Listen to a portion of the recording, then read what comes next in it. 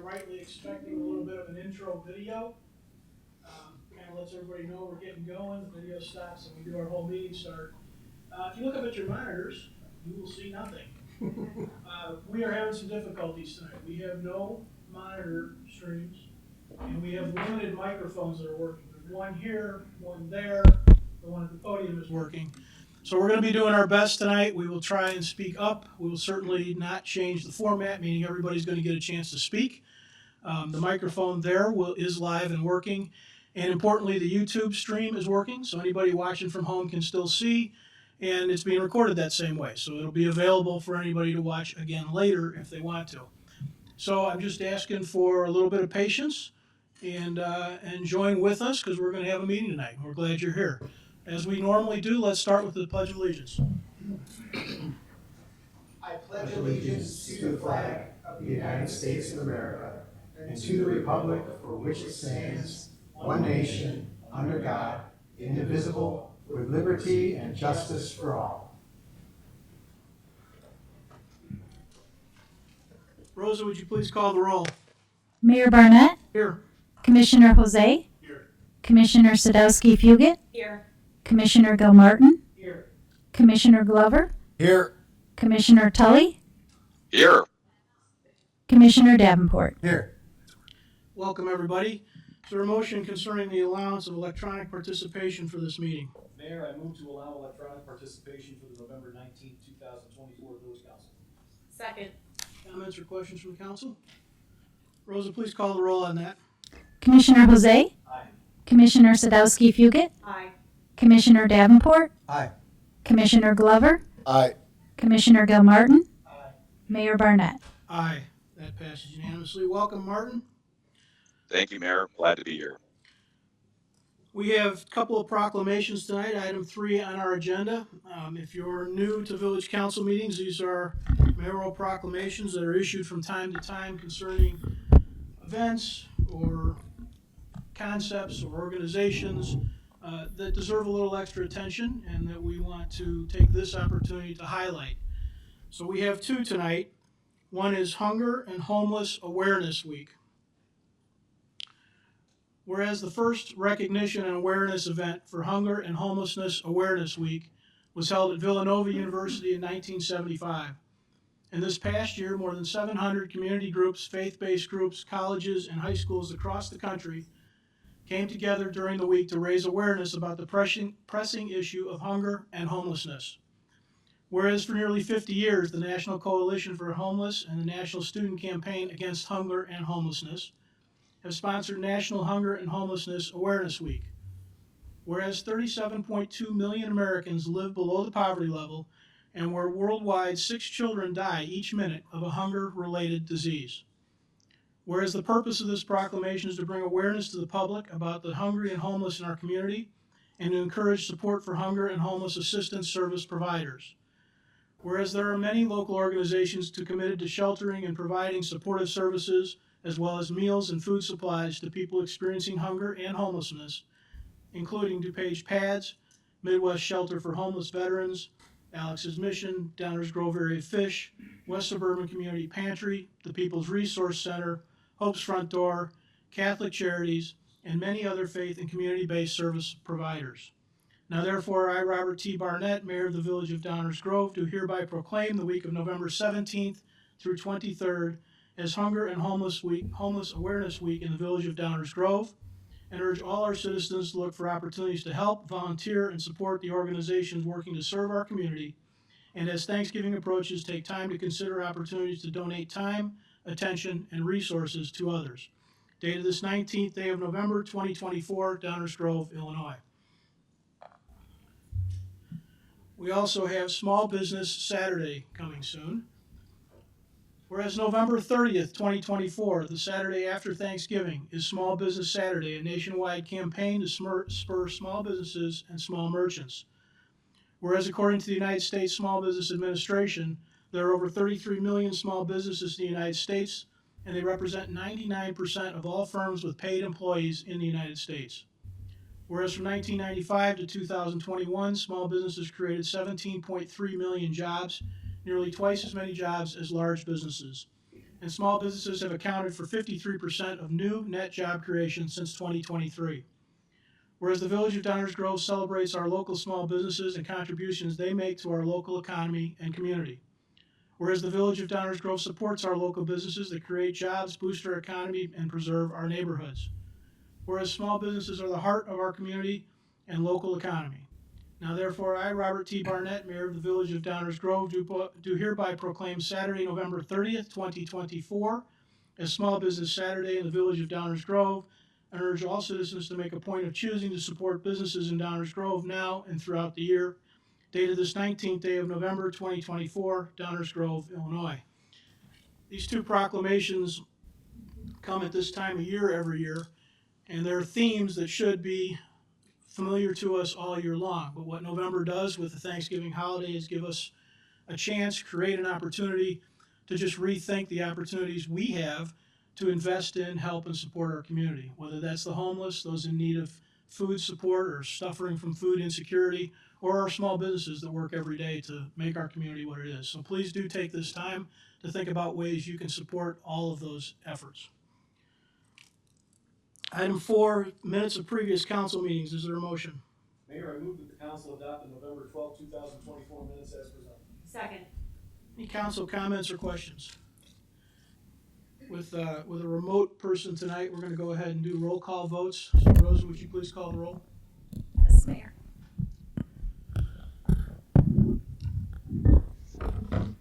Commissioner Jose? Aye. Commissioner Sadowski Fugit? Aye. Commissioner Davenport? Aye. Commissioner Tully? Aye. Commissioner Glover? Aye. Commissioner Gilmartin? Aye. Mayor Barnett. Aye, that passes unanimously.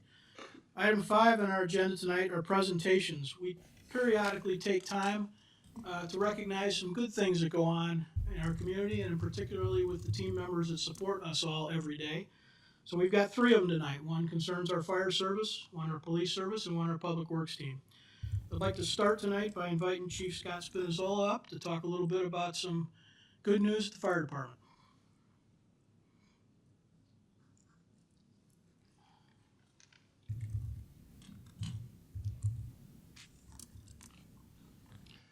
Good evening, Mayor Barnett and council members and guests. Thank you for being here to honor extraordinary heroism and teamwork in action. Mavis, Illinois is here to present the Mavis Humanitarian Award to the Downers Grove Fire Department Lieutenant Andy Hoff, a member of the Mavis Swiftwater Rescue Team. For his remarkable dedication, skill, and compassion demonstrated during the devastating floods in Asheville, North Carolina. His actions stand as a testament to trust, collaboration, and selflessness. Now it is my honor to introduce Operations Chief Patrick Harden from Mavis, Illinois.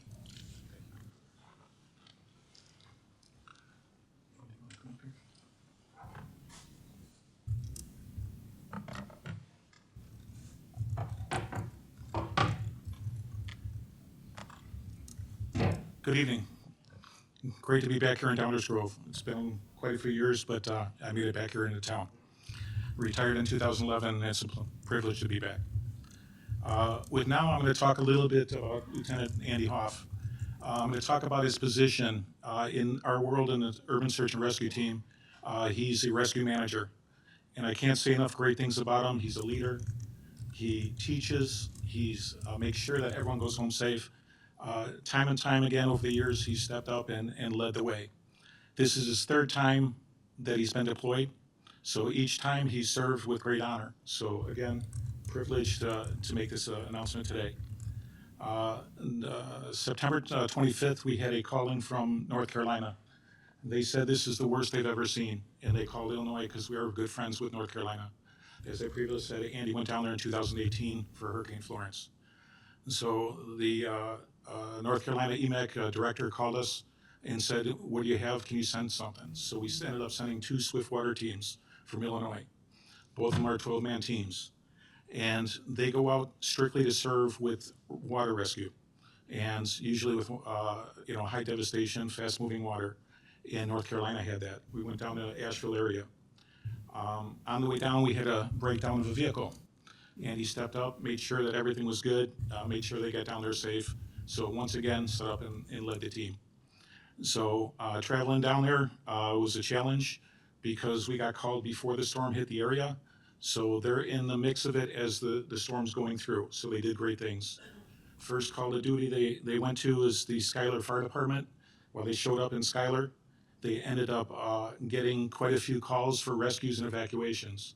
So picking people out of trees, can't write a script at things that they did, unseen in the area of the devastation. So once again, he stepped up and led the way with his team, did great things, rescues, evacuations.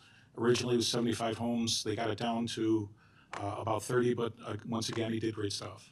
The entire trip was supposed to be seven days, but the extraordinary work he did with North Carolina 6 and Task Force North Carolina 9, they asked us to stay longer, so they extended it 7 more days. A lot of heartache on my end because I don't get sleep when the guys are down there doing great work because they're in very terrible conditions. And when they went down as a Swiftwater team, they don't have the tools to do the urban search and rescue stuff that we normally do. So again, they're handcuffed with great stuff. But once again, it's the rescue manager did a great job. So stepping up here, Mavis Award for declaration. To all that see these and present greetings, this is to certify that the presidents of the Mutual Aid Box Alarm System is authorized by executive direction in order to be awarded. Humanitarian Service Medal. Hurricane Helene, State of North Carolina, response to a relief effort to Andy Hoff, Illinois Task Force 1, for outstanding and sustained individual and team actions for the period of September and October 2024. In service with the State of North Carolina, Hurricane Helene response with relief effort. Once again, thank you for your service. You did a great job, and you make Downers Grove proud.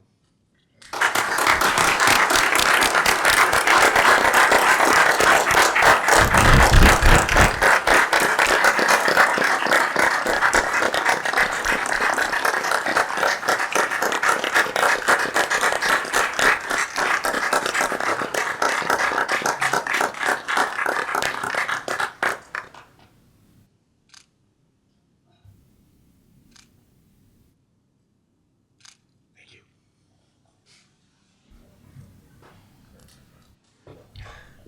Now, Mr. Mayor, can I have you come down to the podium here, please? Because we've got one more thing for the Village of Downers Grove. Chief, would you want to stand next to him? Illinois Task Force 1 has been around for over 20 years. Downers Grove has been instrumental in the starting and implementation for the task force. The chief was part of the original team as well as myself. So it gives me great pride to do this. We're giving the Village of Downers Grove a Mavis Humanitarian Award to the Village of Downers Grove in appreciation with your support of the Mavis Swiftwater Response Team's deployment to North Carolina in response to Hurricane Helene, September and October of 2024. Thank you very much.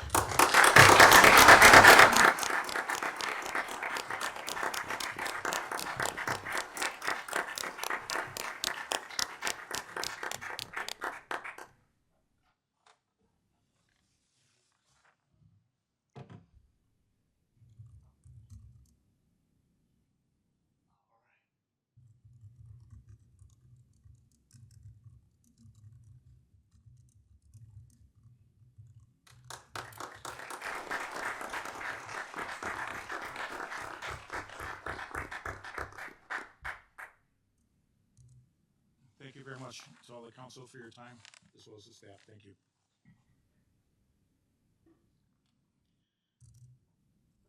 Okay, Chief Mike DeVries, tell us a little about the police department.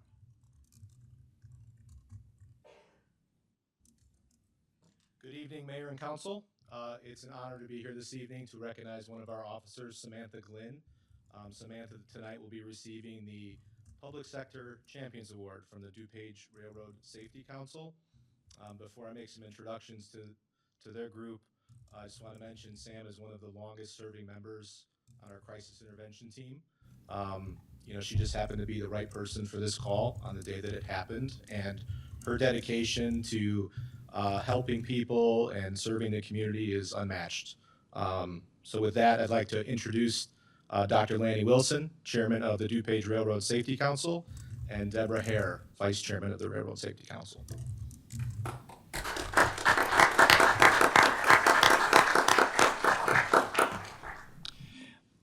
Thank you, Chief. I appreciate that. Mayor Barnett, Commissioners, thank you for the opportunity to tell you a good story tonight. On March the 2nd, 1994, the story didn't start off so well. My daughter Lauren was killed at a railroad crossing in quiet little neighboring town of Hinsdale. During the 30 years since her death, a group of generous folks has joined me in trying to make the world a safer place, especially around railroad crossings along railroad tracks. Our mission is to prevent deaths and injuries at railroad crossings and along railways. When we started the work, it seemed like all the attention was on the railroad crossings. That was fine for me because my daughter Lauren died at a railroad crossing. Since we started, today there are only about 40% of the deaths and crashes at railroad crossings the day that she died. We didn't do this alone, the DuPage Railroad Safety Council. We did this in partnership with the Federal Railroad Administration, the Illinois Commerce Commission, just a lot of great folks out there. But we noticed in 2012 that the deaths at crossings had decreased so much that deaths on foot, pedestrians, trespassers, suicides, were outpacing deaths at crossings. So our focus turned from just the crossings to helping prevent deaths on foot. We were told when we started out 30 years ago, you can't do anything about suicides, forget about those, work on the crossings, and maybe you can help a few people on foot who maybe are distracted. This award tonight is for someone who said the people who trying to take their lives on purpose need help too. They shouldn't be the forgotten ones. Officer Glenn is a prime example of how the police departments, how crisis intervention teams, how the DuPage County Health Department, the new Crisis Recovery Center that's being built out there, people are saying that we can do something about people with behavioral health. They're saying that we can do something about people who intentionally want to take their lives. Officer Glenn, I chill when I think about the story that you're going to hear in just a second. She is so deserving of this award and proves that we can make a difference with people on foot too. About 80% of the deaths today on railroad property are with people on foot, and most of those are suicides. But we're saying, along with Officer Glenn, that we can make a difference, we can save those lives too. I'd like to invite my Vice Chairman, Deborah Hare, who's been a long time village resident here in Downers Grove, to present the award. I've lived here proudly for many, many years, and I've also worked for the railroads for 23 years, and so that got me very involved in railroad safety, so it was really, really my honor to do this today, to give this to Samantha Glenn. I just want to give you a little bit of background on her, though, because this story is important. And I have to admit, I'm stealing largely from the police report. I want to give them credit where credit's due. So on January 1st, 2024, Officer Samantha Glenn responded to a well-being check on the south side of Downers Grove, which involved a man calling about his wife who had been battling depression for many years. She had left the residence only sending a text message of the word bye. So obviously he was very concerned. Officer Glenn was able to make contact via telephone with the wife, and she quickly developed a rapport. She was able to determine that the wife did indeed intend to kill herself. She had intentions of throwing herself in front of a tree. Her experience with crisis intervention team programs, and I want to take a second and just thank the Village of Downers Grove for investing in those because they're very important. Her experience in those programs was extremely evident. She used her tactics to talk with the wife and determined that she was intending to step in front of this train. The woman was very evasive, wasn't giving out much information about where she could be located. It turns out that she kept on the phone for a while, and the woman had actually made her way to the Naperville train station, and where it was determined that she did intend to jump in front of a train. So the police department here worked with the Naperville Police Department, and they were able to intervene and stop her and respond to her before she could act on her intentions. And so due to her quick response and actions taken during this incident, she was presented with the Downers Grove Police Department's Life Saving Award. But the DuPage Road Safety Council honors her tonight, her efforts. We want to honor her efforts once more to amplify the things that she has done to save people in this community by awarding her with our Public Sector Champion Award. This award is named after Victor Oliveira. He was a 12-year-old boy who was killed in Glenview, Illinois by a train accidentally. He wasn't a suicide. He didn't commit suicide, but we consider this a very, very special award in our group. I myself received the Public Sector Champion Award, and I can tell you it means quite a bit to the people that receive it. So we want to give this to Officer Samantha Glenn.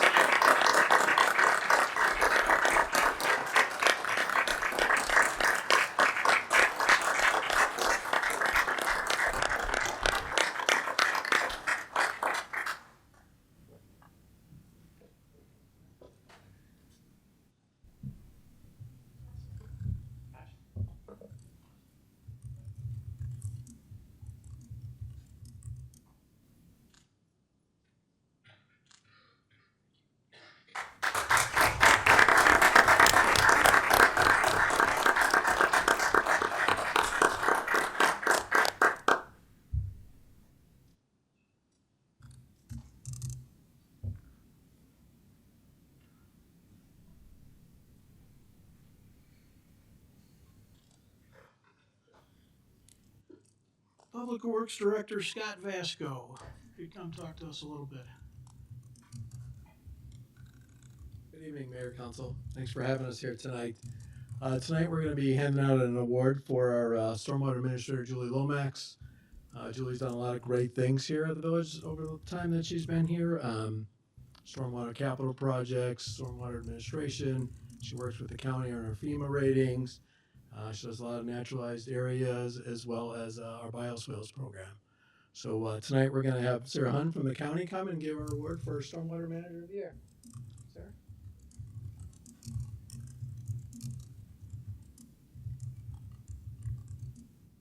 Thank you, Mayor and Council. I am the Stormwater Director for DuPage County Stormwater Management, but I'm here today in a different capacity. I'm also the Awards Chair for the Illinois Association of Stormwater and Floodplain Managers. And I'd like to present this year, or to Julie here, formally as a part of the Village of Downers Grove, the Floodplain Manager of the Year Award. This award recognizes outstanding individual efforts and contributions in floodplain management at the local level. The award honors an individual responsible for the development of a distinguished local program or activity to implement flood hazard reduction at a local level, something that resonates to all of our residents around here. At this year's state conference for the Illinois Floodplain Managers, I was honored to present Julie Lomax with this award before well over 500 of our peer engineer and scientists. Julie has been the chair of the Community Rating System here, or the CRS committee for the Illinois Floodplain Managers Association since 2015, and she's been a leader in the Illinois CRS users group since then as well. The CRS program translates into relief on flood insurance premiums for property owners throughout that community. As a CRS chair, Julie has been instrumental in driving forward initiatives that have significantly improved floodplain management practices across Illinois. Locally and personally, Julie's work shows through for both DuPage County and the village of Downers Grove, as both the county and Downers Grove recently received a CRS ranking of 5, which is well above the average for both Illinois and the United States. And so I would like to present this award to Julie and thank her for her contributions to both the village, the county, and the state.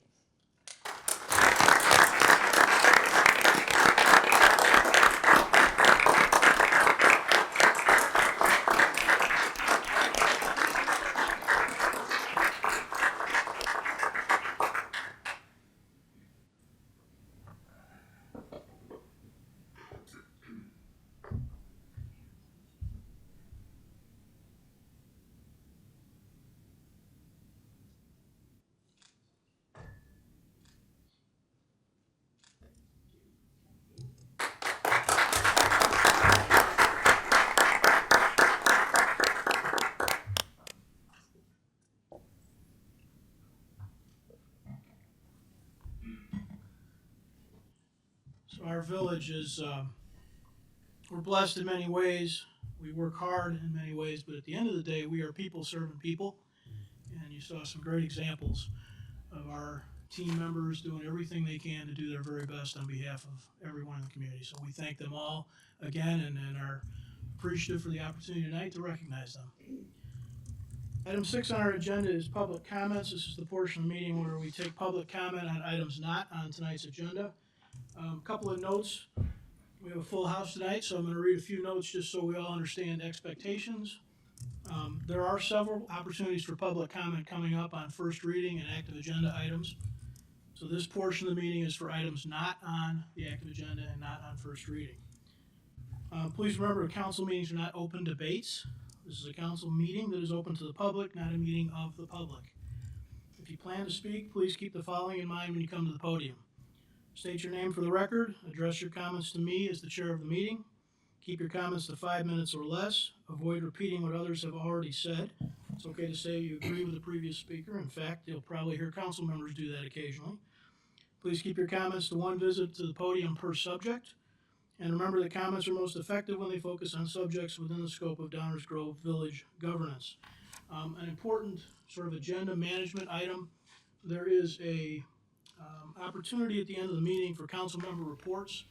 In this case, we've published that as a library board advisory referendum. We may or may not take that up. It'll be introduced as a new business item. If you'd like to speak on that, please do that at this point in the meeting. That's a motion for council to direct staff to do some additional work. It's not the public debate of that subject. We still welcome all comments on it, but if you're here for that purpose, please do those at this time. So with that, anybody that would like to speak on items not on the active agenda, please come to the podium. Good evening, Mayor. My name is Robin Tryloff. I live at 1225 Parkway Drive on Prince Pond. I'm here to address 2 pressing concerns tonight. The first is the Library Board Advisory Referendum, which I strongly oppose. The reasons for this referendum seem to stem from budget control resentment and frustration over library issues spilling over to the council. These are challenges, and they are part of your responsibilities. Regarding budget control, if you don't trust your appointees to oversee the budget, then the issue lies with the appointment process. Enhancing transparency and inclusivity of this process is within your control.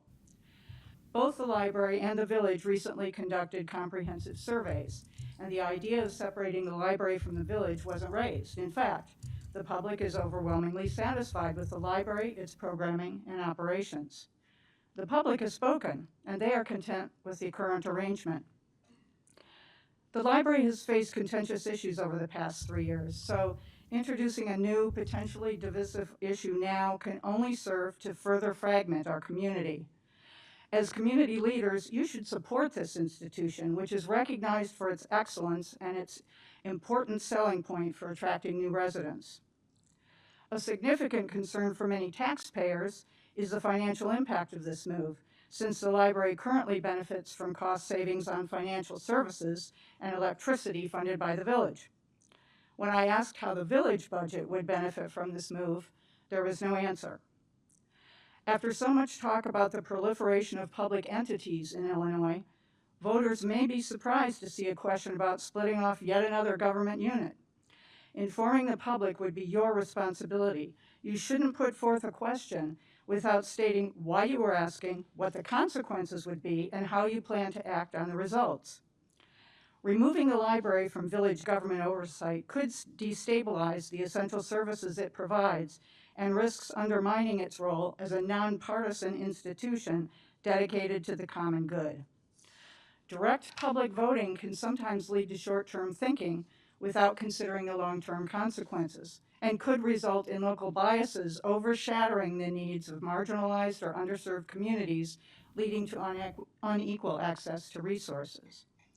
Allowing local politics to influence library services could lead our library being used for partisan agendas, compromising its independence and inclusivity. A key institution for civic life, the library serves as a neutral space for all community members, regardless of background or political affiliation. By keeping it under government overview, the library remains accountable, accessible, and able to continue serving the needs of the community, especially its most vulnerable populations. There are others here tonight who share my views on this matter, and I ask them to raise their hands. Thank you. The other issue I wish to address tonight is during the comprehensive plan discussion, when you will review the future land use map. Robin, can I Oh, stop you for just sure. a second? We are going to have a staff presentation on that at the end. Mm-hmm. And we, as we have been doing in our guiding DG and those efforts, will be taking comments afterwards in light of that discussion.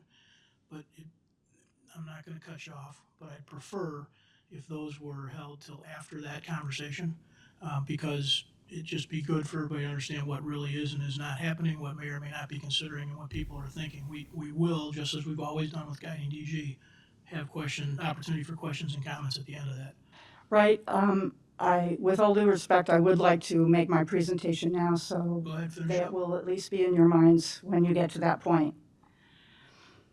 On behalf of the homeowners around Prince Pond and the west side of Saratoga, I respectfully request that you remove the 6 lots at the corner of Saratoga and Warren from this map. The western edge of downtown should align with the east side of Saratoga Avenue. The west side of Saratoga is home to beautiful historic properties, and it is vital that this area remains undisturbed by downtown-style development. Village practice typically places a road between downtown and residential areas, and this should apply here. The comprehensive plan emphasizes preserving historic neighborhoods, promoting new construction that complements existing character, and ensuring residential additions respect established areas. These 6 lots are at the southeast corner of Prince Pond, a cherished public park integral to the neighborhood and beyond. Prince Pond is a community focal point, actively used year-round, and holds great historical significance. In 1892, E.H. Prince developed this subdivision and created Prince Pond.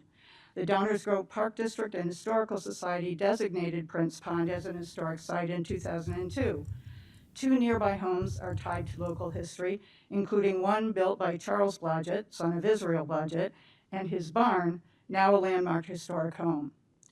Council members often say, quote, "If you want a property protected, get it landmarked," close quote. This policy implies that literally the rest of the village is open for development. While attracting newcomers is important, supporting current taxpayers who build and sustain the community is equally crucial. Prince Pond is more than a neighborhood. It is a community resource enjoyed by residents from far and wide, often for generations. It genuinely embodies the historic community and character the comprehensive plan seeks to preserve. For these reasons, I urge you to remove the 6 lots at the corner of Saratoga and Warren from the future use map. Again, there are others here tonight who share my views, and I ask them to raise their hands. Some of them plan to speak, so Mayor, is it appropriate now, or must they wait? I'm going to let you finish, I have finished. then I'll interject Okay. for a moment. So we have a history here of trying to allow people to have their say. And that can be, sometimes it's pretty wide-ranging in terms of subject matter, and sometimes it's pretty critical of the village, all fair. one of the reasons I'd asked to hold the Prince Pond related comments until the end, oh shoot, I'm sorry, yeah.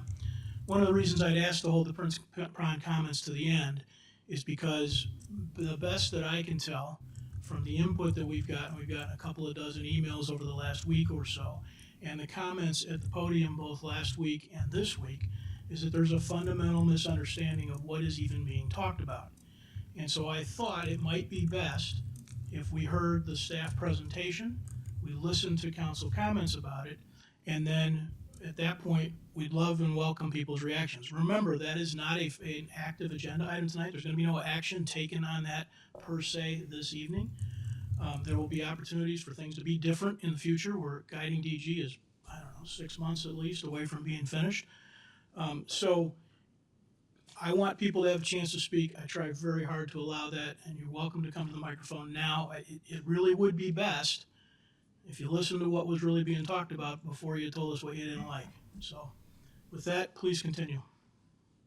Hi, my name is Rich Cullivaney, and I'm the director of the Downers Grove Historical Society. And I'd like to thank the community for the wonderful 5th annual History on Tap celebration that we had on Thursday night. We had some 240 residents, attendees, and volunteers that made it a wonderful success. And we're actually collecting feedback now from people. And so if you get one of those emails from us, we'd love to hear back from you. But it was a wonderful way for people to learn some history that they didn't know of. I've lived in Downers Grove for some 55 years, and I learned new things that I didn't know. So Downers Grove, thanks very much. Others on subjects not on tonight's agenda other than Prince Pond.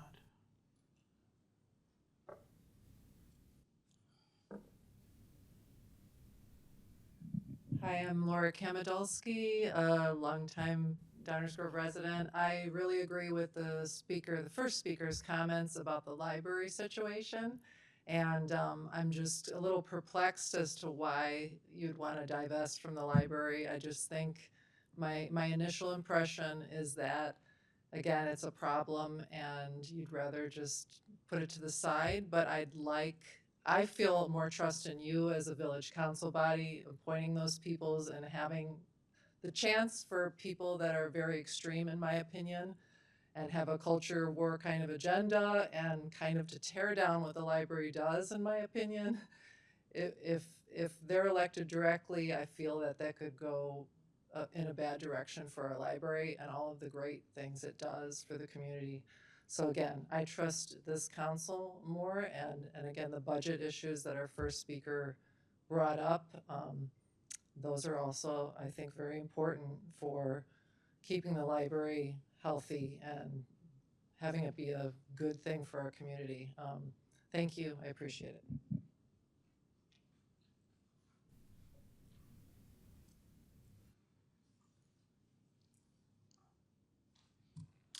Good evening, Council. Ed Pollack, longtime Downers resident.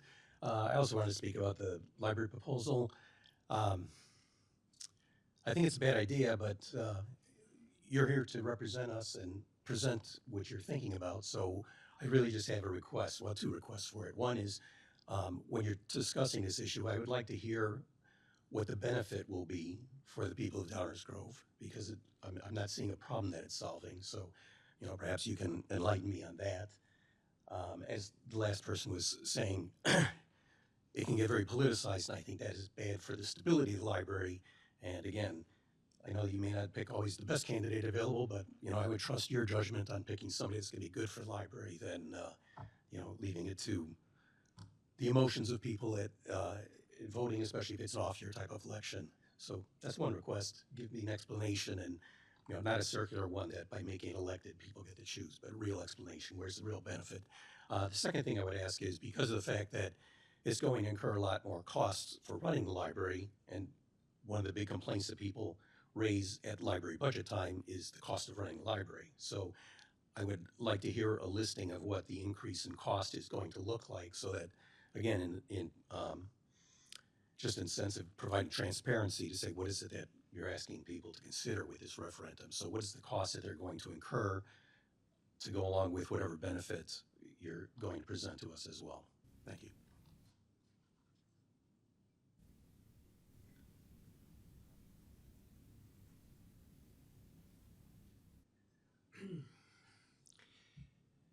So I too would like to speak about the library proposal. One thing that hasn't been discussed the last two meetings is the question has not been asked, why is it set up this way to begin with?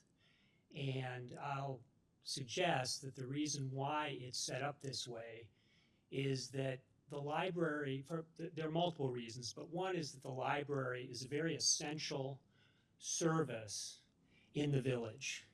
And it, like the Department of Public Works and like other agencies within the village, the library provides a service that's critical, and therefore it makes sense that there be a balancing going on at this level as opposed to having separate entities which are all competing for the same dollars. So you ask, well, if that's the case, why shouldn't the village council have more control over the budget? And I think the reason it was structured this way is that the library is an entity where expertise and judgment is very important. And it should be a group of people who are separated at some level from the political winds that blow, so that they're insulated to a degree, but there is accountability. And it's accountability that I've heard as the main reason why this is being proposed and why people are saying it's necessary. I'll suggest something different, which is I think this body, because of the controversy that has existed the last 3 years, wants to offload the library because it doesn't like that controversy. But the controversy arose because ultimately the public came to you and held you accountable for the appointments that were made. And again, there's this very delicate balance as to how the library operates. You have a group of people who are dedicated and have done a wonderful job of making the library an example, a national example of how a small community library should be run and balanced. And the last point I'd like to make is that there really has not been an explanation as to why a referendum is necessary. Because as was pointed out, the universal public sentiment in the village appears to be that the library is doing a very good job. There are a few people who have complained about it, but it is not a groundswell of or a consensus in the community that there needs to be a separate library board that's elected independently. And so in discussing this, what I'd like the village council members who are in favor of putting this on the ballot is, if no one from the library board has come to you and say, hey, we need to figure out whether the public wants this or not. Because ultimately, it's the library board, not you, that gets to decide whether it should be split off or whether a request should be made to be split off. And if they are not wondering, should we do this or should we not do it? How does the public feel about this? I don't think it's your place to do that, just like it's not your place, because you do not have the authority to initiate that process. You're trying to evade the process by putting pressure on the library board through a referendum because you don't have the power that you'd like to offload the library and avoid all these difficult decisions. Thank you very much.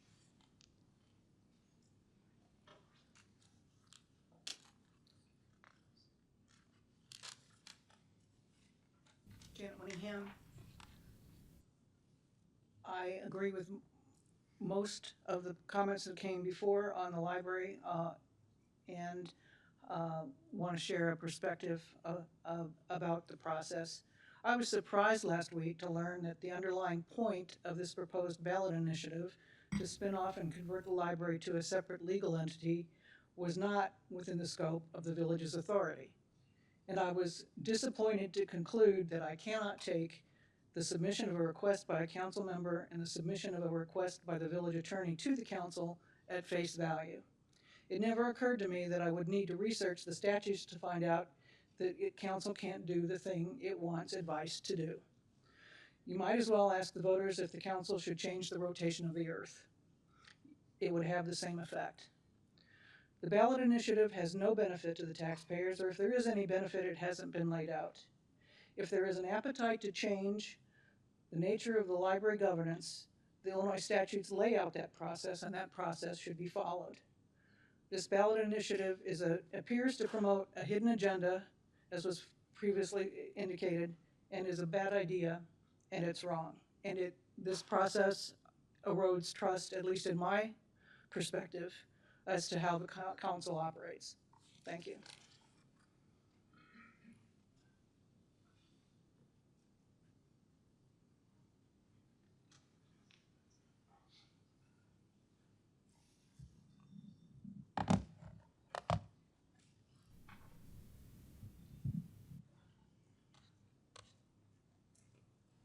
David Rose.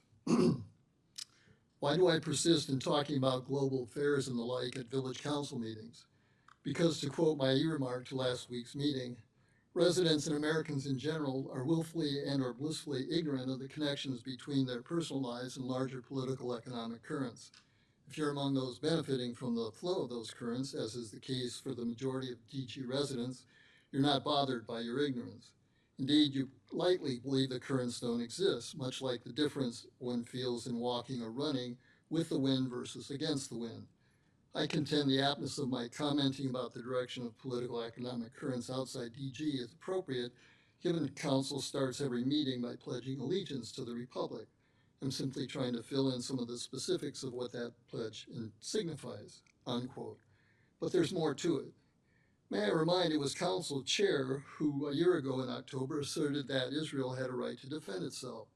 That claim completely misrepresented the reality of the situation. For one, Israel as an apartheid state cannot legally claim defense against those resisting its occupation. Over the months since, we've seen Israel's actions play out as genocide, with council remaining deafeningly silent. I suppose that's not surprising when neither major political party seems prepared to stop supporting the genocide. Because Americans are so relentlessly propagandized, and because the vast majority have little to no knowledge, firsthand or otherwise, of other nations and cultures and of history, propaganda is quite effective, especially with regard to Israel. With Trump intending to nominate Mike Huckabee as ambassador to Israel, we see on full display the conservative evangelical Christian equivalent of the set of eschatologic beliefs underlying the depraved conduct by Israel's far right against Palestinians and their supporters. Indeed, support for Israel is just one of several areas of concern in which political differences are rendered beyond dialogue and compromise because one of the parties believes God is on their side and endorses their political position.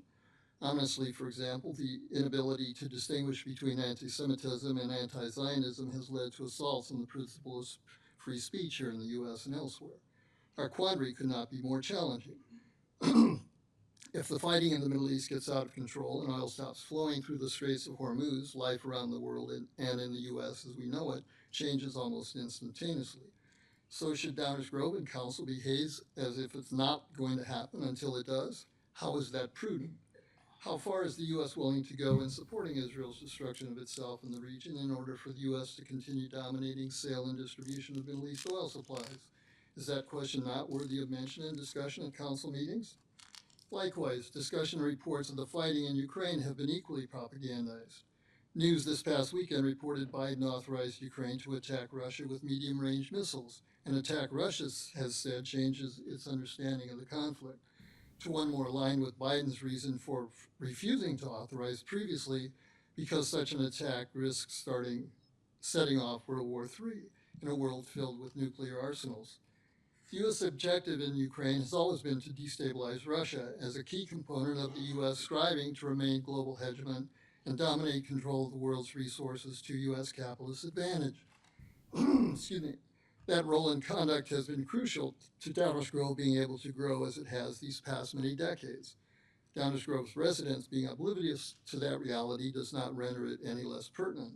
And that reality is now changing for various reasons I have mentioned over the years, all of them enfolded by the notion of ecological sustainability, a paramount one of which is the matter of peak oil. Proper understanding of ecological sustainability, starting from the basic principle of using resources at a sustainable rate, recognizes the interconnectedness of the global and local.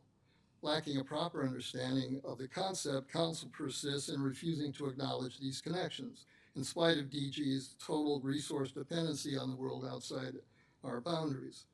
Council formulated a definition of environmental sustainability without anyone having any knowledge of any relevant subject area, bastardizing in the process the word sustainability to mean simply beautifying and protecting Downers Grove's local environment.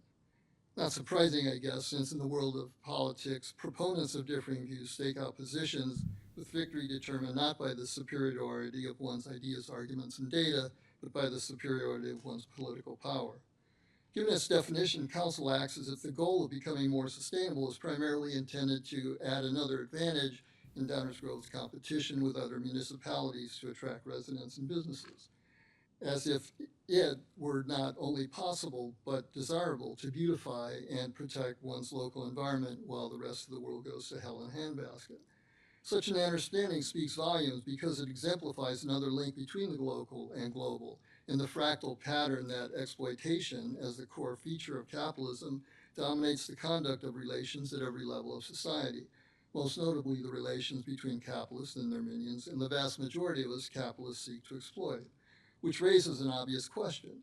How does one use resources at a sustainable rate in a political economic system motivated by boundless exploitation of people and resources?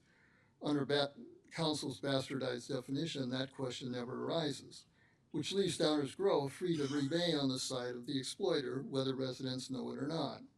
My comments strive to encourage residents to ask themselves if that's the side they want to be on. If it is, then by definition, they're not going to contribute to peacefully shifting from our current ecologically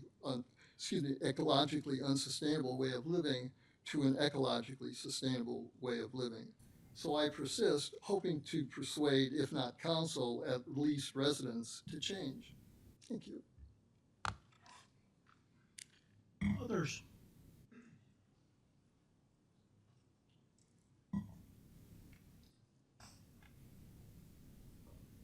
Clorinda Greco, business owner, 39 years here in Downers Grove. I was going to wait until the guiding Downers Grove portion, but since you brought up small businesses, I thought I'd bring up the parking issue once again. You have lots of small businesses besides restaurant, from Burlington to Maple. And as I suggested last week, before we invest any money into widening the sidewalks and getting rid of parking on Main Street and possibly Curtis, I really think that we should do a dry run and see how the residents and the people that come into town like not having even one parking spot removed, let alone many parking spots. As I suggested, we should probably for a year do a dry run and take parking away on Main Street from Burlington to Maple and on Curtis, where you're looking at making sidewalks bigger for the restaurants, and see how it does before we invest money in it. As the parking survey showed in 2018-2019, with the restaurants we had at that time, we are 45 spots short for the amount of restaurants we had then in our parking garage and in the community to accommodate them. We've had more restaurants open up since then, and we're going to be short. And as they said in their price quote, it was going to cost over $200 million to build a 2-story parking garage. I really think that before we make any decisions that are going to cost the taxpayer lots of money, we should just do something to figure out if people are still going to be coming into town if they're not going to be able to find a place to park to visit the restaurants and the other small businesses. Thank you.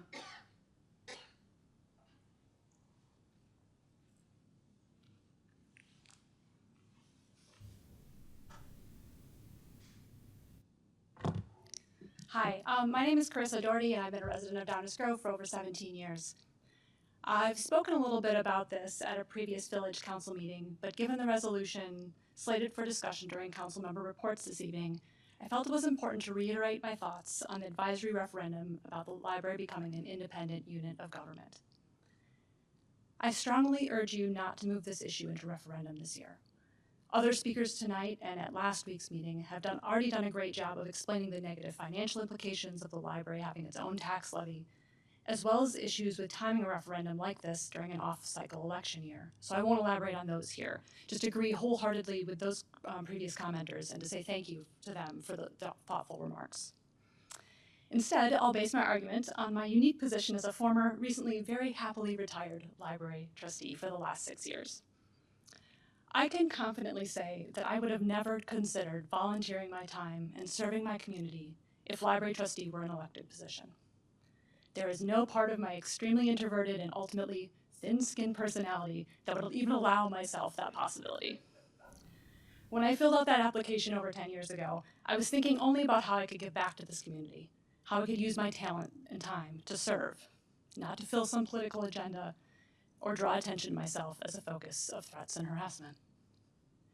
Having said that, I'm not so egotistical to think that I was a model trustee, and I think that you should strive to find 6 people just like me to fill those seats and make decisions about our library.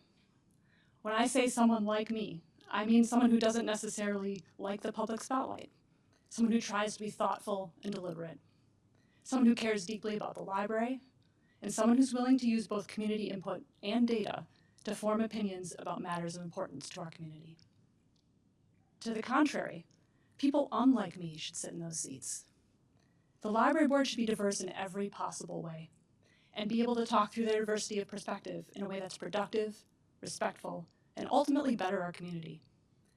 And that diversity of thought and experience is one of the reasons why I think elected trustees are not a good idea.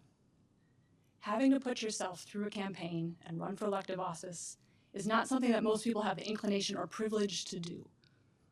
And I would argue that the people we most need sitting on the board are the ones who are traditionally excluded from that process. We need people who represent our entire community, and not just those who have the time, money, or even especially a political ambition to fill those roles. I also want to make it very clear that I think it's essential we hold people in positions of power, including those of the library board, accountable to the residents of Downers Grove. It's absolutely the role of a trustee, and the role of you as council members, to understand what the community wants and be able to make decisions in that direction. I'm just not certain that elected trustees are the best way to do that. I do think there are better ways for the village, the library, and the library board to work together. If there's one thing I wish I would have done differently during my term, it is that. But I trust, given the lessons we've learned in the last few years, that Matt, Swapna, Marty, Dave, Bernali, and Nathan, along with Julie and Jen, and all of you, will be working on forging a closer, more trusting, and more reciprocal relationship in the coming years that can help solidify the accountability of that relationship. Thank you for considering my perspective, and I hope this resolution does not move forward tonight.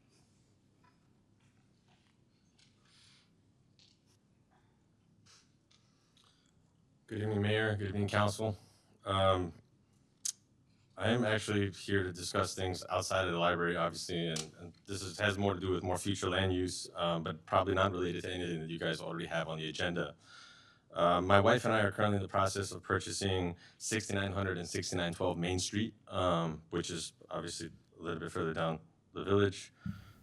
We're in the process of wanting to get some type of modified zoning for the building. Currently, it has about 50,000 square feet of office. It's currently slightly distressed. Since the founder of the building, Bruce Waters, passed years ago, unfortunately, the tenant role in the building has been moving down, and the building's not some of that go. They've been doing a really good job of maintaining it, but the occupancy has been the main issue. The building is solely set for office use, but surrounding the building, there's a ton of medical office buildings that are currently at capacity or near capacity. I'm just here to provide a suggestion to be able to say we want to see if we could get a modified use in the building. There's currently about 165 parking spots on the lot, and our current parking ratio is about 2.8 to 1. For medical use, we probably need about 4.5 to 1 for that, but we're basically just looking for an ability to use maybe 30 to 50% of the building for potentially medical office use, and then leave the balance for whatever other office use is currently there.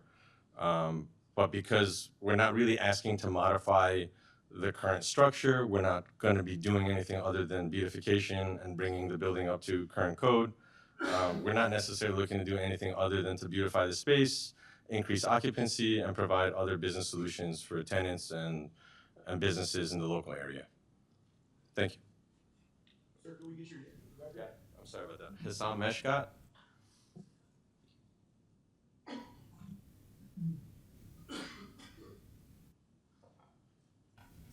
Others, things not on tonight's agenda. Okay, we will continue then. Is there a motion concerning the consent agenda? Mayor, I move that the council adopt the consent agenda as presented. Second. Rose, would you please call the roll? Commissioner Jose? Aye. Commissioner Sadowski? Aye. Commissioner Davenport? Aye. Commissioner Tully? Aye. Commissioner Glover? Aye. Commissioner Gilmartin? Aye. Mayor Barnett? Aye, that passes unanimously. Item 8, our active agenda, we have one item. Is there a motion concerning the tax levy? Mayor, excuse me, Mayor, I move to find and determine that the aggregate levy for the Village of Downers Grove, as defined in the Illinois Truth in Taxation Law, estimated to be necessary to be raised by taxation for 2024 upon the taxable property in Downers Grove, is $31,067,576.70.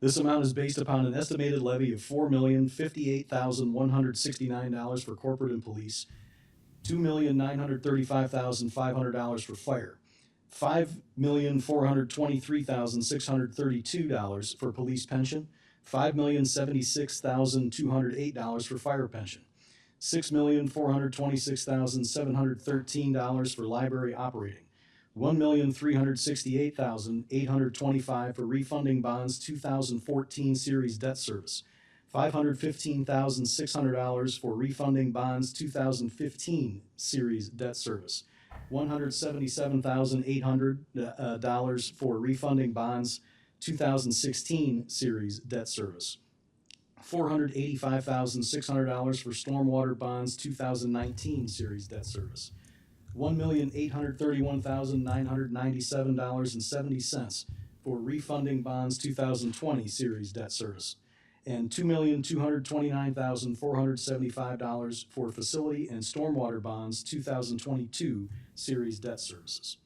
The estimated levy for Special Service Area Number 6, Fairview Fire Protection District, Special Service Area is $113,057, and the estimated levy for Special Service Area Number 11, Downtown Downers Grove, is $425,000. The estimated levies are zero for the following special service areas: Area Number 4, Green Acres, Area Number 5, Atwood, Area Number 7, Dunham Subdivision, Area Number 8, Nelson Meadow Subdivision, Area Number 9, 35th and Saratoga Subdivision, Area Number 10, Bridgepoint Downers Grove Subdivision, Area Number 12, Fairview Ridge Subdivision, and Area Number 13, Kapovich Subdivision. A public hearing will be held on these proposed levies on December 3rd, 2024 at 7 p.m. at the Downers Grove Civic Center. The adoption of the proposed levies have been scheduled for December 10th, 2024 at 7 p.m. in the Betty Cheever Village Council chambers. Staff is also directed to prepare ordinances to abate certain 2024 tax levies. Second. Thought it was all fun and games being Mayor Pro Tem, didn't you? Hey, at least that's the last time I have to do that. Yeah, way to throw water on it. Yeah. Any comments or questions from the audience on the estimated tax levy? As was mentioned, we'll be back into this again in December. This is a procedural portion of the process for establishing a levy and effectively a budget.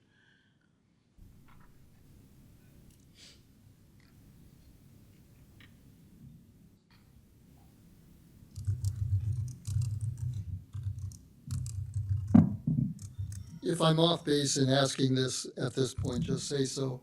I bring it up now because at last week's meeting, there was part of the presentation included a presentation by the EDC. And I wanted to follow up on that discussion because at that meeting, there was specific discussion about the whole idea of hiring someone involved with focusing on retention of businesses in Downers Grove.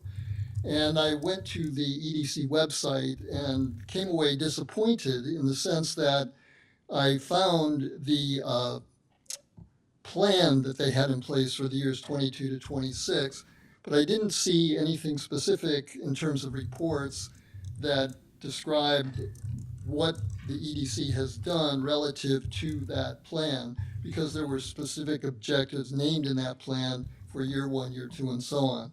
I don't know if I didn't look in the right place, but I bring this up because I'm concerned that the expenditures that this body is directing toward the EDC have not yielded, like was discussed last week, very effective means of determining whether what the EDC is doing is actually achieving what we think it's trying to do, both in attracting businesses and also in retaining and helping them expand. Thank you. Thank you. Others on the estimated levy? Council comments or questions? Leslie, please. That's over here. To that point, I will say that on the dgedc.com, there is a data center up top with all of the KPIs, all the key performance indicators. So they have it.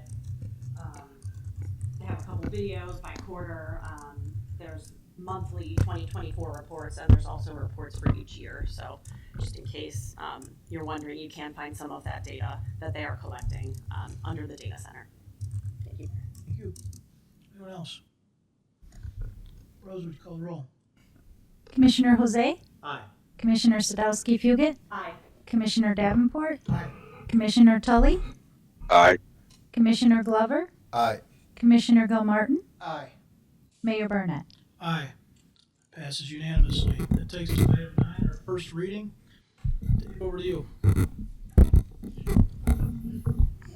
Quick adjustment to the microphone. We're ready to roll, Mayor. There are 2 items on tonight's first reading agenda. The first is a special use for the property at 3131 Finley. So I'm just going to slide this microphone right over here to our Community Development Director, Stan Popovich. Thank you, Manager Fieldman. Good evening, Mayor and Council. As Manager Fieldman noted, this is a petition for special use for an accessory use, a parking lot before the establishment of the principal use at 3131 Finley Road. The property is at the southeast corner of Branding and Finley in the northwest part of town. The property is currently improved with a parking lot, parking islands, and some landscaping. As you may recall, the property was approved for an accessory parking lot use in 2020, immediately following the pandemic. Those conditions were, if they didn't find a user for that, they had to restore it to green space. They did get 2 extensions, one in 2022 and a second one in 2023. Petitioner has since requested that they are now seeking a new special use without those restrictions. They are currently marketing the property to office users who have a heavy parking use, and they're also focusing on marketing the property for sale for a different property owner to be able to use that parking lot. The parking lot investment enhances the marketability of the site, according to the petitioner. The Planning and Zoning Commission considered the petition at their November meeting and recommended approval with 2 conditions. The first one being giving the property owner 2 years to construct or find a tenant for that space, and then providing a 1-year extension. Staff recommends approval without the conditions. The administrative burden that staff sees having to come back on this, and also the cost associated with the demolition of the existing parking lots. Staff recommends approval without those conditions that the Planning and Zoning Commission added on. I'm happy to answer any questions. We also have a representative with the ownership group here as well, if you have any questions directly for them. Thank you, Mayor.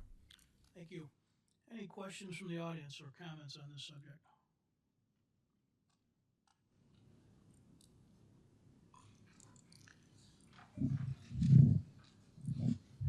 Thanks for your patience, everybody.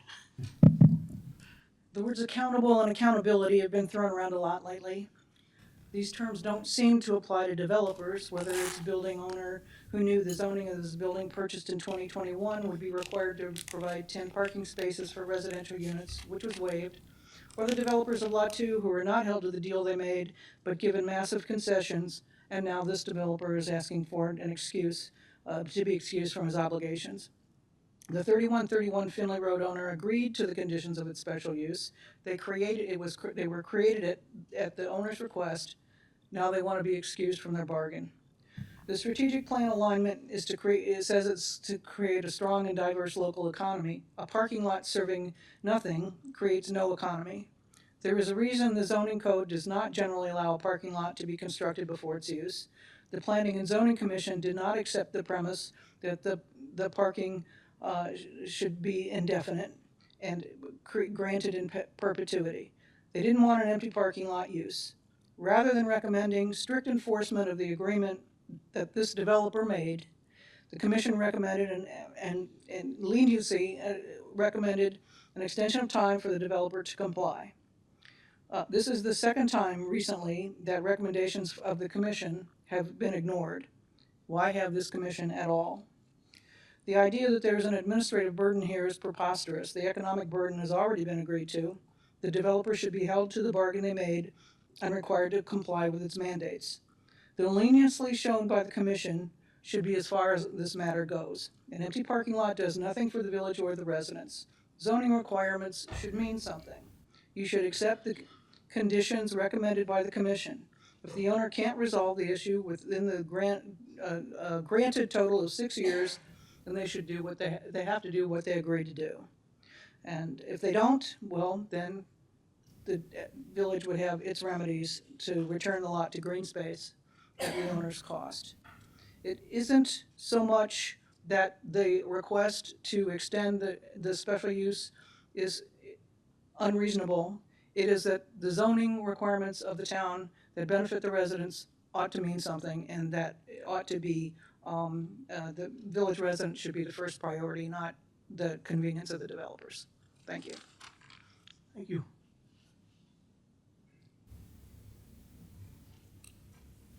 Marshall Schmidt, 4923 Sealy. I didn't come thinking I would speak on this subject, but I think Mayor Barnett's the only one who was on the council when I spent 5 meetings of the council and 4 meetings of the Planning Commission dealing with a special use so that I could build a gazebo, an accessory structure on a lot that didn't have a primary structure. We went back and forth, back and forth. I was forced to hire a lawyer.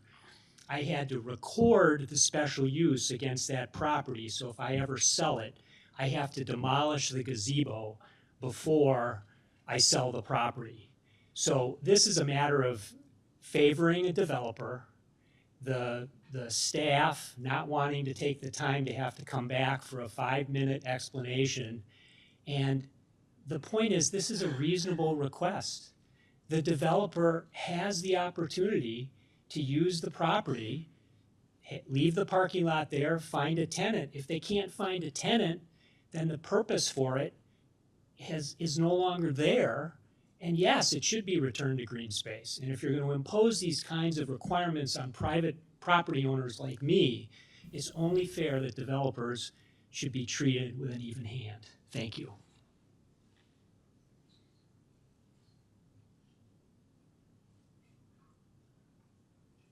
Others? Council comments, questions? Anyone? I need a mic. Oh, you do need a mic. Oh, hey, thanks. Can you remind me what was here prior to the parking lot? Was there a building here at one point that was demolished? There was a building in a parking lot. Yes. It was a restaurant and sort of hall of sorts. Yeah, okay. Anyone else? Martin, I can't see you raising your hand. I am, Mayor. Thank you. Yep. And greetings from our nation's capital. So I am also very familiar with this property. It was a restaurant for a long time. It was a restaurant before that. I think it was a nightclub before it was a restaurant. That's been a building and a parking lot for a very long time. It was then briefly green space, and then because of the zoning and the plans for this area, which are all office, commercial, et cetera, clearly the intention of the community has been for a long time for this to go back to that kind of a use. COVID was an interesting time for many of us, and I'm sure we would have preferred it not to be a parking lot, but to be more of its originally intended use.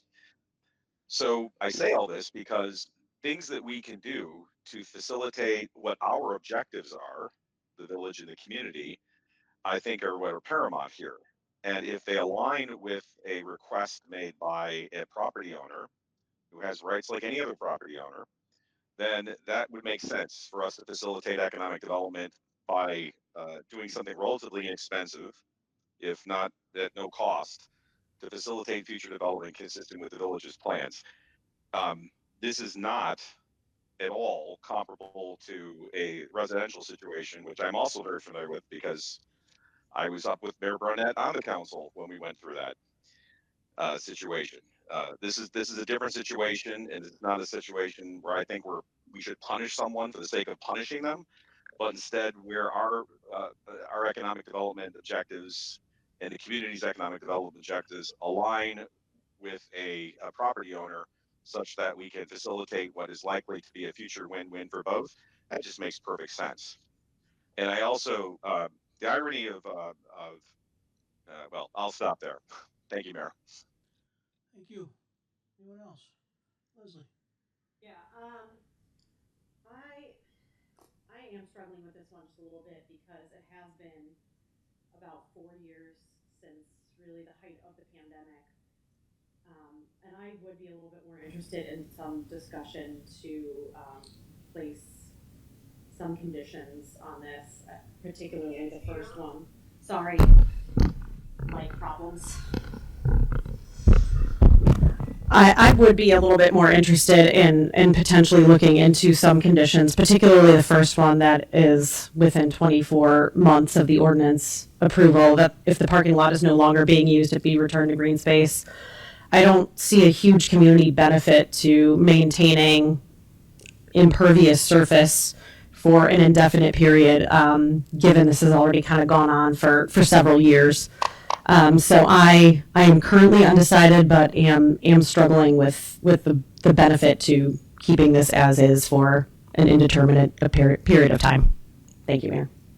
Thank you.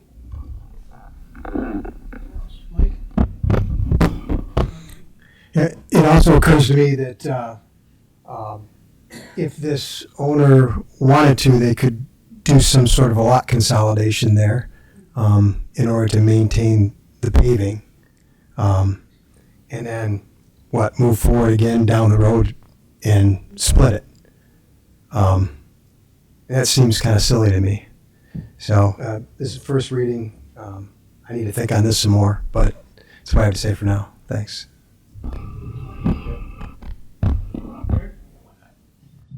Thank you, Mayor.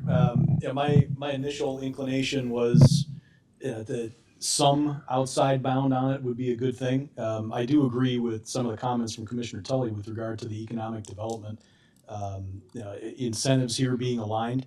And to the residential point, I take your point. But I would hope that should you sell your property down the road, that an application would be made to continue the special use by whoever might be purchasing it and avoid actually destroying the gazebo, which would be not unlike the situation we've got here.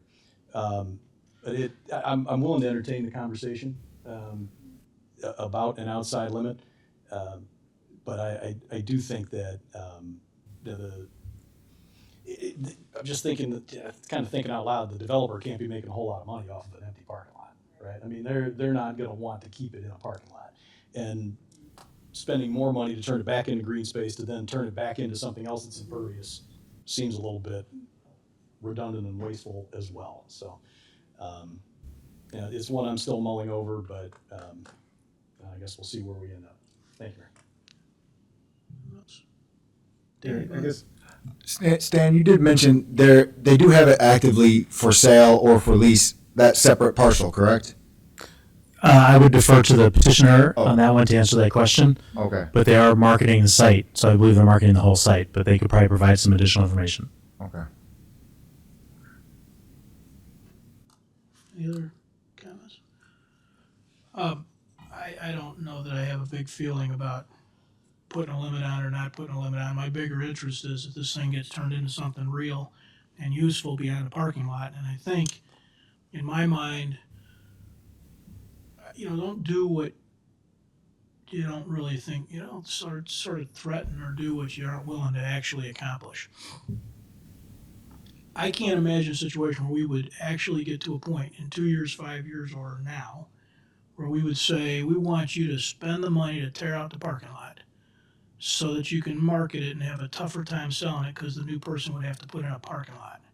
I think there's kind of some realisticness here. There's every one of these things that we're pressed with, particularly special uses, are unique conditions. Some of them are obvious on their surface and some of them not so much. But, forcing a check-in later, I don't know that I really care one way or another. I'd be happy either way. But I keep thinking about what would the village really do at the end of that time. And I just don't see a world where we would force somebody to tear out the parking lot when we know the goal of the village would be to end up with a use there that required a parking lot.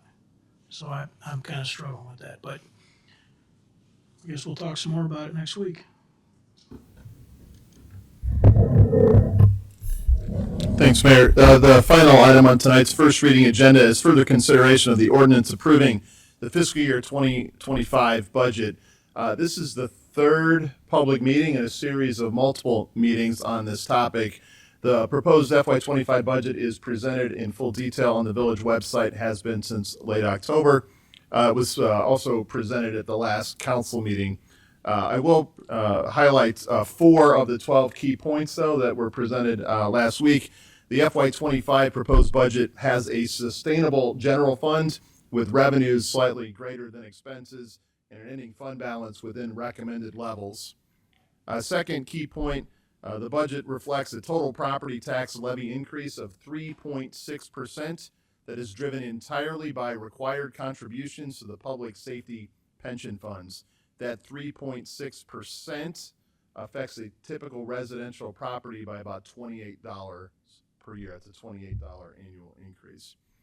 The third key point is it continues to use the public safety pension stabilization.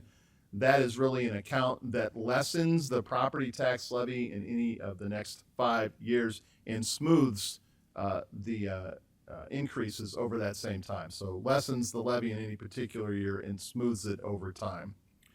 The fourth and final key point that I'll highlight tonight is this budget continues our investment in our infrastructure systems like streets, stormwater, water, sidewalks, etc. It is earmarked over $25 million for those purposes. That's really been a hallmark of the village for over a decade to continue to maintain those systems at their lowest overall cost. There were several questions asked over the time frame at which the budget was presented. We did publish all the questions and those answers on the website. If you're interested in those are published there. We also are happy to entertain any questions that you may have, Mayor. Thank you. Thank you, Dave. Any audience questions or comments about the budget?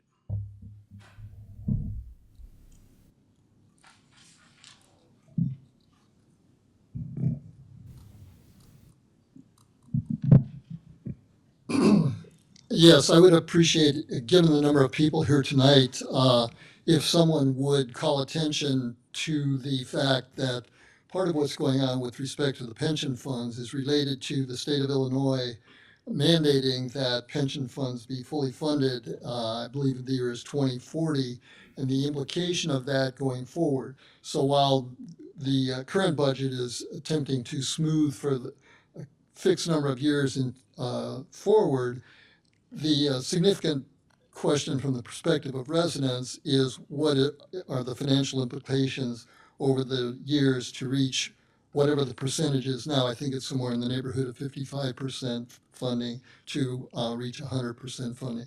So I just wanted to call attention to that, as I say, because of the number of people who are here this evening and may not be aware of that relationship. Thank you. Thank you. Any others? Budget-specific questions? Okay. Martin, you have anything you want to add? Not at this time, Mayor. Thank you. Any other council comments or questions?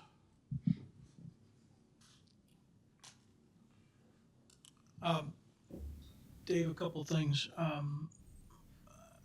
Make sure, let's reach out to EDC and ask for some additional commentary. I think that would be good. Stuff Leslie found, I'm thinking just a easy consolidated grab of the annual reports that they do would make sense. And then we probably should, maybe put a link, if Brian puts it up on a website or something, put a link to it in our FAQ system for budget questions. Okay. And then just picking up on Mr. Rose's comment, I don't know who was here last week or who was here at Coffee with the Council, but it is important to understand that your village has been working hard at finding ways to sort of soften the curve of growth on pension requirements. But it's also important to note that it's been, I think when I started, it was in the mid 40s, and now it's over 60%, or it's over 50%. It will end up over 60 of all the property taxes collected are dedicated to that fund, to funding those pensions. So it is what it does. From my perspective, we're committed to providing good services and managing our employees and fulfilling our requirements to those employees. But if you think that through, that it's more than half of the property tax collected, it puts a huge burden on things like economic development and economic activity. And so as you hear things discussed here, questions about EDC effectiveness, and then these various situations like the parking lot we were just talking about, there is an enormous burden on the village wide to be sustaining economic growth and be an interesting place and a positive place for people to want to invest. It funds, frankly, most of the services we all receive. So it's an important thing to understand. Any other council comments? With that, that ends our first reading tonight, Mayor. Thank you. Thank you. Please report. Thank you, Mayor. Only one item to present tonight. That's an ordinance authorizing a special use to establish an accessory use before the principal use is established at 3131 Finley Road. Thank you, Enzo. Mayor's report. I just had one thing I wanted to comment on. I'm sure people have seen or heard various things about the Panera Bread incident. I heard from friends in, I think, 6 states, which is kind of interesting. That situation, there's plenty on the news. There's also a press release from the village about it. So if you want to know the details and you want to understand what happened, I'd encourage you to read that press release. But importantly, what we saw there was a behavior that's not tolerated in Downers Grove. It was responded to promptly and professionally and taken with all seriousness. It's impossible to prevent people from making bad choices. It's an impossibility. But your community, the people that work for you and the people that you live and go to fast food restaurants with are not just accepting of it. And I always want to say I'm thankful for our police department in particular for their prompt response and for the state's attorney for taking it seriously. So that's all I have. Council member reports. This is an opportunity for council members to report out on things going on in the community, other organizations they're connected to, things they think we should know about. Mike has a new business item I understand he'll be bringing up, so I'm going to work around the table and end with him. We'll start with the cloud. Martin, do you have anything? Hi, Mayor. Thank you very much. I know others will speak to it, but obviously want to wish all residents and staff and my colleagues on the council and their families a very wonderful Thanksgiving. As we saw tonight, reflected on behalf of both our police department, our fire department, and our public works department. We have much to be thankful for in Downers Grove, and I'm thankful to be a part of it and thankful for all those that we get to interact with. So happy Thanksgiving to everyone. And also look forward to running on Thanksgiving morning with about 6,000 of my closest friends in the Grove Express. Thank you. Thank you. Chris. Yeah, thank you, Mayor. I'd like to echo that. Happy Thanksgiving to all staff, my fellow council members, and our residents.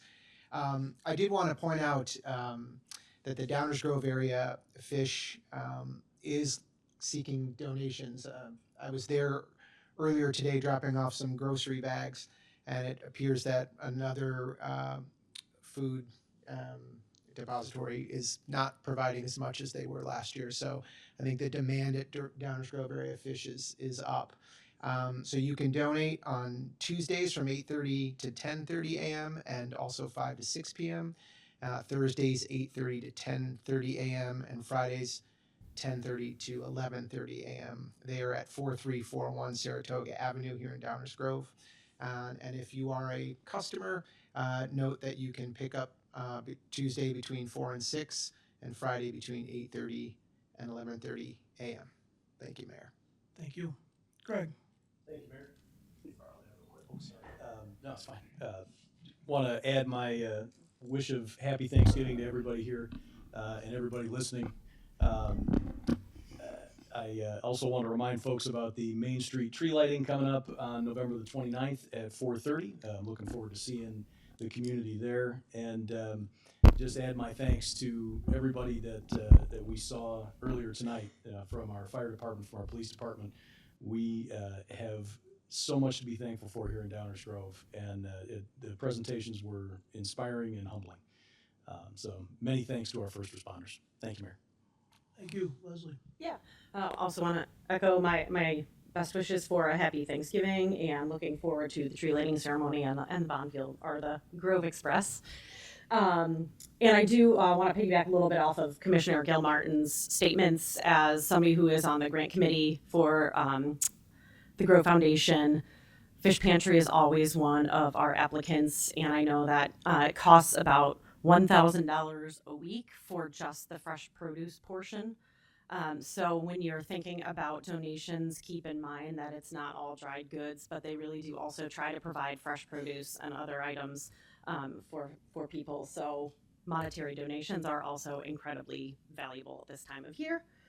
And I do just also want to address the Panera incident, the alleged incident, because while charges have been filed, there obviously has not been a conviction yet. But I do want to emphasize that there are things that we can do as community members. Obviously, as a community leader, I always think it is important for us to speak out against any sort of hate speech or intolerance for any historically marginalized group. But I also want to remind folks that there are things like bystander intervention trainings and other items where you can be a little bit better of an advocate or an ally for those who may be struggling in the moment. It goes from anything, if you're a little bit more of the confrontational type, unlike Carissa as she spoke, like me, it can be trying to divert the attention of somebody who may be going up to somebody in an inappropriate way, or it could even just be checking on someone after the fact. So I was happy to hear that it sounded like there were some folks that checked on the victim afterwards. And so I just want to put that out there as a reminder that there are bystander intervention trainings available. I was lucky enough to get one from my place of employment, but I would be happy to talk with anyone about kind of some of those ideas and try and figure out where we might be able to access those types of trainings. Thank you, Mayor. Thank you. Danny? No report. Thank you, Mayor. Stop you for 1 second. Yep. Leslie reminded me of something I want to just mention too. I had that proclamation earlier about homelessness. It is true of at least Fish and West Suburban Food Pantry. I assume others sort of in a broader geography, but they worked really hard at providing opportunities for fresh produce as well, and fresh foods, not just cans. You know, you sort of think back in the day, for some of us, it was always about dropping off cans someplace. There are teams of people working at those groups to try and make sure that people who are, on the edge and needing some help are not just given ramen noodles. So it is true that if you're dropping off groceries, that's a great thing. But it also is true that if you feel like it's easier, it's a better fit for you and your family to just fund those organizations, please know that's a big part of how that gets spent, providing something a little better in nutritional value and is a little better encouragement to those people that need help. So please do keep that in mind. Sorry, Mike. Over to Okay. you. Well, I'll piggyback on that as well. I know that, at the very least, if you can give some money, it is helpful. I know though that they actually prefer that you actually drop off food and goods because it saves them from having to go out and do the shopping.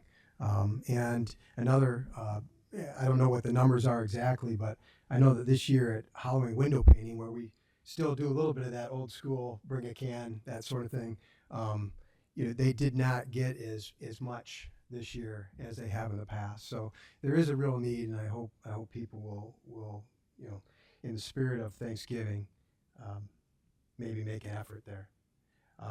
The other thing I want to echo, and you can tell from my somewhat casual attire this evening, the 5 Express, our Thanksgiving Day run on Thanksgiving morning. I hope you'll join me and my family. I got all 9 of us participating, and wanted to point out that since 2021, so just in the 3 years that they've been doing this, they've raised $350,000 for kids, for the 58 Education Foundation, for Roadrunners Soccer, and for Rotary. And as a member of Rotary, I can tell you that we, a good part of those funds, if not all, that Rotary received was given in terms of like $60,000 worth of high school and trades scholarships. So, you really are making an impact, and it's a fun time for us all to come together as a community, right? So, so now I'll get on to what everybody's been waiting for me to talk about.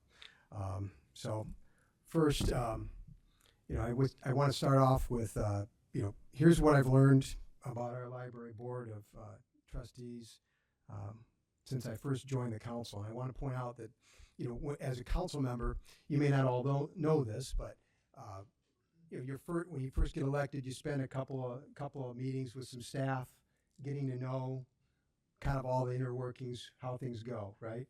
And this was the first point where I really became aware of how our library is structured. And here's what some of the things I learned. Our board, library board, is inexplicably an even number 6-member board by state law. I found that to be kind of peculiar. Even when I was in high school, the student council had an odd number of people on the board to, so you wouldn't have ties, that sort of thing. So found that to be unusual.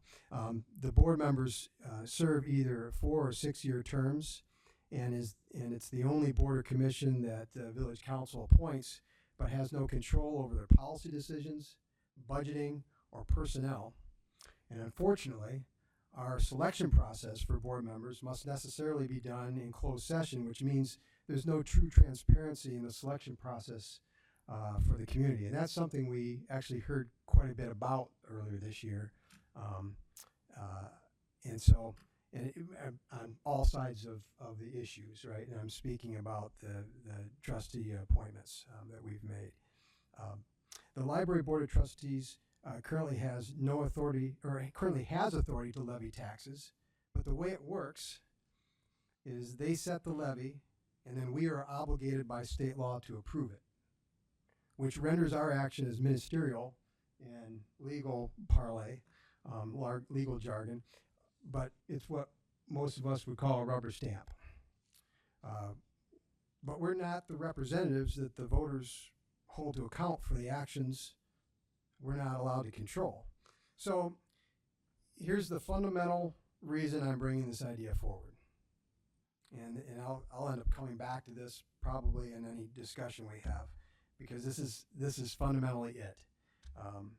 I believe that policy decisions, personnel decisions, and spending of taxpayer money should be done by people who are directly accountable to the public. They should be elected. And this is the case with your school boards, your park district, your village council. How did I get here, right? There's been some conversation about that. What's this timeline? What motivated me? Well, as I said, at first, when I first came on to the council, this was something I had questions about, okay? Then we got embroiled in all kinds of, sidetracked by all these library board issues. There was still hangover from the drag queen bingo thing. There was calls for removal of a board member. And this council, spent a good amount of time looking at library issues and all that goes with that. So we go through all of that.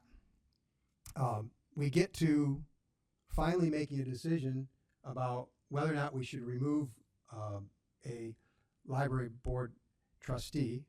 And at that meeting, when I voted in favor of the removal, here's what I said. And this is on April 16th, just earlier this year. I'm reading directly from what I said. The Village Council has taken a hands-off approach to the library for decades. It's clear to me that we need to take a more active role and find ways to better support our library board of trustees. I intend to advocate for this in the weeks and months ahead. Specifically, I think moving the trustee meetings to the council chambers on a permanent basis should be considered. They did it. Limiting terms to 4 years instead of 6 should be considered. They did it. Adding a 7th member to the board is an idea that this council should discuss with the trustees, which they responded to and gave us back a letter telling us that, according to their attorney, it's not something that they can do. And that was supposed to be the end of the discussion, I guess. So I'll continue with what I said at that meeting. I also mentioned that some mentoring might help too. However, I'm most interested in the library board of trustees becoming an elected body directly accountable to the voters, as is the case with most library boards in the state of Illinois. So this is, maybe these things kind of didn't get heard because everybody was paying attention to how the votes were going, whatever, but this is what I said then. And then after this, right, I needed a little time to be objective and to kind of let things settle a little bit. And I wanted to move this idea forward for the November election. And I messed up. I did not realize that I needed 5 months before an election to put this sort of thing on the ballot. Otherwise, I would have done it, and but I didn't. And so this isn't a matter of me trying to time elections or anything like that. I've never believed in that. I've been accused of it every time I've been involved with some sort of referendum. I don't work that way. When there's pros and cons to every election. The one that's coming up is the election that we elect council members, we elect school board members. It's really local issues focused. So I think that makes sense, but great argument to be made for as well as having something in November when you have maximum turnout, and people are going to see it both ways. I don't care about that. When it's time, when we make a decision to do it, we just need to do it. So here we are today, and we are in a time crunch because we only have until December 9th to submit this to the state and have it on the ballot. So that's how I got to where I am today, and there's nothing nefarious going on at all. That's just me. And so next I want to say most libraries in Illinois have elected boards. Over half do. And in addition to that, there are other library boards or other libraries that are municipal libraries too. And in those cases, those villages and cities actually do have a little more say in what's going on with their libraries.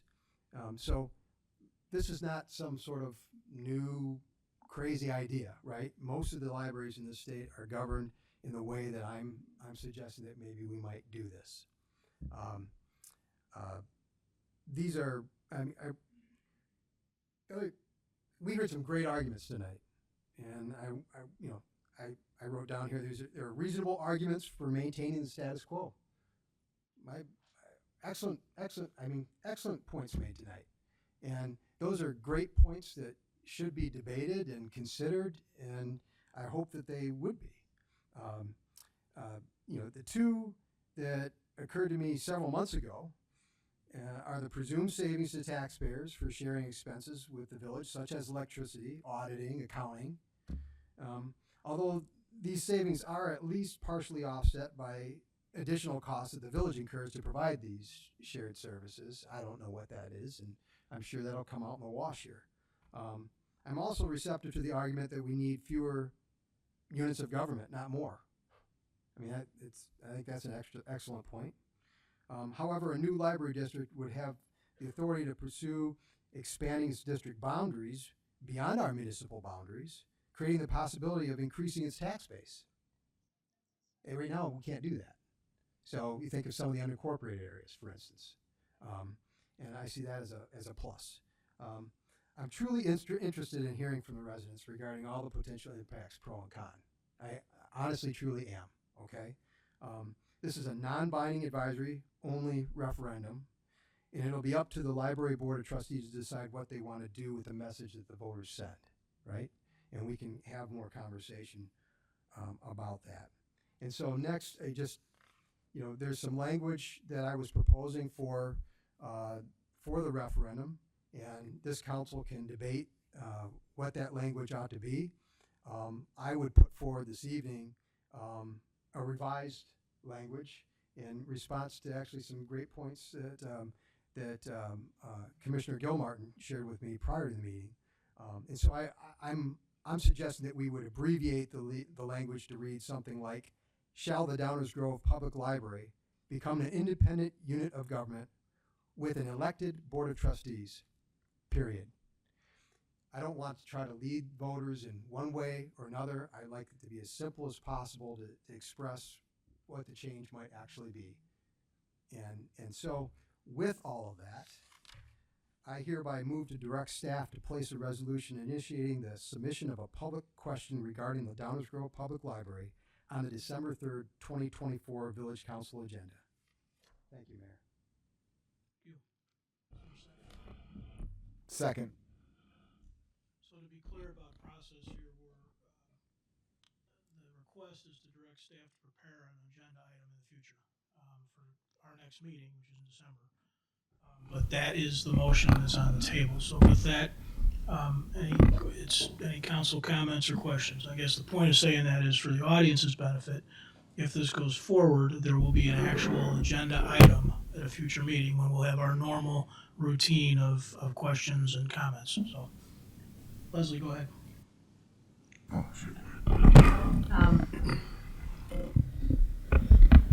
I'll have a few comments now, and then I'd like to listen a little bit, and then I might have some later. One of the questions, though, that I would like to know of my colleagues is that, I know we have a few folks up here who have some history in the village, and I'm really interested to know if we've ever put a ballot initiative on with absolutely no background information that has been provided to our residents.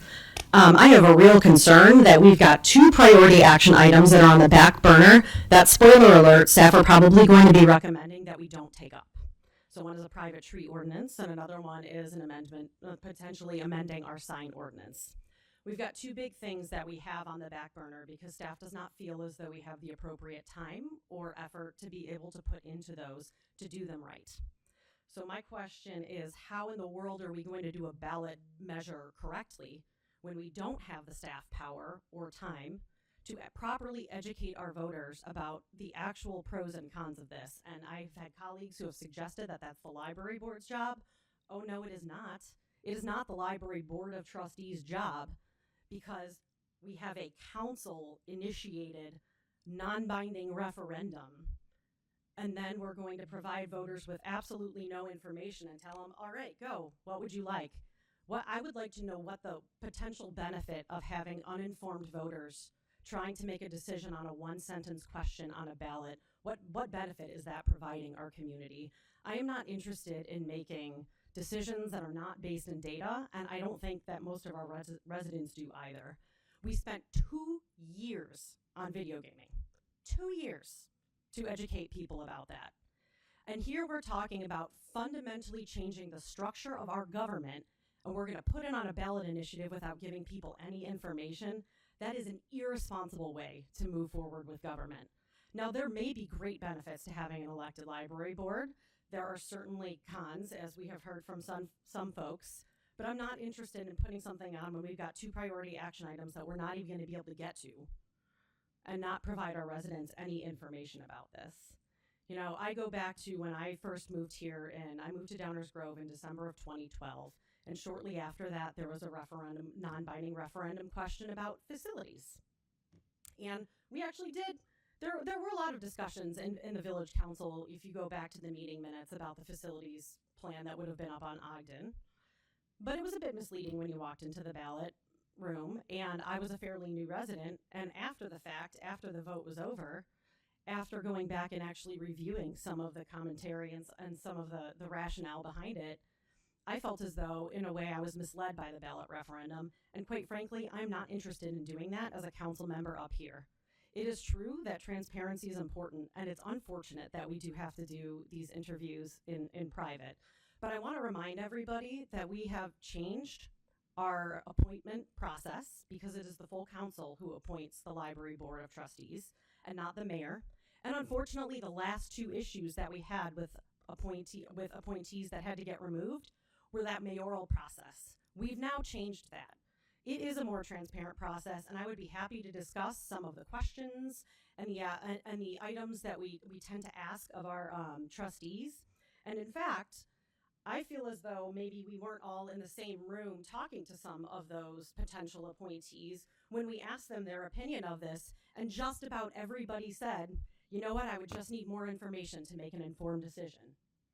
So we've got a nice representation of folks who are actively involved and interested in the library telling us they don't have enough information, and yet we're going to be telling the public, it's fine, we don't have to give you any of that info, let's just move forward with the ballot measure. This is irresponsible government, and that is not what I got up here to do. Now, I appreciate that you want to hear from the residents, but this is not the way to do it. And what I would propose is that if this is a serious concern and this is something that the village wants to look into, we should be holding community meetings similar to what we do with Guiding DG, where it is targeted. People can come. We'll have several sessions so that depending on what your schedules are, you can attend.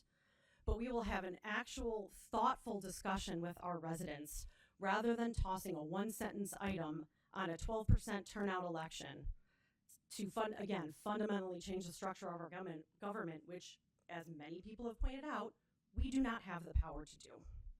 So those are my early comments. I'm sure I will have more, but I have absolutely no interest in moving this forward. Thank you.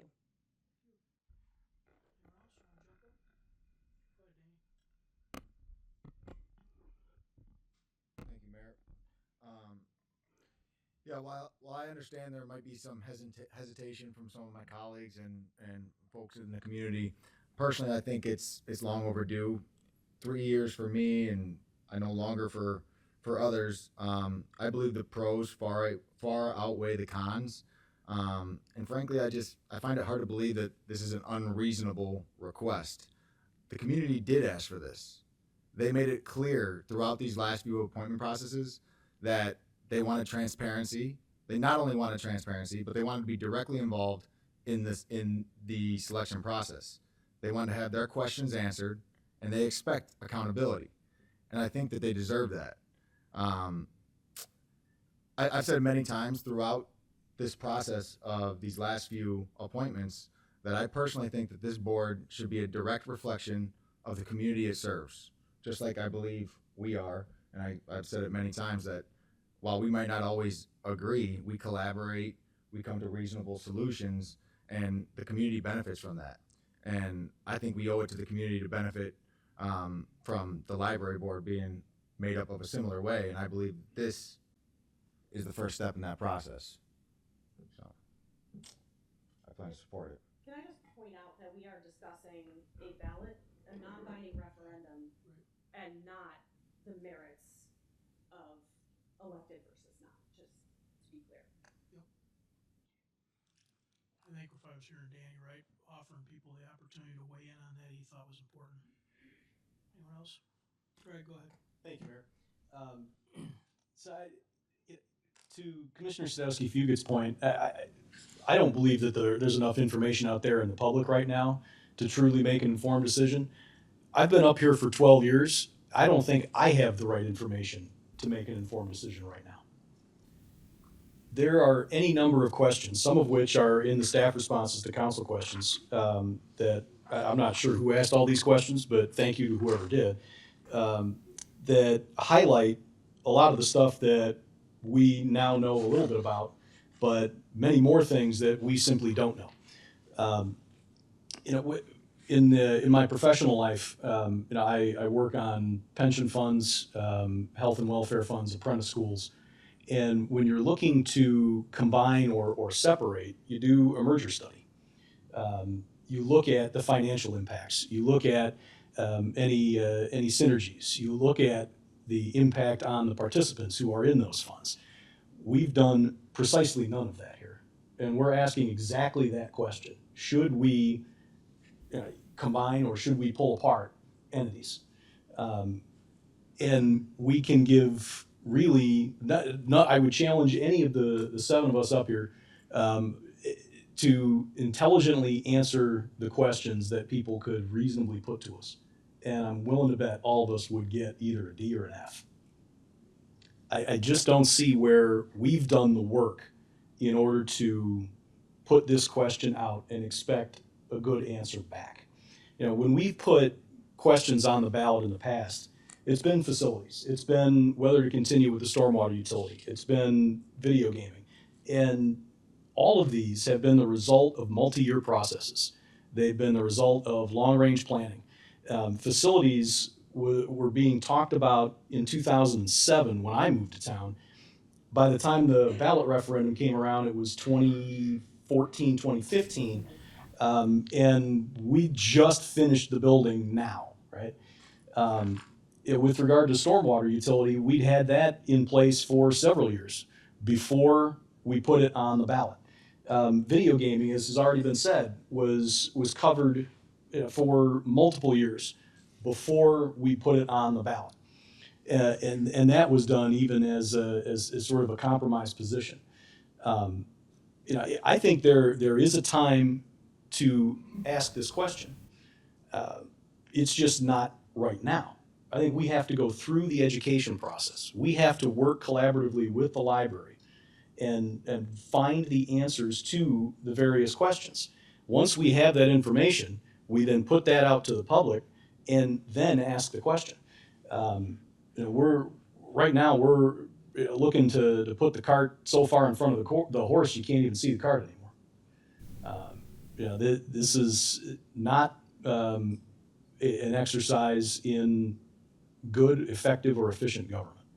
And that's quite outside of what we usually do. And that's my biggest concern. I have no problem with asking the question, but we have to do the work before we ask the question. Thank you, Mayor. Thank you. All right, go ahead, let me get Martin. Yeah, smart. Yeah. Martin, you want to comment at all? Yes, thank you, Mayor. Good points made and fair questions asked all around. Great discussion. I hope it's just the beginning. So I also want to be very clear that this new business item motion is not to approve any resolution concerning the Downers Grove Public Library or to place any form of advisory question referendum on the April ballot or any ballot. What's before us tonight is simply a preliminary procedural step by which a member of the Village Council requests the support from the rest of the council, permission to place an item on a future Village Council agenda for discussion and consideration by the council, input from the community, and potential future action by the Village Council. That's all this is. Placement on an agenda does not guarantee action of any type by the council, but it does guarantee attention to and a conversation on the item and topic. So we've already started that process, and I'd like to see it continue. I support having that conversation before a broader audience and hearing more from my colleagues, staff, and the community. Alternative ways to address the identified challenges might even arise in the discussion.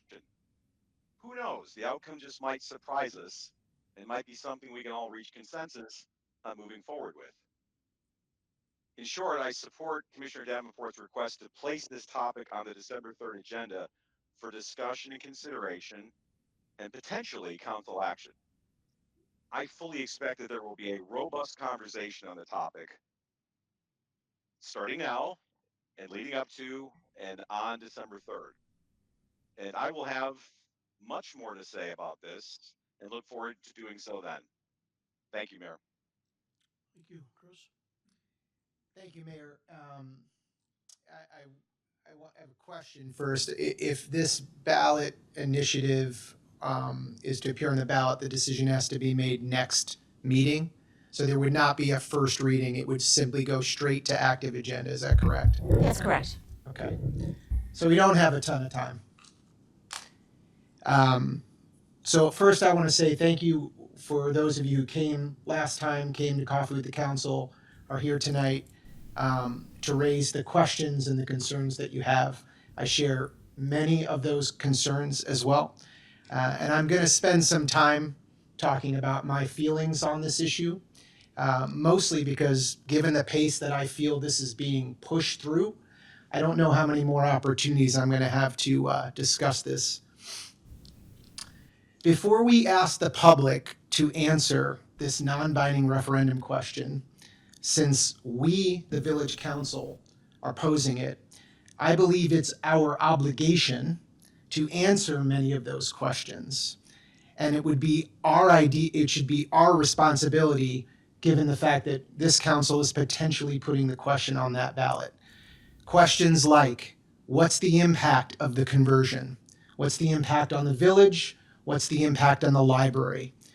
What can we as a council do with this information from this non-binding referendum? I think we know the answer to that already. Many of you have spoken about that. What resources are would be required to actually do this?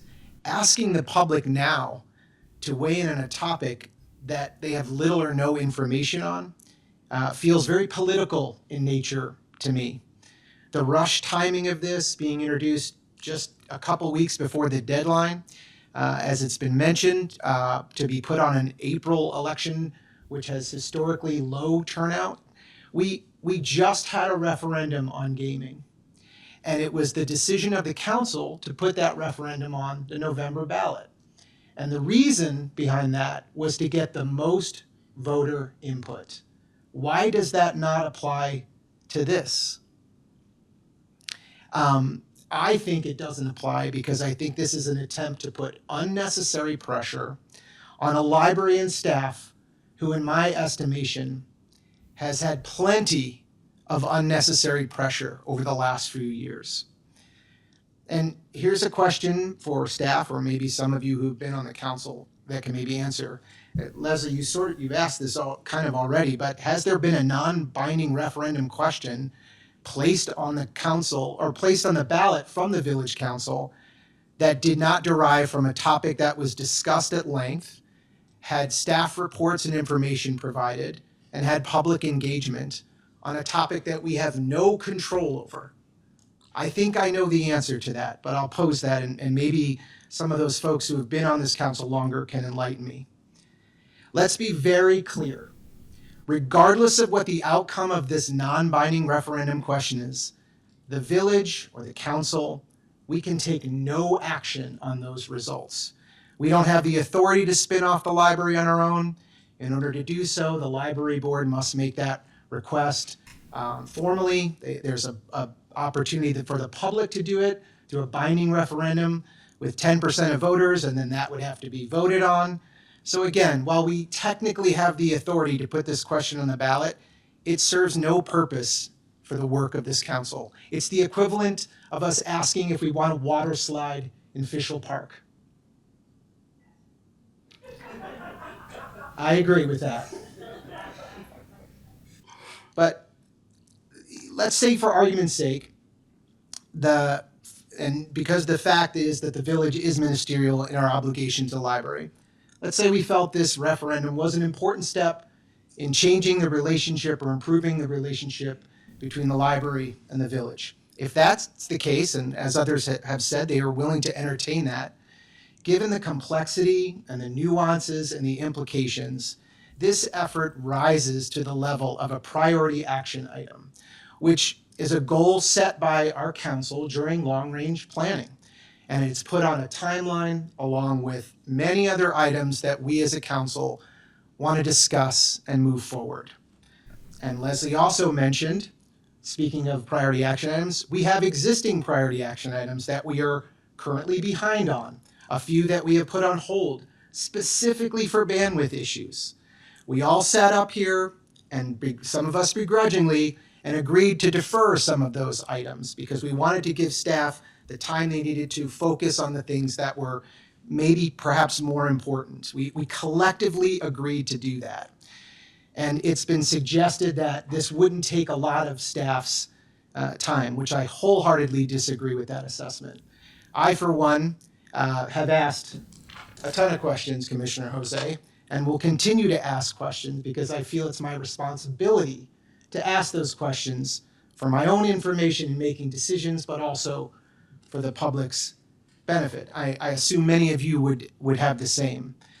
I would rather staff spend the time on focusing on the items already on our plate, like finishing the work on the 4 plans we have in progress along with the Fairview focus area.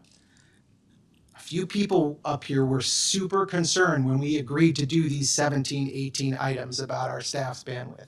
Where is that concern now? What has changed? I am hard-pressed to think that the recent board member controversies are not, at least in part, of why some of my colleagues are looking to push this through. But we've already worked to solve for that. As Leslie pointed out, but I want to make sure that this is clear, until recently, the village has been following the incorrect practice of having the mayor solely select candidates for and appoint members to the library boards, with the council merely approving these selections. This was not the proper process, and the village has been conducting this process for some time.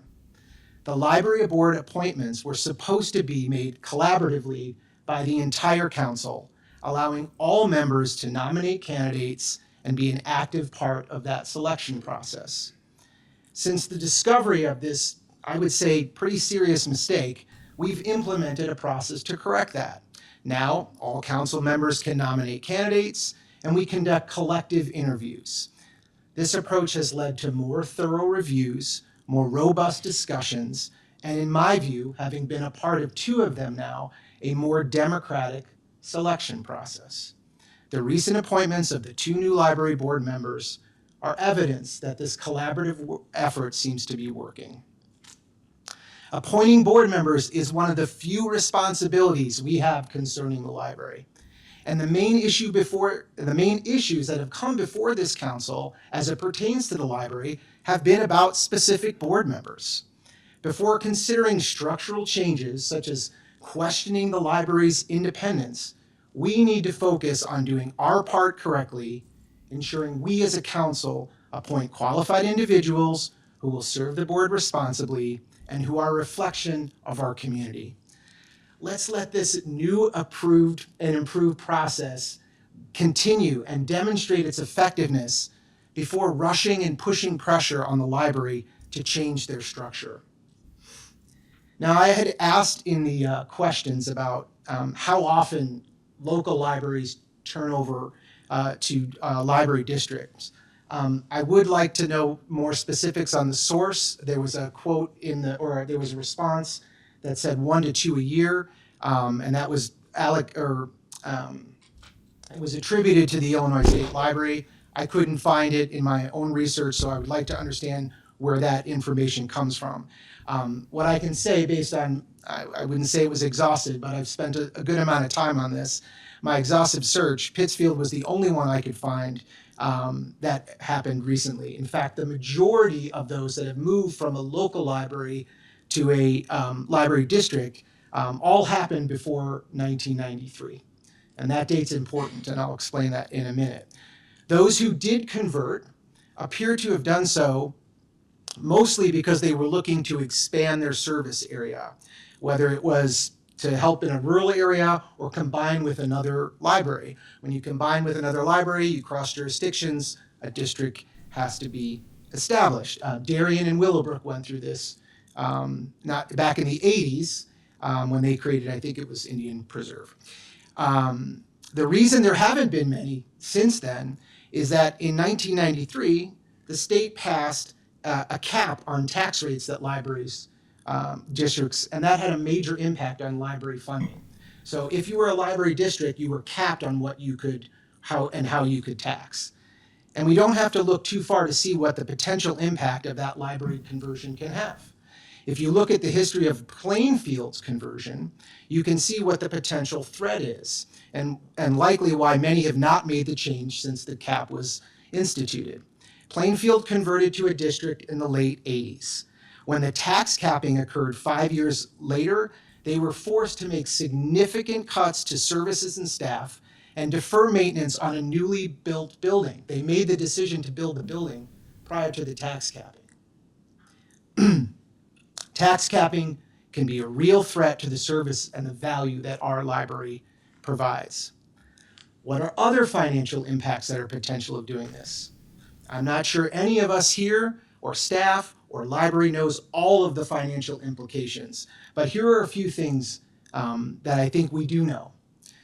Under the village, the library benefits from our AAA bond rating. Okay, this is essentially our credit score as a village. So when we go to borrow money to do things like build this building that we're sitting in, we benefit from a AAA rating that provides lower interest rates for the bonds, which basically allows us to do things cheaper. Should the library convert to a district library, they would have their own bond rating. I'm no expert, but my assumption would be that a newly formed organization would not quite have the credit attributes or the history to garner such a rating. So, if the library ever needed to issue bonds, the cost of borrowing that money would be higher, which is a burden to our taxpayers, our shared taxpayers. Employees of the library could also have their pension status changed. They would no longer be employees of the village, and they could lose their tier status or potentially their pensions altogether. Because as a standalone body, the library would certainly have access to participate in the IMRF, which is the retirement fund for municipalities, but it's not mandatory. And then finally, as a village, we do have agreements with utilities like ComEd, and the village does not receive an electric bill for this building. It also turns out the library doesn't. If they move off and out from under the village, there could be additional costs there. Those are just 3 examples of what I think could probably be many more, of why I think fiscally, financially, this is a dangerous ground to just be lobbing questions out to the public. What's the impact on the village? I don't really know all the impacts of the village. I don't think we've had enough time to really gather all those. But what I do know and what I will highlight is the time and resources. Bringing this as a new business item, as I mentioned, I've asked lots and lots of questions, staff, and they always do a great job with their response for me. But it's time that we're spending on this when we have lots of things on our plate. I think the last thing I want to just talk about is the referendum question itself. The question as posed is, shall the Downers Grove Public Library become an independent unit of government with its own levy and a separately elected library board of trustees chosen by and directly accountable to the residents of the community? So I appreciate the conversation Commissioner Davenport and I had before. I certainly want to just make sure it's clear I was not suggesting an alternative. I think you took my words and my feedback. So, but I feel in its original sense, it's not only poorly worded, it's misleading, and candidly, it's drenched in bias. While we technically administer the levy on the library's behalf, the library sets its own levy independent of what the village levies. The statutes all seem to speak clearly about the local library setting its own levy. The wording of the question is inaccurate, misleading at best. Fair enough. More importantly, though, it also incorrectly implies that without direct electability, and this is extremely important, there is no accountability to the public. And I believe accountability comes in many more forms than just being directly elected. It includes affording public meetings and seeking input, transparency in operations, policy decisions that are made in the public's best interest, and this body's ability to appoint and remove board members at our will. That is partly the accountability of this board. And let's not forget, Mike mentioned 3 things that came out of, that he would have liked to have seen, the term limits, and the other things that he mentioned. It was the term limits and the, what was the other thing, Mike? You mentioned a couple things there. Moving the meetings here and changing the number. They responded and did those things. That is accountability. That is accountability.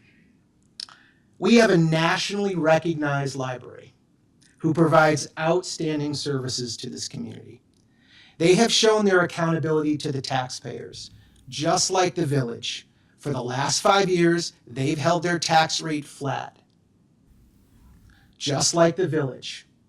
They are managing their finances exactly the way we as a village would, in an accountable and value-based way. Finally, some might suggest that since this is non-binding, what's the issue with an innocuous referendum question? It creates confusion and insinuates that the current structure is somehow inferior to the new structure. It pushes an agenda of a few council members onto the voting public with no context and puts the library board on defensive yet again for no want of their own yet again. This is a poor use of our time, and I do not support this moving forward. Thank you, Mayor. Thanks, Chris.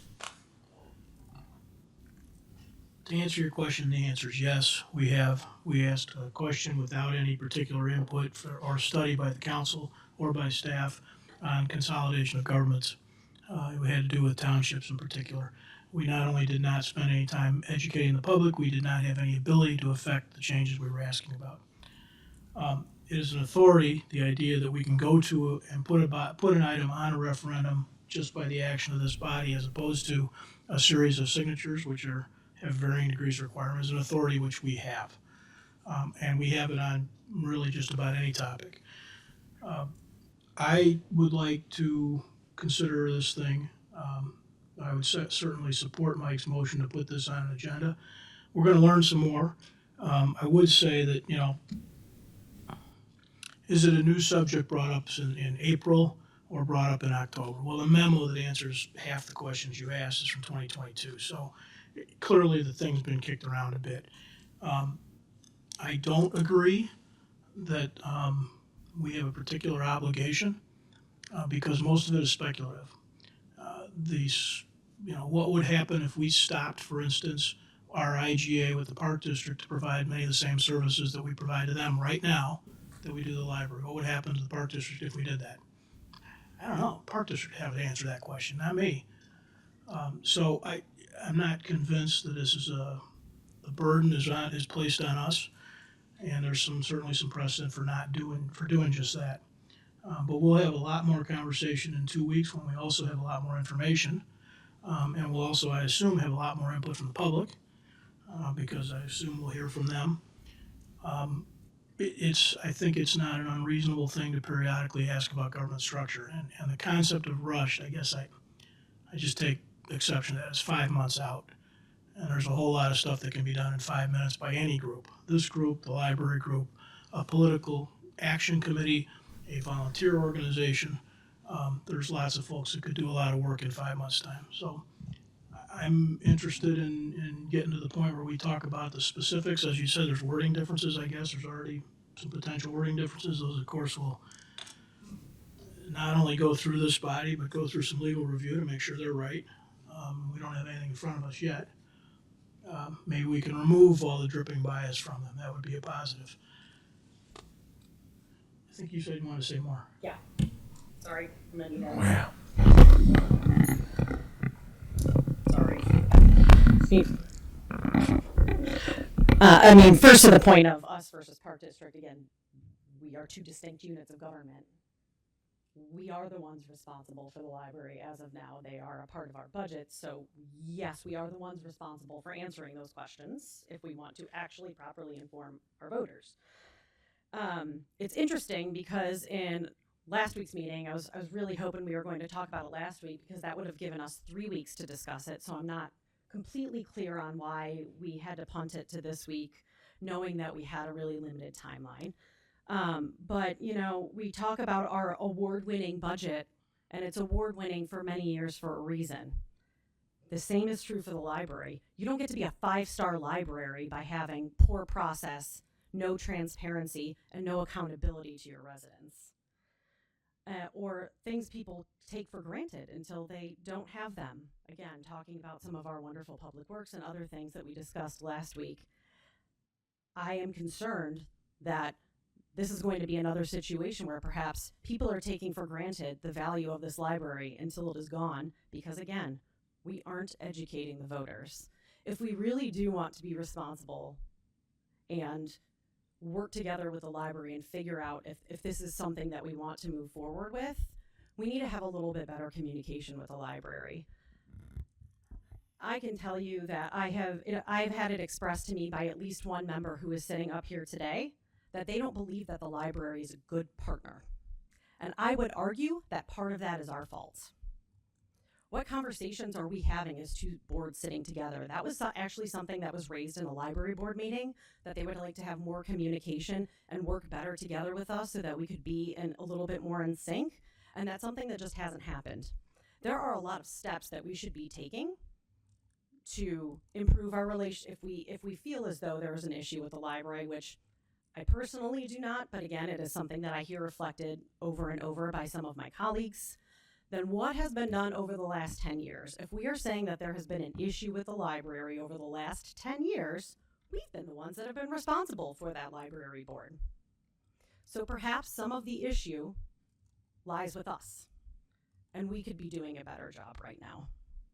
So instead of punting this off and putting undue pressure on some folks who have already endured just awful attacks over the last few years, perhaps we can be a better partner and not do this to them.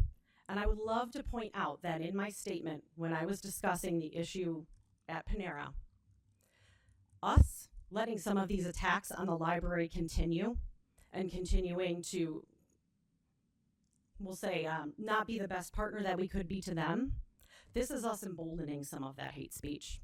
When we have people coming up stating that homosexuality is a sin, when they're discussing their issues with the library and drag queen bingo, you are allowing hate speech to continue and flourish and grow and gnaw at our community.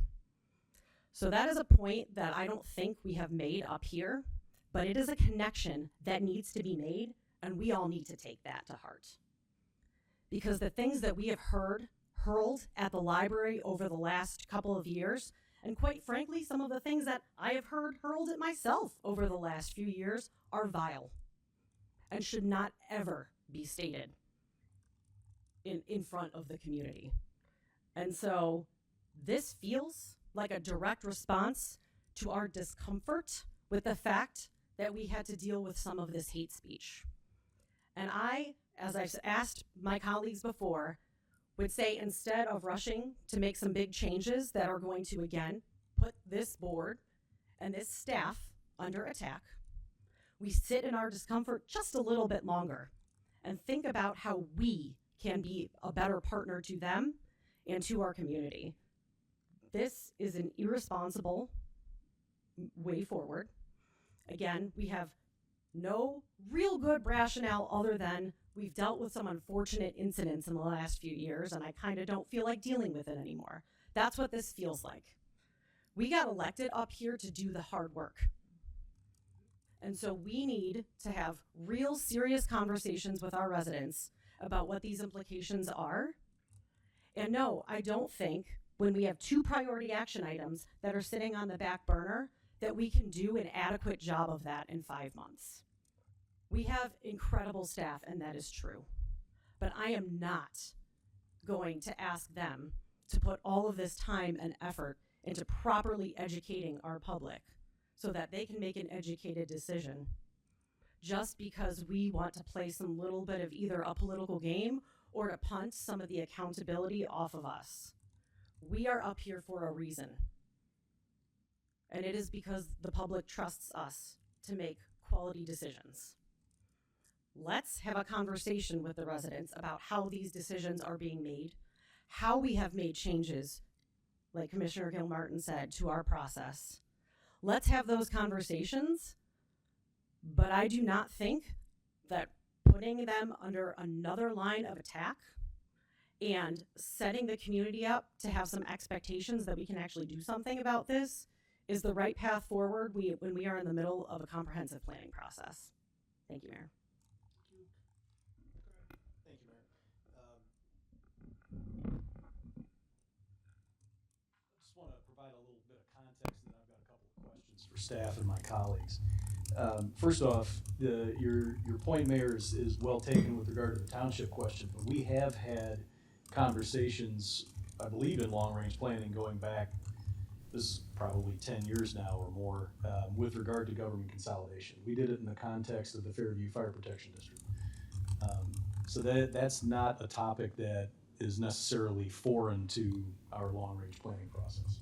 And while that particular question about townships may not have grown out of it, it's still something that we talked about for a long time. And this actually flies in the face of that kind of effort. We're now creating another taxing body potentially, or encouraging the creation of it, which is an unusual spot for us to be in. Secondly, you referenced a 2022 memorandum.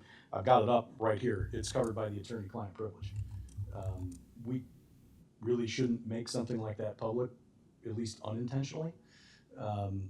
And that just goes to the point that there's a lot of stuff that's gone on behind the scenes that we haven't brought the public along on. And continuing to have a process that is behind the scenes, I think it just undermines the very feedback that we're looking to get. It's one thing to have the appointment process behind the scenes, and I think it's right that we do it in executive session, but I disagree with the idea that we have to do it. It's a choice. We could hold it out here in front of everybody in a big public spectacle, like we're appointing somebody to the United States Supreme Court. I don't think that does anybody a damn bit of good, to be entirely blunt. I think that makes it much less likely that you're going to get people to be interested in taking part in the process. And I think the process that we have started to undertake has been a good one. It's certainly an improvement.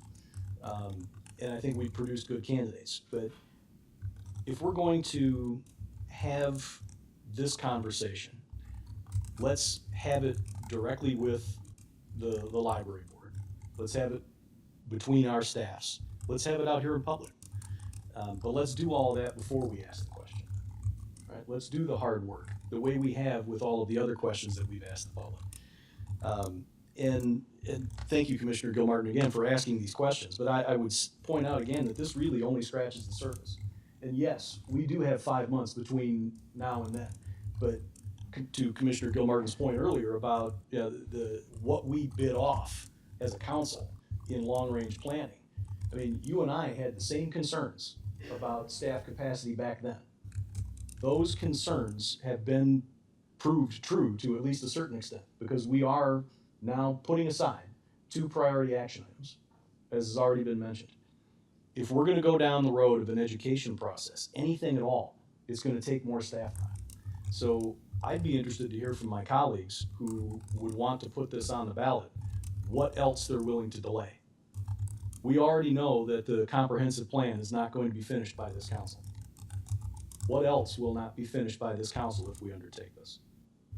I'd like to know that. And I'd like to know what you're willing to sacrifice in order to get it done. For my part, I'm not. Interesting. Finally, I would also be interested to know what are other options with regard to the library. We heard reference to municipal libraries.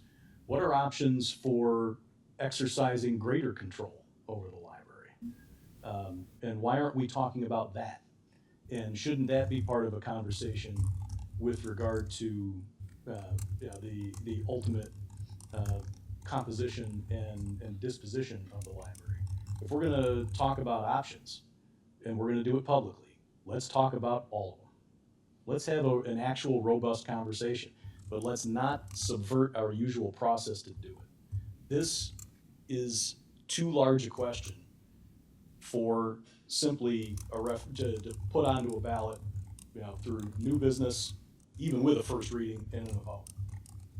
This is a long-range planning item. This should be taken up after the next election by the next council, discussed as long as you need to, and then make a determination from there. Plenty of time between now and November 26th to get that done.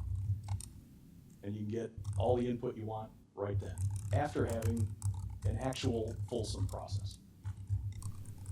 Thank you, Mayor. Mayor, can I say a few words since everyone else has had such an opportunity? Interesting, first of all, I've only been on this council for a year and a half. This is how you get people to discuss things like this. I don't bring this up. We don't have this discussion right now. I don't know what your all excuse was. I mean, look, like I said, for me, this is a governance issue. And there are fantastic arguments to be made for preserving the structure we have right now. Great that we have a lot of information already, as has been discussed. We can put that information on our website fairly easily, just like we did with the video gaming issue, so people can access that. Obviously, Commissioner Gilmartin was able to quickly do some research and gather and make a very great speech about why we should do what we should do or not do what we shouldn't do. I think we're showing tremendous. I don't know how to say this. I think the voting public is a lot smarter than what I'm hearing them giving credit for here this evening. There's a difference between smart and uninformed.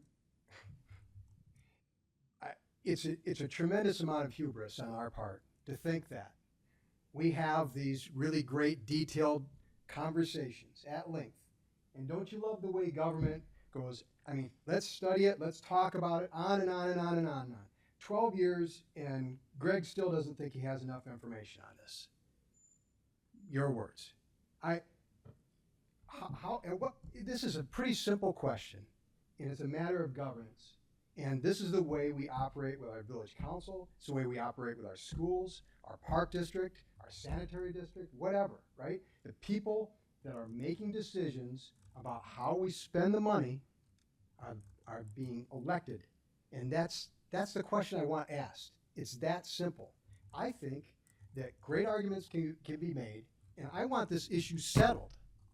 What's that? Ready, fire, aim is the solution? Come on. You know that. The process is something gets introduced, it gets discussed, it gets moved to action, we move on. That's the way we operate here. That's the way we always operate here. I love our library. I love our library. I would not have voted the way I did with the library board library board trustee removal if I didn't.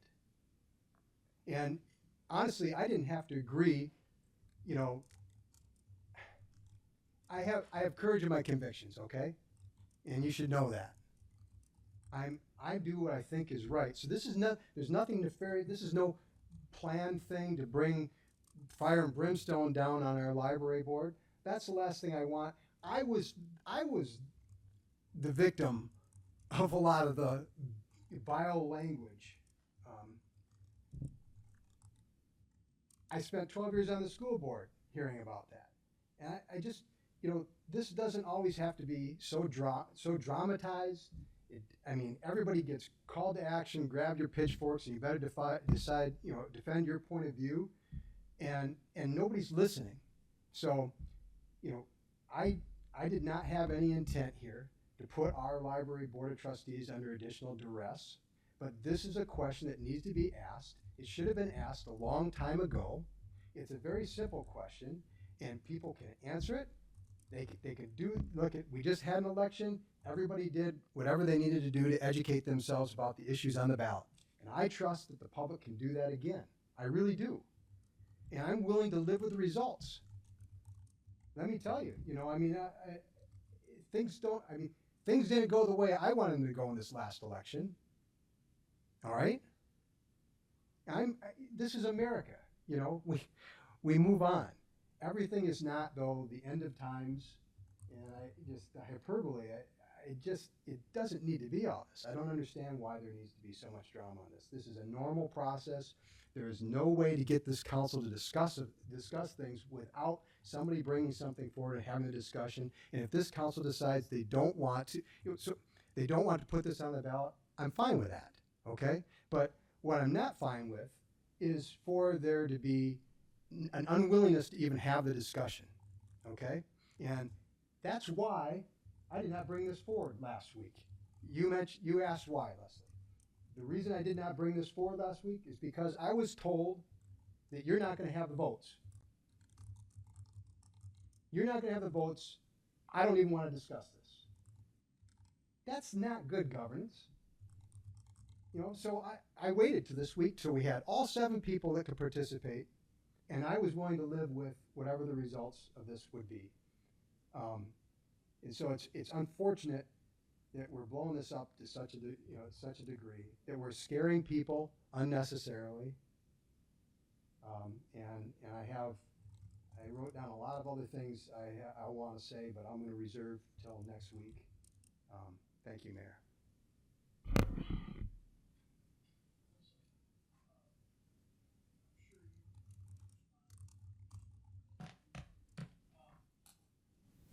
It is going to be something. Can't hear you. Sorry, I'm talking to my colleagues. I apologize. Can't turn it on. Turn it off. Better? No, I don't. I think the battery's dead. It's better by a minute. Thank you. Geez, that is different. We are going to have to take a vote this evening about whether to put this on an agenda for December 3rd. We can certainly continue to debate this tonight. I don't think that debate is going to change the outcome of that decision from what I'm hearing. What I'm hearing is it's probably going to be 4-3 vote to put this on an agenda item. At that point, we will do 2 things. We will certainly entertain a lot more input from the public. We will also get 2 weeks worth of ability to think about the things we've heard tonight and think about the input we get between now and then. So I'd suggest we consider wrapping this debate up and deciding on whether or not we want to get on the December 3rd agenda. Correct? Thank you, Mayor. Couple of quick things. Just so you know, Mike, for the last 12 years, I've been helping to appoint people to the library board that have hired folks that made it a 5-star library. That's what I've been doing, in addition to a whole bunch of other things.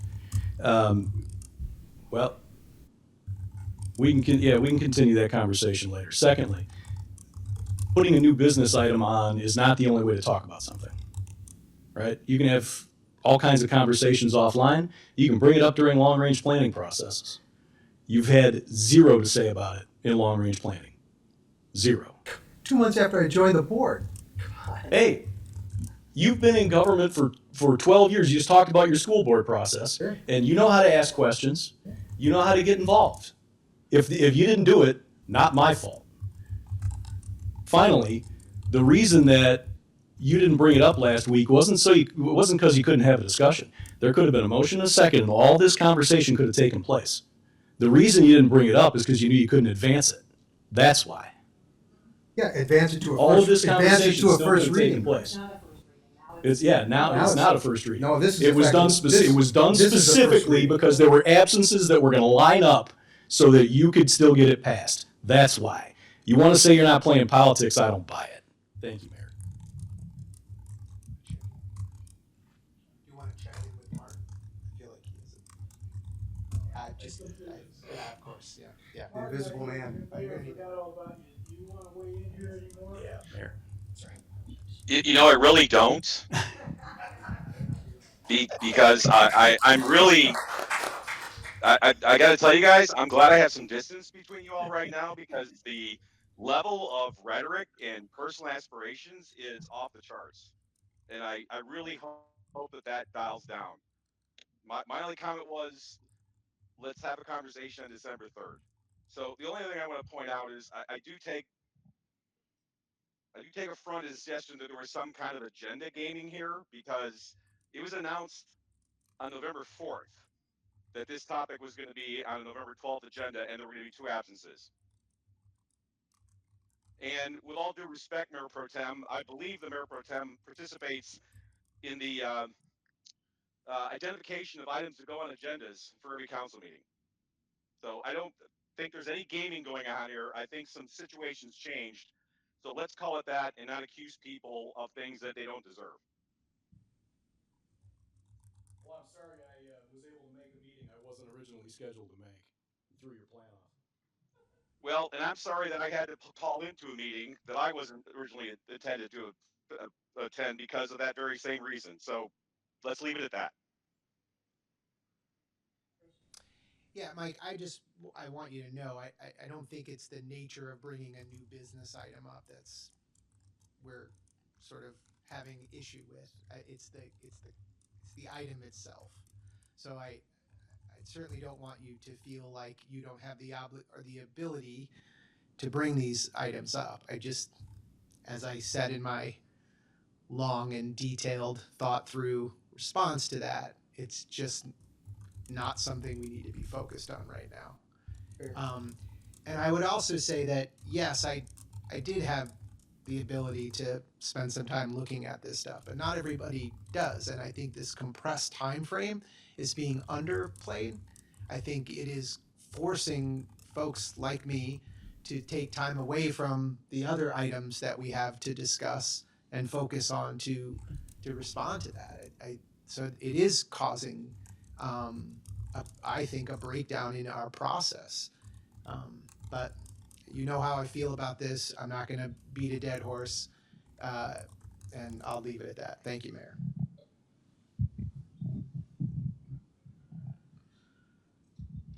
All right, I don't want to cut anybody off, but I do think it's time to take a vote on this new business question tonight. Everybody nod at me? You're okay with that? Rosa, would you please call the roll on the new business item? Commissioner Davenport, Aye. Commissioner Glover, Aye. Commissioner Tully, Aye. Commissioner Gilmartin, Commissioner Sadowski-Fugit, Nay. Commissioner Jose, Nay. Mayor Barnett. Aye. Passes 4-3. Should appear on a December 3rd agenda item. All right. We are on to the manager's report. This is a process now which we're going to try it with no mics and stuff. If you give us maybe 5 or so minutes to regroup on that, we'll give it a shot. So what I'm alluding to here, for some who maybe aren't at our meetings regularly, is we have been, on some subjects, historically, we would move over to the committee room. Some of you may remember that. It's a separate room that allowed us to sit in a little more collegial kind of fashion. In this room, the intention for that is to do this at the back of the room, where we have kind of a dinner table sort of setup. We've done that a couple of times. It's had varying degrees of success, both in terms of audience reception and council opinions about the dynamic. But this is the biggest crowd we've ever tried it with. So if you'd give us about 5 or 10 minutes, what we're going to do here now, before we take up our next agenda item, is we are going to reorient the room so the village council can sit together at that table at the back. So just, we're going to take about a 5-minute recess, maybe 7, to see how this works. You don't have to leave. We're just going to flip everybody around. All right, so successfully we got switched. Thank you all for your patience.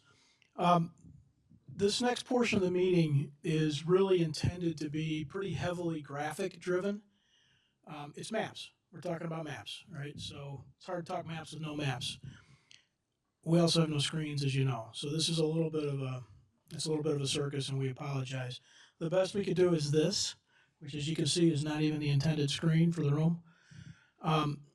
felt like we should go ahead and have this for a couple reasons. One, you're all here and have some things you want to say, and we want to hear them. So that's the first thing. Second thing is we didn't feel like we could do this up there with no graphics at all. So I apologize for the condition that we're in. To try and facilitate this a little bit better, we're gonna adjust our order of events, if you will, and we're going to talk about the area that I think most folks are here to talk about, which is the area at Saratoga and Warren. We're going to talk about that first. You'll see some maps. You'll hear some discussion. We're then going to stop and we'll take comments and input from people that are here that want to talk about that. That also is a little weird because we have two working microphones. So Mike Baker, I think, over there, is going to sort of do the Phil Donahue thing. So when we get to that point of the meeting, he will be taking another microphone and he will be walking around. All I can say is please don't let this goofy, awkward situation stop you from feeling like you are here to participate. That's exactly why you're here, and that's exactly why we're glad you stayed. When we get through that portion of the process, we're going to pause, and we'll continue with the rest of it. Everybody is welcome to stay, but if for some reason you feel like you've had enough or you've said what you want to say, you're also welcome to leave. We're going to reorder things a little bit to try and accommodate the awkwardness that we've got. So with that, who's Stan, you going to start? Thank you, Mayor Barnett. This is our guiding DG land use framework discussion tonight. This just summarizes our schedule. We have 4 projects going on. We're here at the middle to the end of November with the comprehensive plan. We're still working on the visioning portion and the goals and recommendations of future land use plan. Josh Kuntz with House of Levine will come in, do a little brief introduction on the land use plan, and then we'll get into the topic that's at hand tonight. Thanks. Thanks, Stan, and thanks to the mayor and council for having us again here tonight. Always good to discuss the comprehensive plan with you all.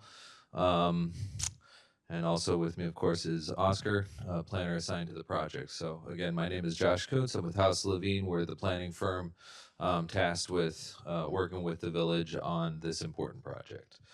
So like Stan said, I just want to quick orient everyone to where the land use framework fits into the overall project, and then it sounds like we'll spend some time discussing this one particular part of the map.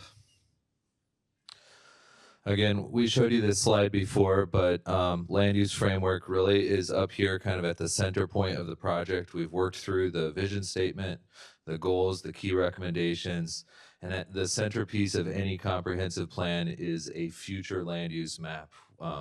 Any state in the country, whether they call it a comprehensive plan or a master plan, long-range plan, city or county, a future land use map is the centerpiece. In fact, if you went back 30 or 40 years, it might be the only map in a comprehensive plan with a huge book of text and a land use plan that would sit on the planner's shelf and not too many people would ever take a look at. So this is a very important map. It guides where the village wants to develop and grow long-term, where and how, and I'm just going to walk you through what it is a little bit here. So the character of land use and future development, it is based on existing land use. Our firm's field reconnaissance conducted earlier this year when we did a full field reconnaissance of the village. It's the foundation for future decision making, and it's a policy guide. It's not regulatory.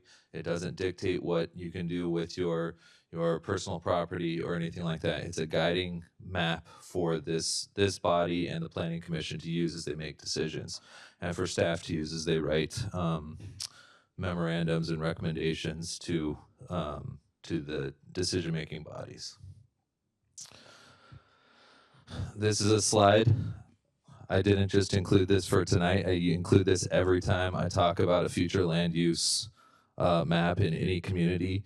But the difference between land use, zoning, and how they work together to facilitate implementation. So future land use, again, we're identifying the desired development pattern for Downers Grove.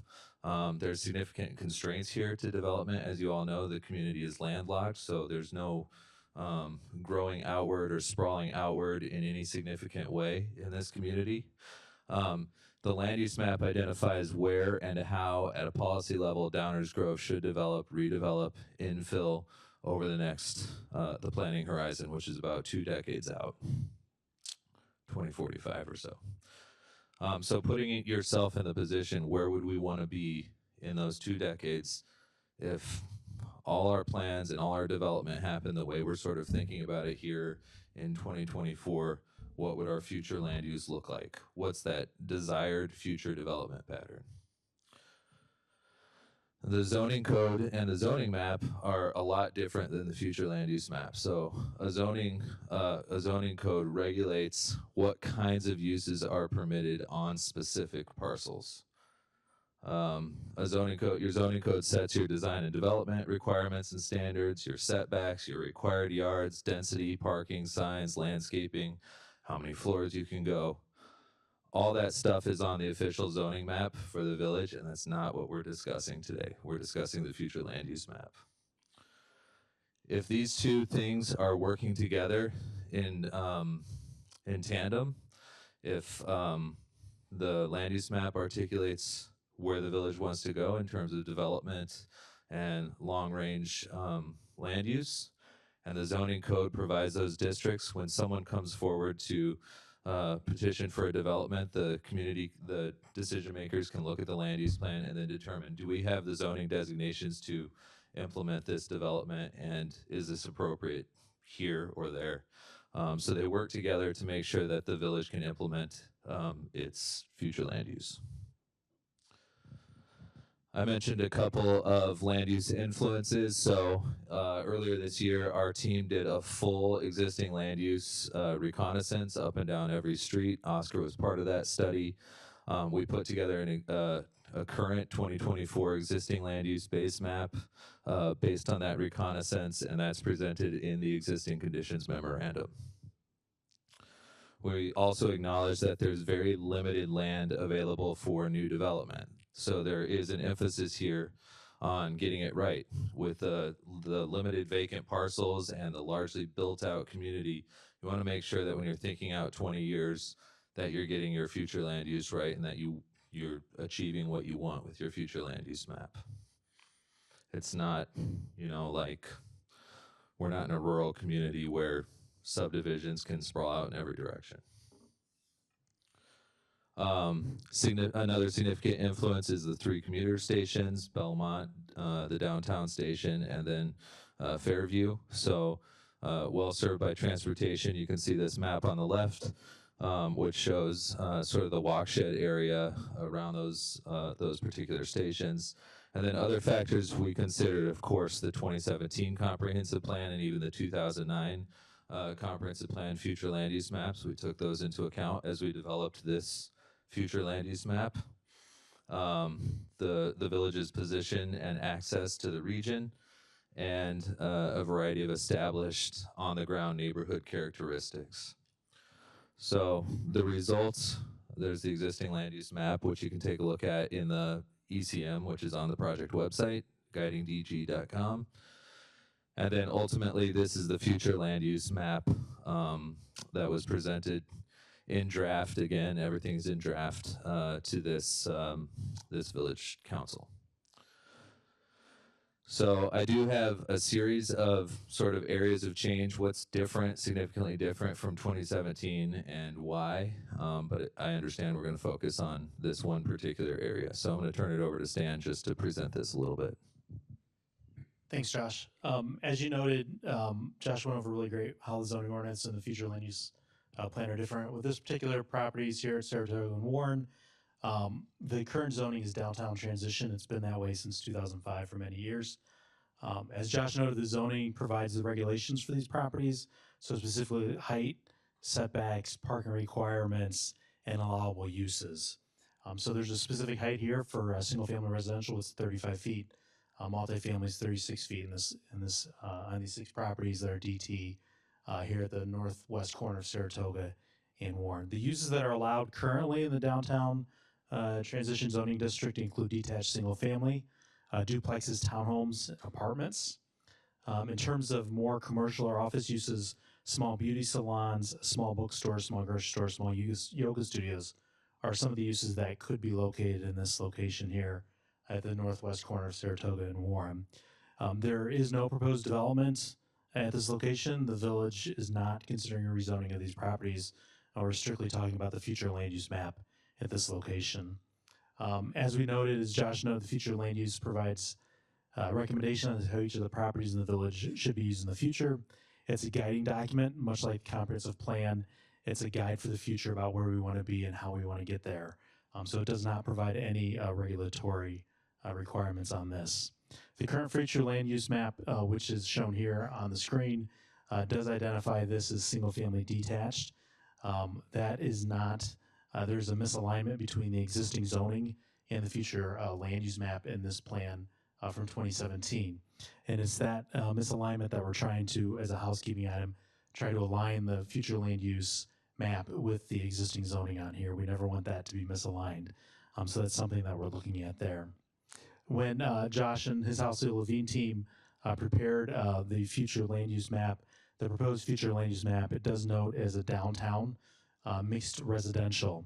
So the downtown designation is a mix of commercial, office, entertainment, and multifamily residential and a pedestrian-oriented atmosphere. So what we currently have in the downtown, and then as you know, we have 3 zoning districts in the downtown with different height and bulk requirements. So every district is a little bit different from downtown core, which is principally around Curtis and Main Street. And then as we go out downtown business, and then as we expand closer to the residential, we get into the downtown transition zoning. So keeping and maintaining sort of that feel here in the future land use map with the downtown. The mixed residential is a consideration for transit-oriented development in and around the commercial areas of the downtown.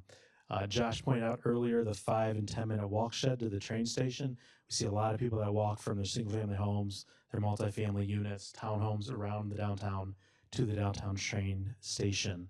And it's supposed to, it envisions context-sensitive residential development to provide a variety of housing types. It's very important. Well, we've talked about some of the goals and some of the vision about providing a variety of housing types. So this mixed residential aligns that, trying to provide different housing near these transit centers there. So this recommendation is consistent with the current zoning on the properties. This is more of an area of alignment so that we can align the future land use map with the existing zoning on the properties. Hey, Mayor, I'll turn it back over to you at this point. Thank you. Thank you.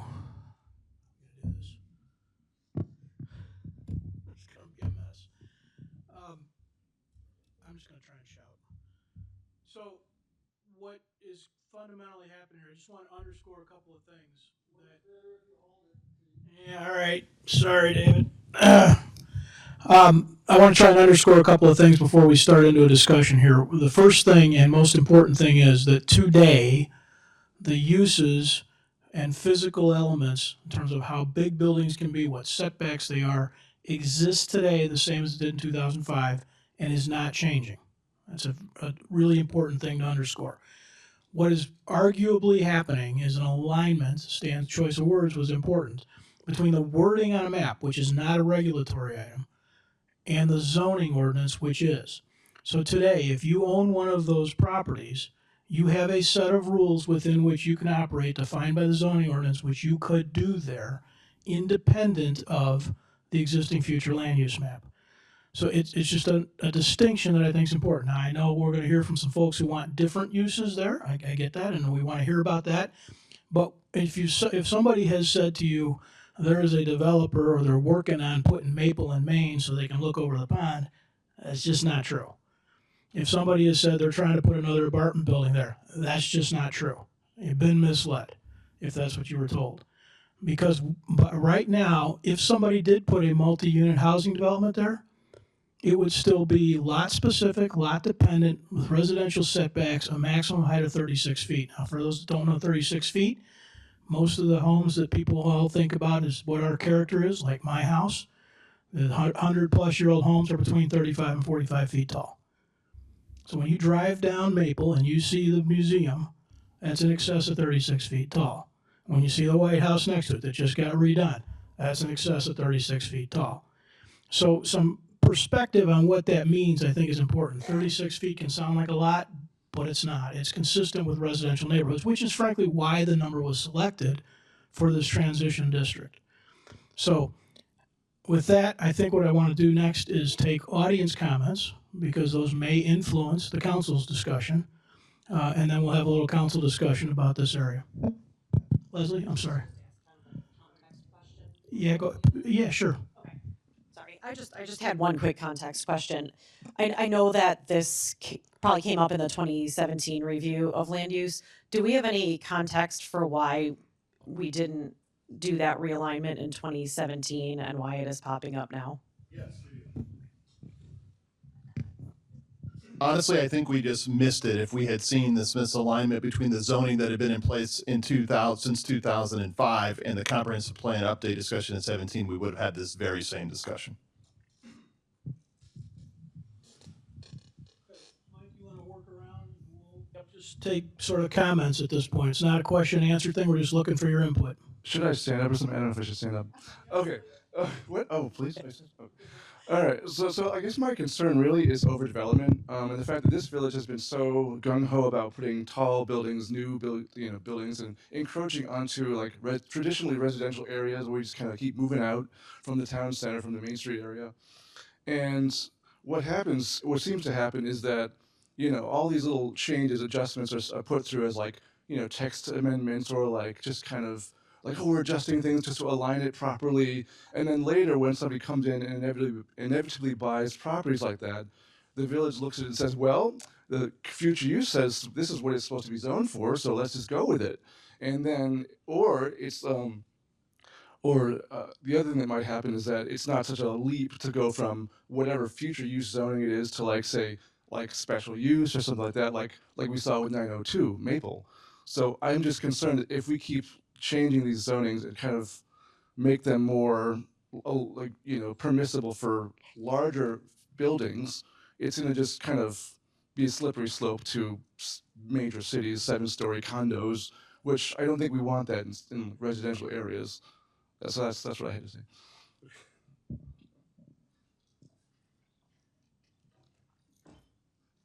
I promise to be brief. John Ladon, I live at 1930 55th Place, but more importantly, I own the Charles Blodgett home, 1890s home at the south end of Prince Pond. It's built by Charles Blodgett, Israel Blodgett's son. My wife and I have lived in Downers Grove just a few months short of 40 years. We raised our daughters here, and my grandkids are loving Prince Pond. I have a really long history with Prince Pond. In 1989, I worked with the village to get the 6 lots at the south end of the pond rezoned. They're non-conforming lots, and we were not able to get homeowners insurance. In the event of a catastrophic failure, we were not going to be able to rebuild. The village rezoned those 6 lots, and we were able to move on. Starting in the mid-90s, I worked with the village, the Downers Grove Park District, and the neighborhoods around Prince Pond.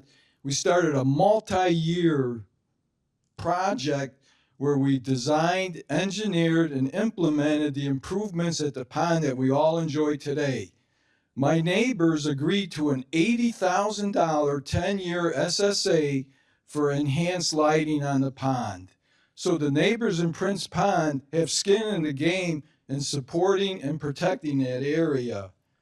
In 2004 and 2005, I led the effort to stop the massive 24-unit townhome plan that was being proposed for that corner. Can you even imagine 24 townhomes on that corner? I had support from Prince Pond neighborhood and across the entire village.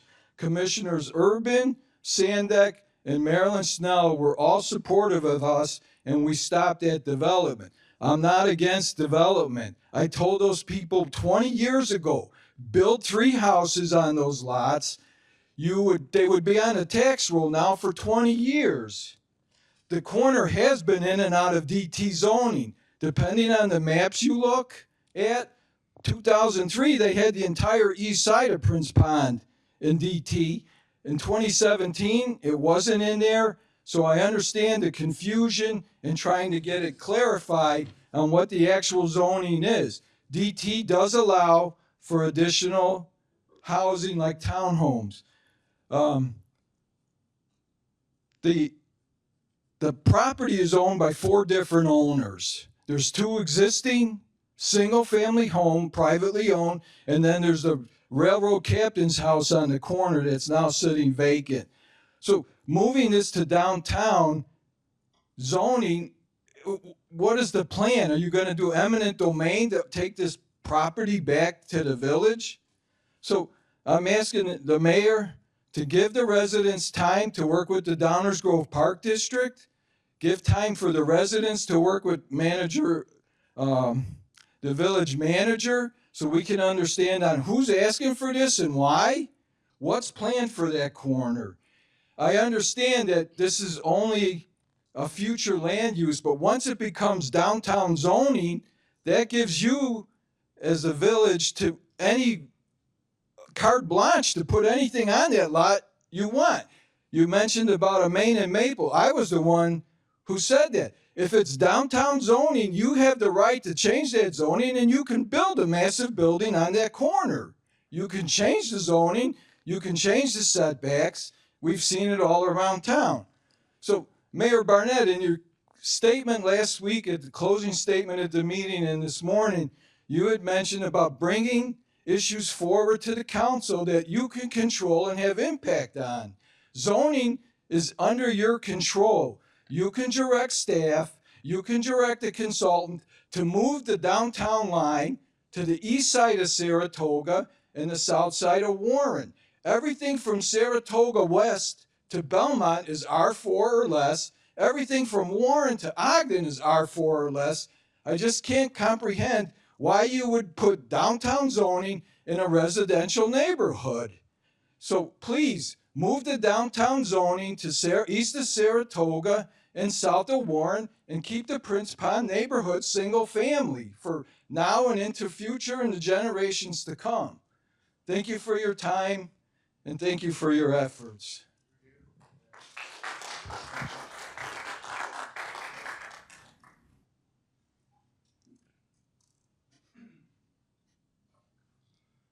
Thank you. Yes, hi, I'm Scott Richards, and I live at 1130 Warren Avenue, which is Oak Tree Towers, right at the corner, Warren and Saratoga. I think has two buildings, both are 6-story, identical buildings. It's senior housing, that'd be 62 and above to live there. It's subsidized. A lot of us are in the same boat as you get into senior years, retire, and there's a very small amount of housing out there for people my age and older. But I'm concerned about what, first of all, I don't know why you're bringing downtown or related businesses deep into residential areas. I mean, once you pass Grant, yeah, there is some businesses on Grant. In fact, we've got another building that's planned on coming in right there across from AT&T, 7-story apartment building. That's coming up shortly on the Planning Commission, I believe. We went to those meetings. And of course, we all know, everybody in town knows this village would give anything to get a hold of the AT&T parking lot. They're salivating over that one. But right now it's private property, thank God. But I'm wondering, are you folks eyeballing Oak Tree Towers property? How safe is that? It's HUD subsidized. If you are, let me know, because we have to prepare for a real battle on it. But there's rumors going around. I know any developer would probably sell his 3 kids to get a hold of the property. So, but not without a fight. Anyway, but that's what we've talked about it for years, wondering what is the village up to, because frankly, a lot of us don't trust most of you anyway. And that's a fact. So just want to make sure that we're, up above and let the people know what's really going on, what's going on in your little heads, so we can prepare for it. Anyway, we're keeping an eye on you anyway, so thank you.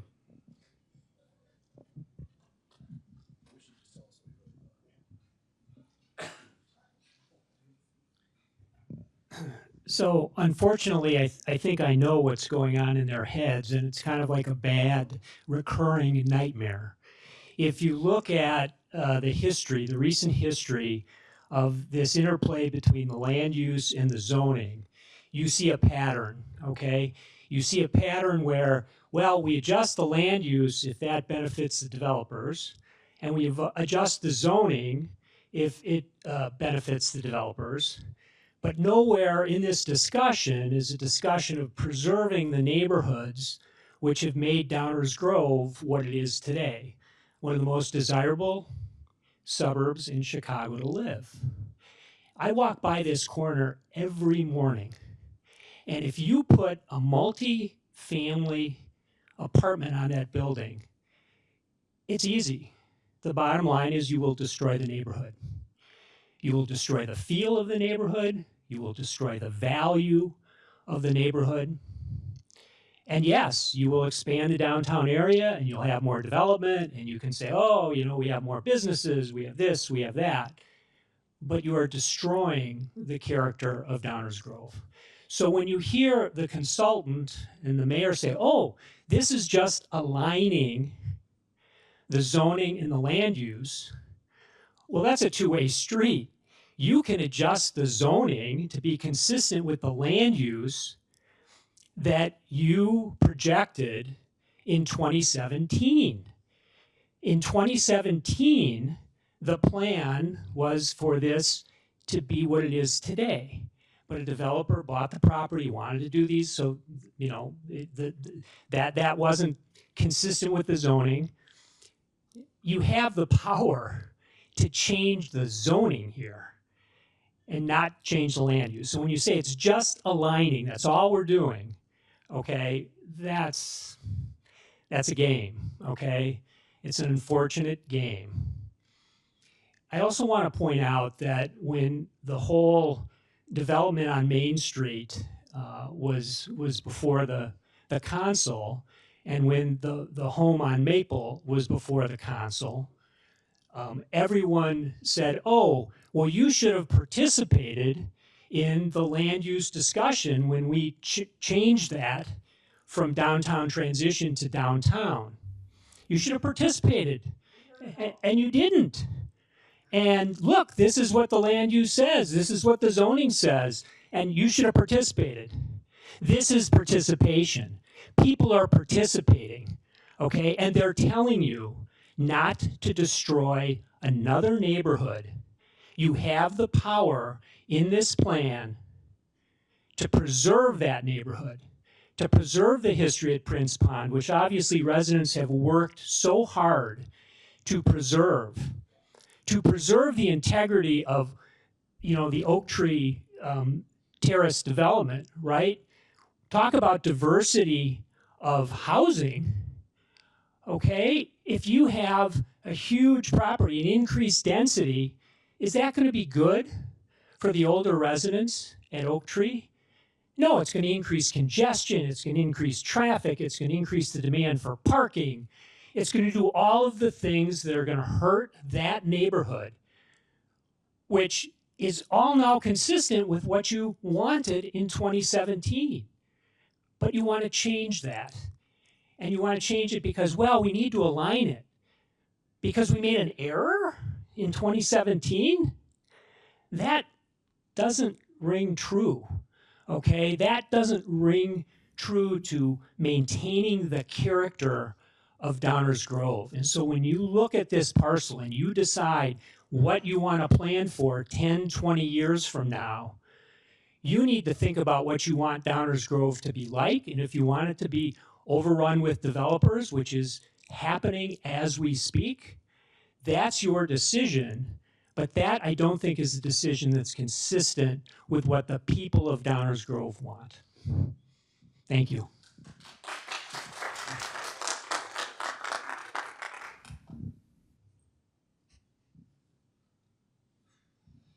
Thank you. I want to start by following up Marshall and saying ditto to sort of shorthand. I have been to lots of council meetings where people were rebuked for saying, you're too late in the process. Well, we're here at the beginning and we're asking, we understand land use zoning. So right now, because this isn't a zoning meeting, we're asking for the land use map to remove these properties. I gave my remarks earlier, so I won't be redundant and give the whole speech again as to the reasons why. But history, community, park district, it's incomprehensible to me why you would take this little corner and decide that should have a hairdresser on it. It's my understanding that it's general practice in the village that there is a road that divides from downtown to residential. That should be Saratoga. The east side of Saratoga should be the end. It should not cross over into residential. Thank you.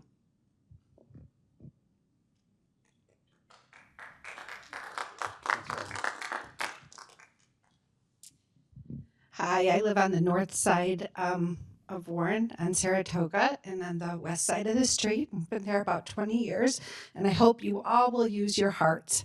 I know you have great minds, and that's why you're up there, but I just hope you use your hearts. We built our house 20 years ago, and I love our house, and I often say, I'm going to die in this house.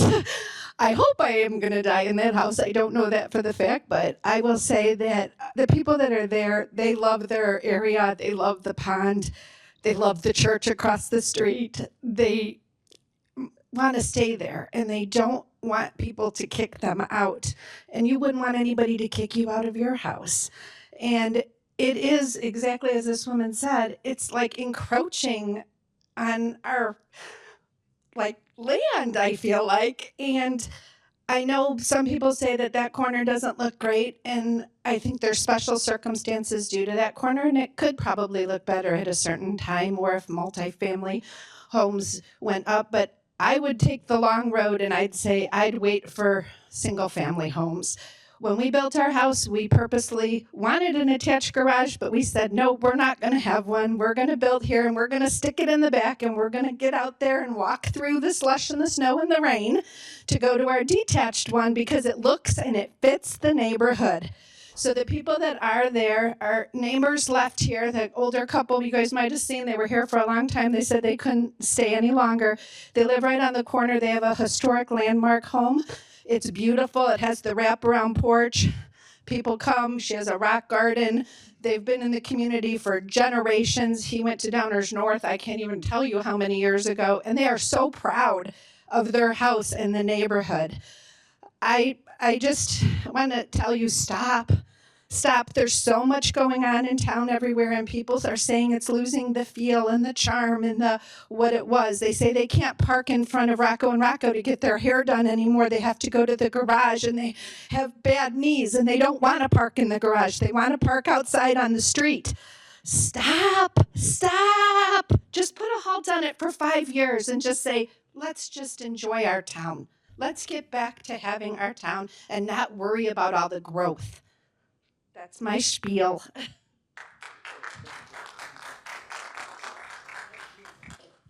Well, I think I should follow up with that because we sold our house and they bought it and tore it down and built their beautiful new home. But they did build a nice home and it looks great, fits the neighborhood.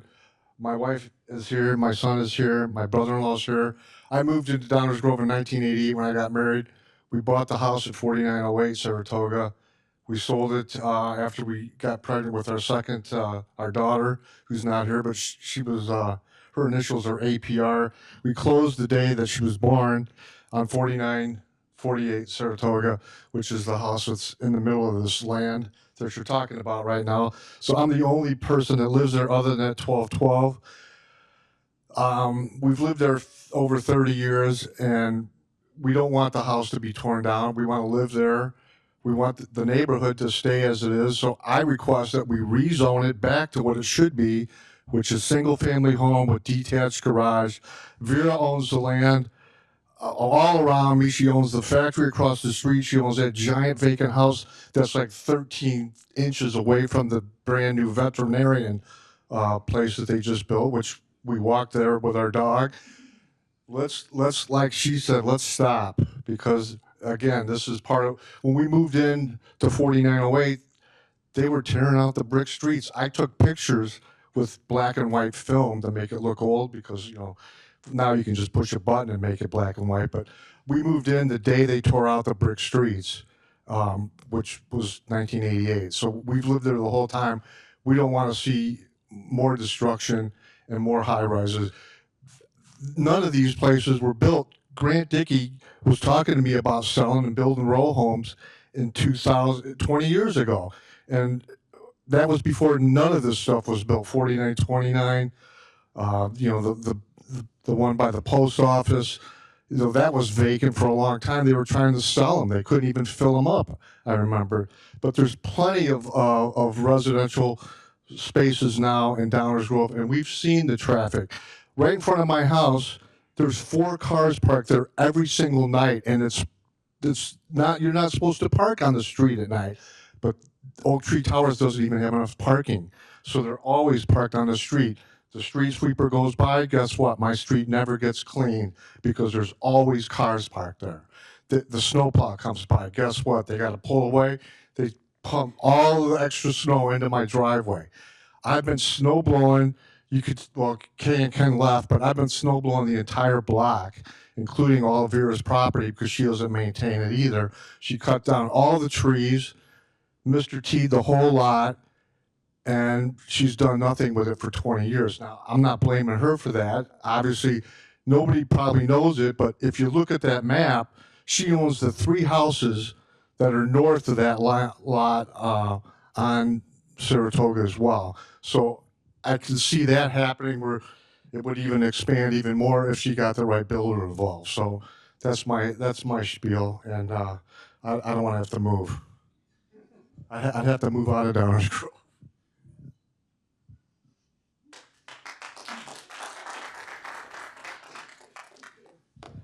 I'm Kim Ogden. I lived at 4810 Saratoga, the corner of Prairie and Saratoga. I had the good fortune to work on the Brick Street Task Force back in the early 1980s. And I'm going for the emotional spiel now. I worked with Betty Cheever. That was a wonderful experience. She got behind us in trying to save the area, save the brick streets. At that time, realtors were saying they couldn't sell houses on brick streets because they were terrible and they were in terrible condition. The houses were, they actually called our houses rat trap houses. But Betty got behind us and she saw the value in the neighborhood. So I'm just asking you guys, see the value in the neighborhood and save it, please.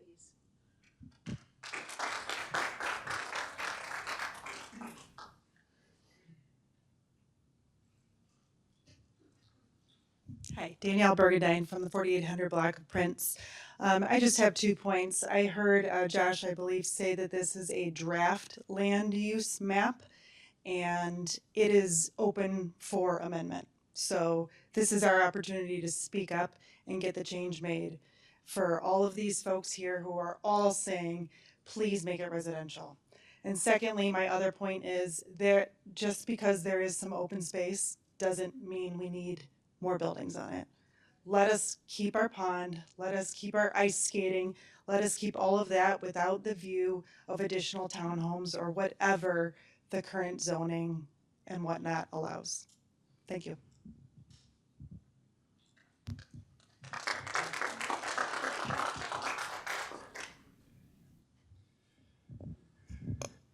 I know it's been a late night, so I will try to be very short.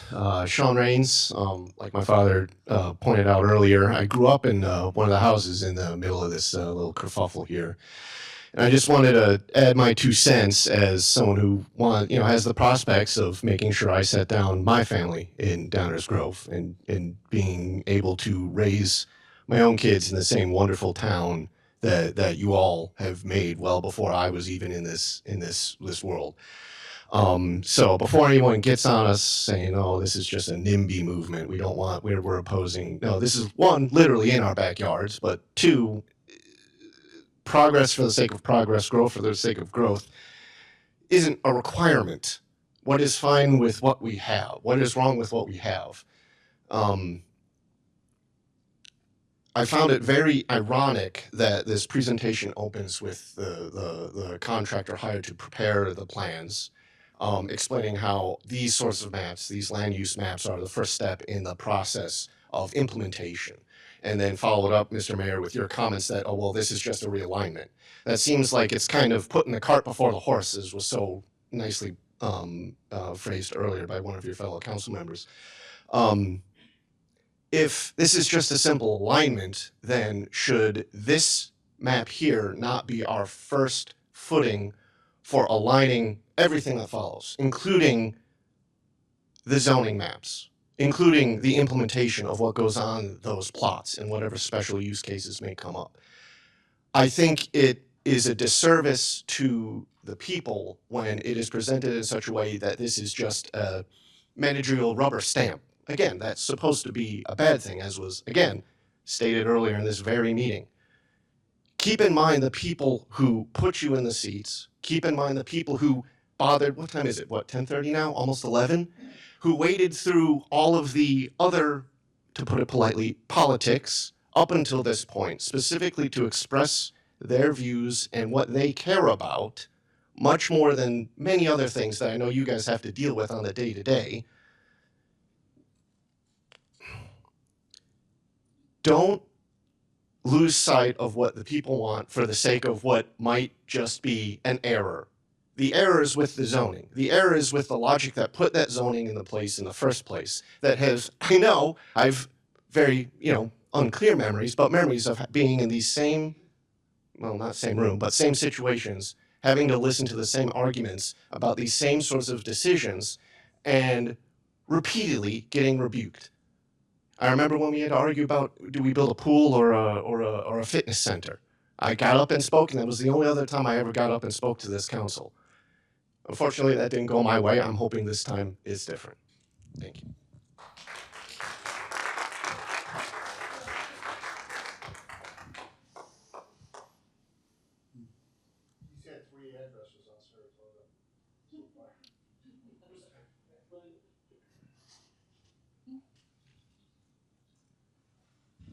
I guess my whole family's got to speak. I should put my 2 cents in too. I think my biggest concern, of course, is that eventually we would be forced to sell because of eminent domain. I'd like that not to ever come to be. Okay, well, it's a rational fear. Our biggest concern too is the fact that it's just ourselves in one of the houses and the people who just recently purchased the house on Warren. I think it's 1212 Warren. And I didn't even know if they knew about this. I don't know who they are. I don't know if they're here, but I would have liked for them to be here as well. But the fact that the rest of that property, including that tiny little square that's not even listed, is all owned by Grant and who's passed, but his wife, Vera Dickey, who owns the factory, that huge, beautiful Victorian home that they stripped completely, and for years when we first moved in, had Tyvek flying in the wind for many, many years. She takes the house that is right on the corner of Saratoga and Warren, borders it up, spray paints it white, takes away the stairs to the front door. Couldn't be uglier if you tried. I have no idea why she didn't just bulldoze it in the first place. She might be saving herself some some money on the taxes for that. But the fact still remains, if she and her husband were planning to make a development there of some row houses or condos or whatever, and they still own majority of that property. They, like my husband said, she owns houses further north of us on Saratoga. I mean, it's clearly, outside of being an eyesore, it's a threat to our being able to maintain our lifestyle the way we want and keeping that area as a residential area. And my fear is that maybe that's what is in the works here. That maybe we don't know what's going on behind closed doors and people are thinking, well, Vera's got a plan. Maybe she and the village or some other developer have something in mind. And, again, then that speaks clearly to the fact that nobody trusts the village in this kind of a case. I mean, like we said, we've heard it before many, many times. So please, give us some reason to trust you and to believe in the village again and give us our residential area back. I would just like to clarify one point that's being mentioned, but who owns the land? We just found out yesterday that if you go on the village maps, the zoning maps, and you right-click on the property, voila, the tax pin comes up and who owns it? Vera Dickey owns several of the lots, but the 2 lots that are facing Warren Avenue and the landlocked, non-buildable lot as it stands today is owned by a Wayne Hummer Trust in the city of Chicago on Western Avenue in the Beverly neighborhood, and Wayne Hummer died in 2020. So the ownership is 4 different entities. Now, again, it's a trust. We don't know who's behind the trust, but there's 4 different owners listed on the zoning maps in the Village of Downers Grove website. So I just wanted to clarify. On the website, Vera Dickey does not own that whole corner. I just wanted to clarify that point for the neighbors here. Well, sure, we don't know who owns the trust, but on paper, or at least on the website, it's showing 4 different owners. And we may never know who actually owns the trust. Just wanted to clarify.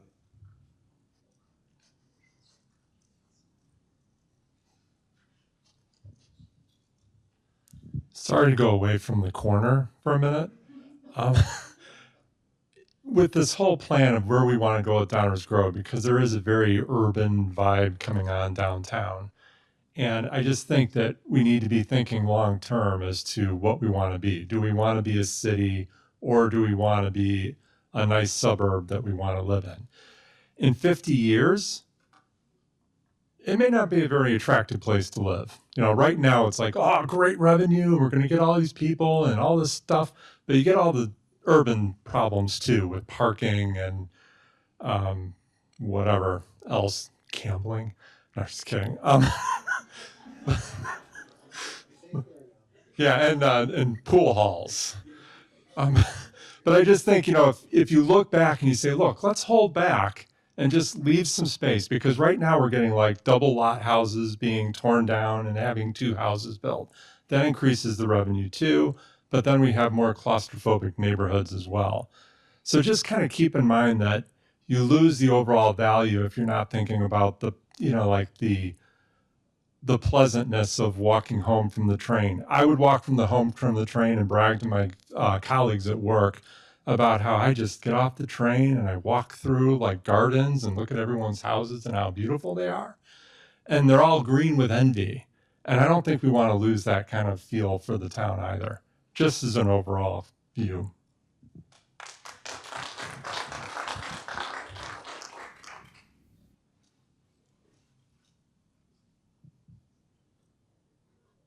Anyone else? Okay. We'll have a conversation here. I want to ask a question though. Is anybody out there an owner of one of the properties that's in discussion here? I think I heard there were a couple. Okay. If you want, stick around after the meeting. We'll put you in touch with the folks on staff who can help you petition to change your zoning.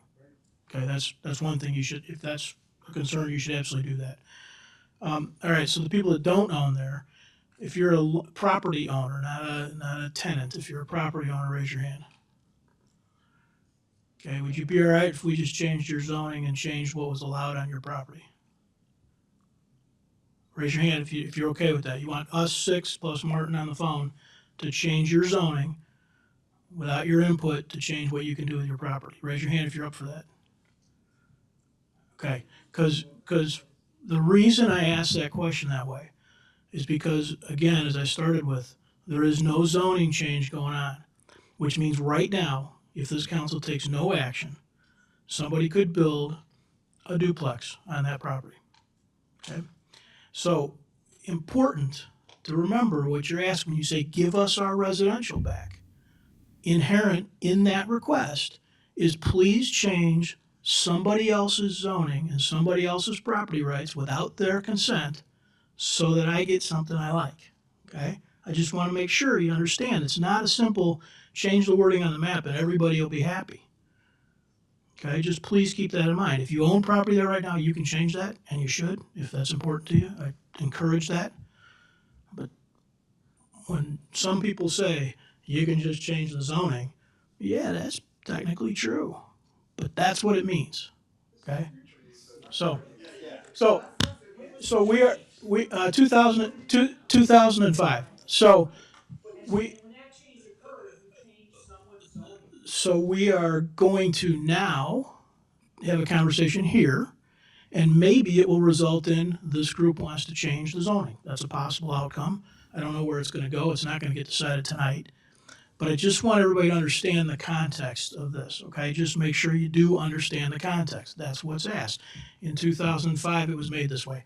There isn't a person sitting at this table that can speak to all those deliberations. So, all right. To be clear, everyone on this side of the table understands that we are Okay. discussing a future use map. Okay, yes. We're not asking about the zoning, we're Well, expressing concerns about the zoning. So if the conversation would be replayed, there were several people that said I want it to be residential single use, and several people that said what you can do is change the zoning. I think somebody referred to it as being a little backwards because this conversation should be about changing zoning.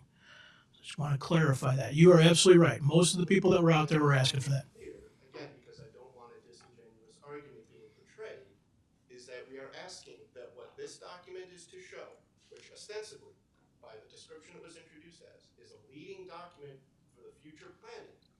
The people are saying, we don't want that as part of the future plan.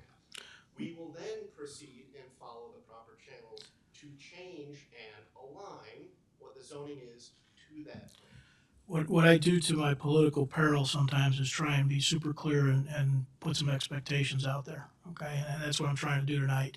And I want people to understand that if there is no change made, if this stays single-family residential on the map, tomorrow, one of those property owners has the right to apply to put a multi-tenant building on those sites. So just make sure that, I just want it, we're not gonna, guys, listen, we're gonna talk here now, and we're not gonna decide it tonight, okay? I just wanna make sure that there's as clear a possible understanding, because we get a lot of input that is contradictory, is confusing, and isn't super clear. So I'm just doing my best to try and clarify what the conversation is about to be. So with that, we're gonna talk amongst the council now. Who wants to start? Leslie, you want the mic? So this one is challenging. A downtown transition was put into place in 2005, which predates me living here. But I do have concerns that knowing that this is a future land use map, this almost to me feels like a guiding document of what we want to see our village to be in the next 20 years. And I don't know that I want that corner to be mixed use. So I'm actually a little bit uncomfortable with keeping this corner in. With that being said, there are a lot of understandably empathetic and emotional arguments to be made for this that I fully understand. You've grown up here and you're very proud of being here. But I do want to point out that some of the accusations that are being hurled at us are that somehow we're in the pocket of developers. I want to be clear that I live in the south part of Downers Grove. My home is about $100,000 less than the median home value in Downers Grove. I could not probably afford to buy a home in Downers Grove today if we were buying now rather than the bottom of the market in 2012. My house has not remotely been updated. It looks like it's probably from the late 80s and early 90s inside. We've done the roof and all of that. I am not somebody, I work in a nonprofit. I've either worked for government or I worked for state government in Ohio, and then since I've been here, I've worked for a nonprofit. There's no benefit to me to doing any of this, to taking a tax, to thinking that I have some ulterior motive. Boy, if I am doing that, I am doing it wrong. Because if you would like to take a tour of the inside of my house, it is far from glamorous. I would love to be able to walk to the train, but the only property, even in 2012, that we could afford that was a walk to the train was a complete and utter gut job. So I empathize with how special that area is, because it is an area that, quite frankly, I would love to be a part of, but I can't, and I'm okay with that.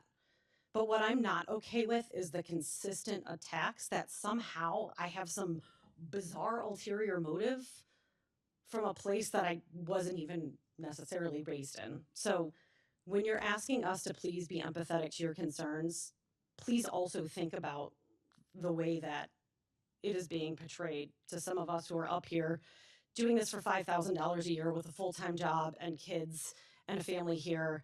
Boy, I don't have the time to have that kind of manipulation. So it's just a point that I would like to make.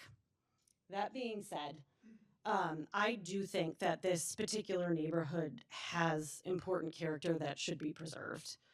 And I could understand potentially going as far as maybe a duplex to make it a little bit more affordable for somebody to be able to live in that beautiful neighborhood, because smaller the square footage, right? There aren't a lot of builders that are building small homes anymore. It's something that we hear a lot from the community, the developer community, because it doesn't make as much money. Again, I'm somebody that works for a nonprofit, so I have my own views on how, maximizing the profit. But the fact of the matter is there aren't that many small homes being built anymore. And so the only way you can get affordable in some of those areas sometimes is to have a duplex, either a side-by-side or whatnot. That's about the level that I think I would like to see in the future land use map, is staying either single family detached or a single family attached, like a side-by-side.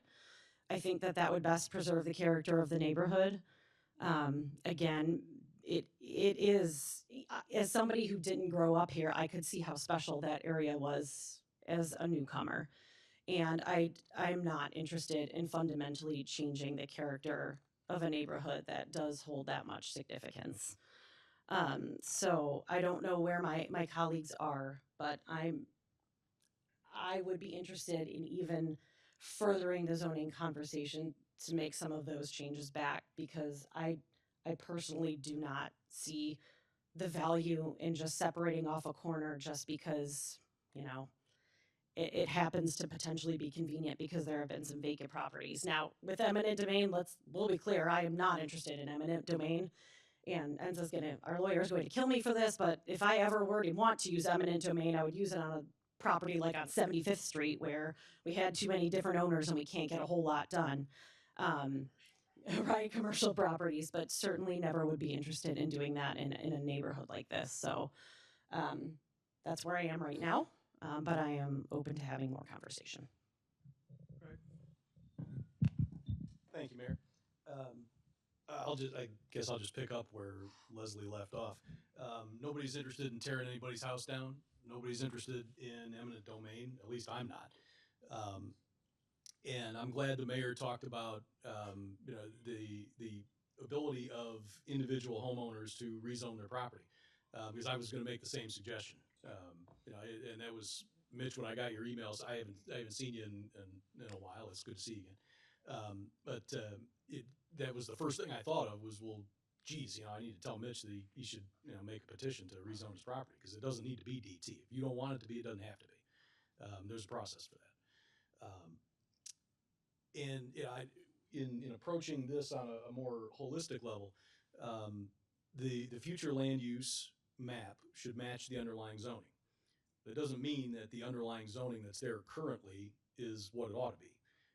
If I were on the council in 2005, I think I would have made a different decision than the zoning that's there right now. Now, that said, there's, as the mayor started to talk about, and he was being a little bit cryptic about it, but there are legal implications to taking somebody's property rights from them And that's something that we have to have a fuller conversation about. But what I take away from all of this is that we need to have, excuse me, we need to have a larger conversation about what this zoning should be, what this corner should be zoned. And perhaps it needs to change. Like I said, if it were up to me in '05, I would have made a different decision. Does that mean we should change it now?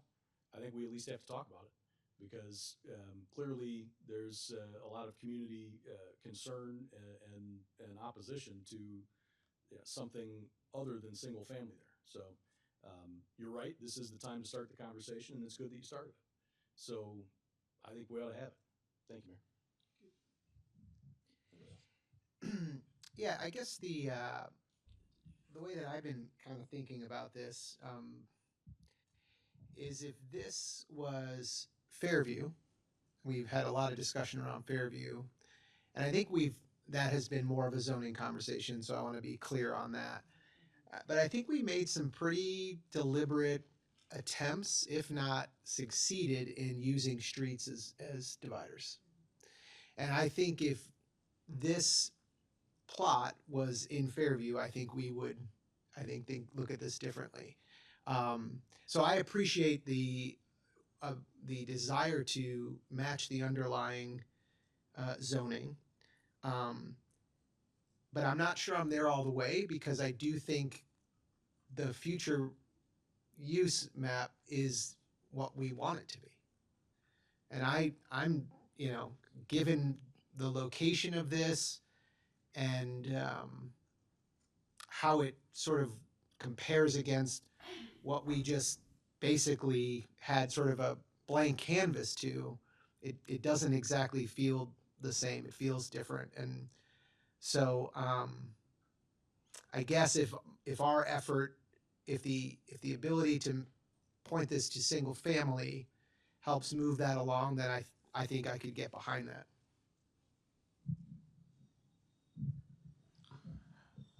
Yeah, I guess I just had one question. Well, maybe it leads to a few, but right now it's currently in the downtown zoning district, which makes it, we have to abide by the downtown guidelines, correct? Like the design guidelines?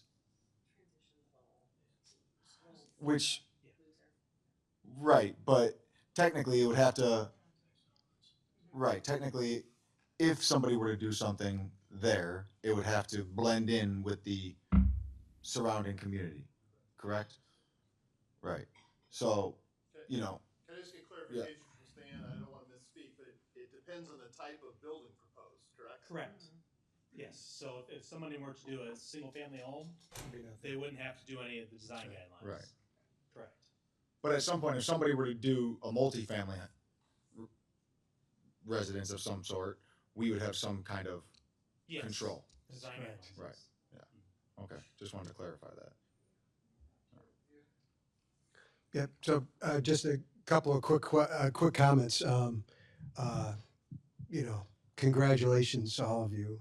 Honestly, I mean, Prince Pond's a treasure, absolute treasure, and it feels really good to hear our residents stepping forward and talking about how wonderful where they live is, and how they want to preserve those things, and so this is good. To me, this is leaving the meeting on a high note. Honestly, I agree. Listen, if you own one of these properties and you think it ought to be single family and you'd like to do that, there's a process for that right now. And then look at I spent several years on our what we are now Historic Preservation Design Commission, and I also, so I have to use this as an opportunity to advertise a little bit, right? That you have the ability right now too, in terms of your neighborhood, there is the opportunity for you to all come together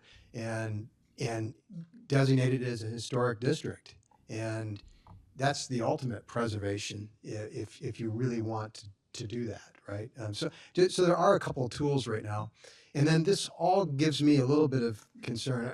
I'm absolutely open to the idea of having discussion about whether or not the current zoning is appropriate there or not. 100%. Makes me wonder though, I mean, the fact that we have so many people that weren't aware, right? That I mean, and even some of the current residents weren't aware of what their current zoning is a little concerning, to say the least. And I'm not sure what we can do about that, but it also kind of calls into question some, us needing to take a look at our existing zoning elsewhere in town. Are there other places on the edges of things that we ought to be taking a little closer look at? And I confess that I have not taken that deep dive yet. And I think I'm going to need to, because I just wonder if there's other folks like you in town too that are, hey, that's not what we want here, right? So thank you all for coming out tonight, and fighting to protect your neighborhood. There's no plan here. There's nothing nefarious going on here with this either. Nobody's presented any development plans.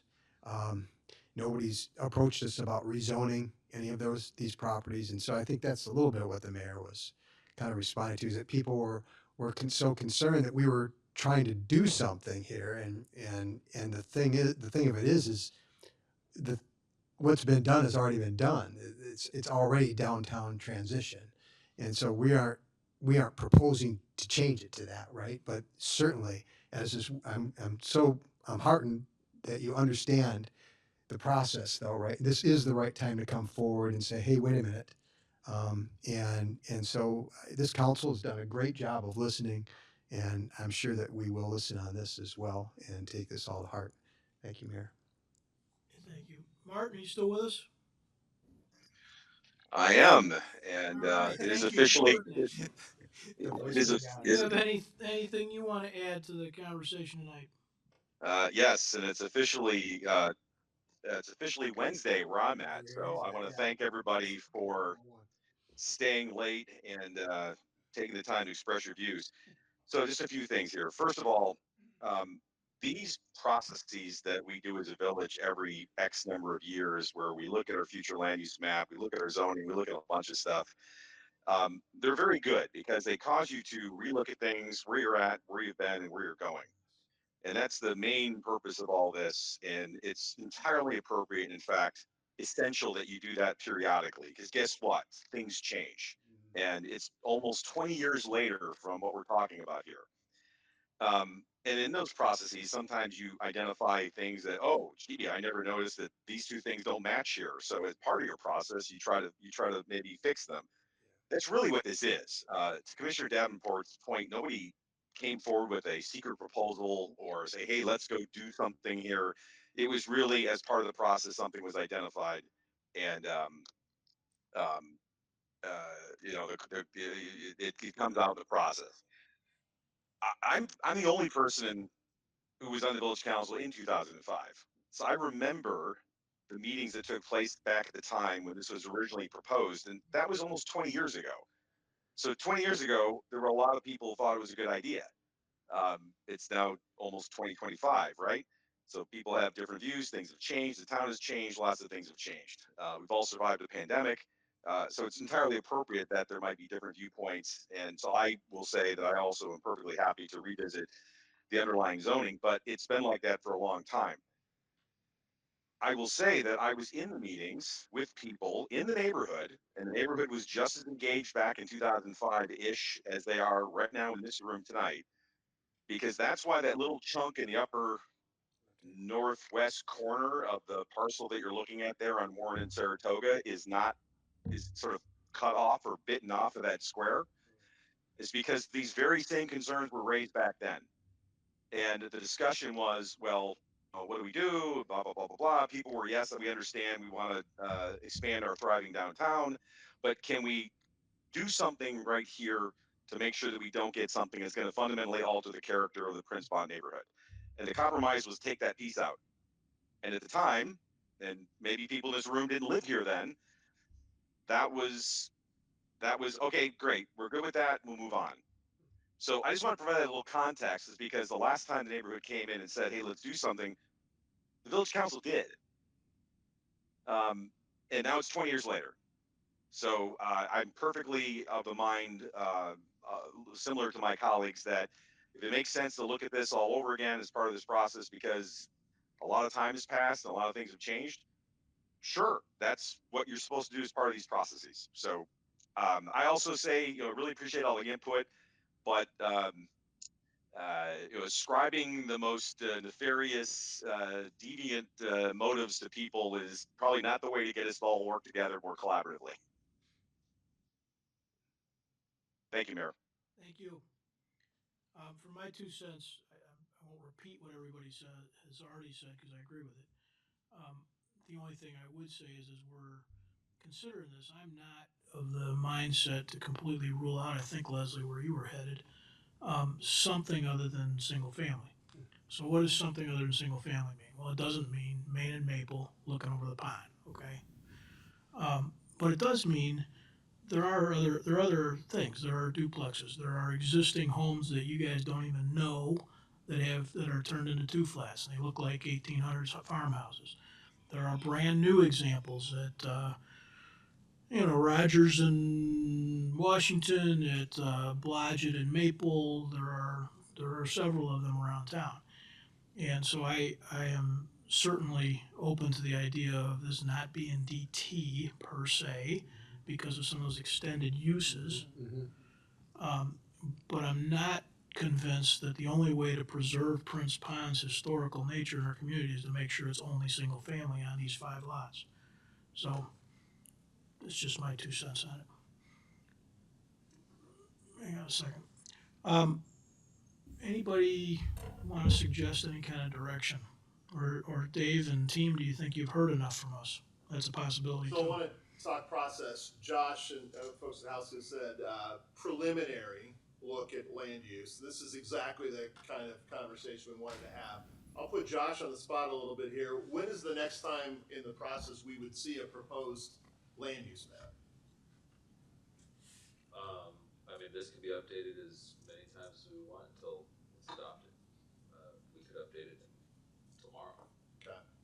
I think because of that, staff has enough direction here. We've heard a lot of council say they're open to a variety of things in the land use map. We'll put forth on the next couple of steps some options for the council to consider as it relates to the land use map. And we'll keep putting it forward as part of the comprehensive plan update. All right, so I've seen a couple people waving that they want to say something. I'm just going to be the bad guy in the room and just describe procedure. Okay, I said it at the beginning of the meeting. These are public meetings, open to the public. They're not meetings with the public, and so we intentionally have a series of ways of operating where we try and take input, and we do take that input. I mean, I think people heard tonight that you're not looking at a group of people who are refusing to hear anything or refusing change. But we also don't make them just pure question and answer back and forth debates, right? Because we're trying to actually conduct business and get somewhere with it. So normally when we do this, we ask that we get done with that public comment session, and then we move on to some debate and discussion amongst ourselves, and then we move on. I recognize a lot of folks that are new to this tonight, that are here that haven't been here before. And so even though it's a different day where Martin is, and I'm sure people are tired, I will entertain people just having one more round of commentary. But also know you don't have to tonight, because this is going to be discussed another couple of times.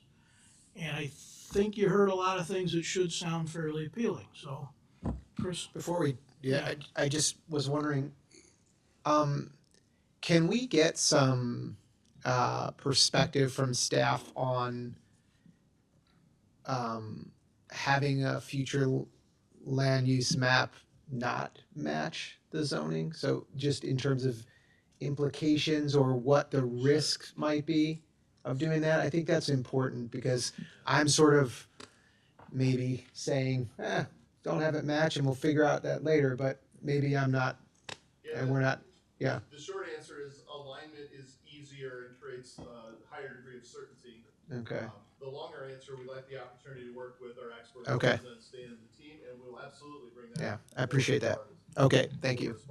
Yep. All right, we do have more to talk about tonight, so if you have one more thing you just have to get out, go ahead. She said back in 2000. Thank you. When this was done in 2005, and then you looked again in 2017, it was an oversight. It didn't come up. If we had recognized it, then we would have had this very same discussion to make sure we had policy direction. Okay, all right, I understand. Yeah, because in 2005, when Chris Salmon, Alana Salmon, and Grant Dickey had brought it to get this the way it is, and then, like you said, 20 years later, things have changed. So, yeah, just. Yeah, they built about 4 or 5 other high-rise buildings around there. Yeah, it's an oversight or just nobody brought it up. Mayor, I know it's late. I'll just be brief. At least I understand, and the neighbors on the pond, that it is DT and it's R5A, which allows for heavier density. We understand it. But we're going from DT to full-blown downtown zoning, and that gives it another whole level of complexity or what can be built. That's not what's happening, John. John, there's no change to zoning. The DT that's there right now is. Okay, but the future land use is gonna be downtown. No. But it's a red square. Yeah. Bring Mike back and we'll so if there's that confusion, we definitely want to clarify that. 'Cause I'm glad you're bringing that up. Can we describe that in a little more clarity, either Stan or Josh or Dave? It's oh geez, I'm sorry. Yeah, so the downtown is a mix based on the text of the documents. Let me just find that. This red that you see right now, guys, represents. Try it. The red that's up there right now represents the downtown, but that red that you see has at least 3 different zoning classes in it right now. There is a downtown core, which I think was mentioned earlier, is largely Warren or Curtis and Maine. There is a DB, which is downtown business, which is kind of everything else, and then around the perimeter are these DTs. Just extending on that a little, so I hope that clarifies a little bit. There's no change, no suggestion to move off of DT and make it DB. That's not part of the conversation. We do often have streets that separate things, but if you look at that, there's a ton of them that don't. That's also true. So that probably is not a great graphic, but I hope that's a little clearer, and I hope everybody understands that now. So. Actually, so it's just like if you're looking at the map, you see all the yellow, right? Single family detached. There's several different types of residential zoning districts within that. So this map is just meant to kind of capture, these are residential things, these are downtown things, these are commercial things. And then if you go to the actual zoning map, you can drill down and see the different nuances of that, right? So, but I was afraid this confusion might happen. So there's the red is just all of the different types of downtown zoning. But do we use red as the color in the zoning map? We're gonna Is that guys, what we're saying, we're Mayor? We're gonna have to obviously get a little clearer and get better graphics, which we will do. But the important thing for tonight, there never was going into the night a conversation that said we're going to make this DT DB. It was never proposed to be changed. I think maybe there's some people who have an interest in changing it now, but there was never any change to that. And as Mike said, this is the whole village. Everything that's yellow is residential. It is not all R1. It is R1, R2, R3, and R4. That's kind of what's going on with the red that you saw downtown. There's DB, DT, and DC. So but thank you, John, for bringing that up, because if you were confused, you weren't alone. I guarantee it. So we'll get clearer on that. Mike, we got one more question in the back there.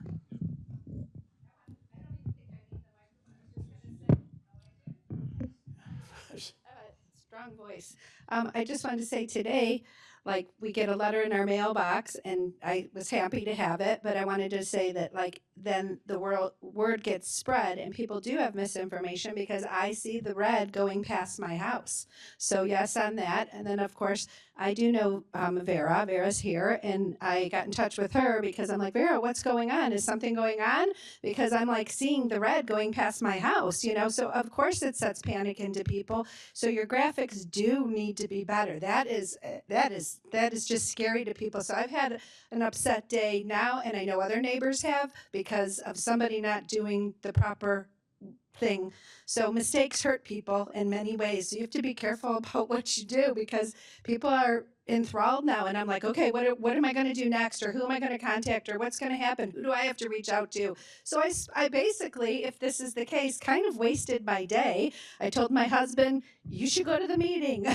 You know, everybody is panicked because we're getting not good information. And I want to know if back in 2005, if you change zoning, then of course you let the people know, correct? So I'm assuming my zoning has not changed because I didn't know that it changed. But like, would you let people know? And would you just like, oh, we did a thing and now you're this? Or do the people get an opportunity to have their say so before you change it? The law requires it. The law requires it. How long is that time period? It's, I would have to ask my attorney before she gets it right, but it is an extended period of time that involves a series of public hearings, a series of required notifications, public publication of the considered change. It is a long process in which every parcel is notified in multiple ways to ensure that it's not a surprise. Can I just, Right. Go ahead, Chris. We've got some confusion with colors, okay? Can I just make a suggestion that when we're using this map, it is a completely different color band?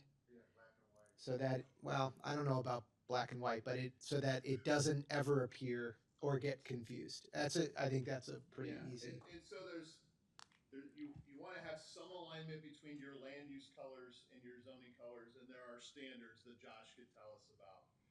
But what we learned tonight is when there's a specific red in the land use map that matches a very specific red in our zoning map, which is a different district, that can be challenging. Yeah. So we're going to challenge the folks at House Seal to come up. Yeah, please go ahead and use the traditional land use coloring, but we'll have to make a distinction because we certainly don't want to confuse folks between zoning and land use coloring. We've got some more work to do tonight.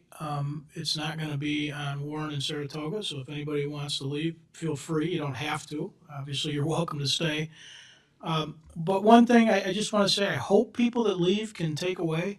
I want to pick up a little bit on Leslie's comments earlier. There was a whole run of, I don't trust the village. I come to every meeting and I don't trust the village, and I think you might want to be taking my senior residence. Guys, there is just no reason that a community should operate that way. There's just none. And it would be helpful if we didn't. What you guys heard tonight was you expressed a bunch of concerns, and a bunch of people who have policymakers who are in the process heard those concerns and suggested they might want to do something a little differently to match some of that. It didn't require, I think you guys are up to no good and you're going to take my senior residence. It didn't require that, guys. It just didn't.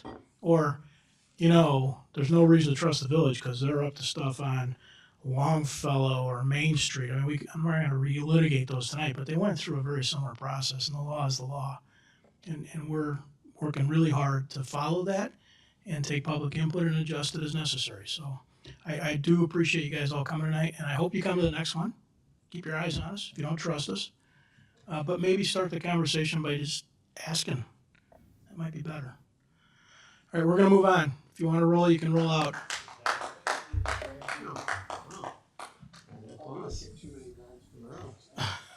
I'm not sure that was for Ross. Martin, you still with us? Uh-oh. Sorry, yes. Okay. Sorry, one question. You asked this many Hey, guys, no problem. Yeah. Take care now. Yeah, hang on one second. We'll get, yep. All right, Stan, you want to continue, or is Josh going to continue? I think Josh is going to jump on a couple of these right here. Josh, you keep us moving. Right. please. Have a good night. Oh, yeah, no, it wasn't. Oh. We don't have I mean, she's. Watch the mics. Was the one in front of that one too, Josh? Mics are on. No, I think we started this. Oh, man. This has just been an AV. So I mentioned, at the, This is what happens when you're an Apple guy. Look at this Apple geek down here. Listen. there, I'm gonna grab the microphone. Yeah, go ahead. Sure, AV comments should be made at this point. It's not plugged in down there? Too, I think there's the, Well, I'm not going to have anything to say. I'm just kidding. Okay, so one of the things I mentioned at the start was that there's not too many areas of change. Generally, I would say this future land use map reflects significantly the existing conditions, field reconnaissance, the 2017 plan, and then there's some changes in the wording of the definitions. But again, with limited area to grow outwards, there's not a lot of areas where change is going to happen. This is one area, multifamily Stan, I think. Sorry, I think this is not the one.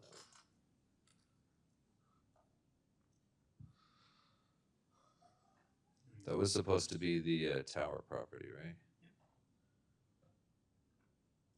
Oh, that's the one we should not hide. Yep.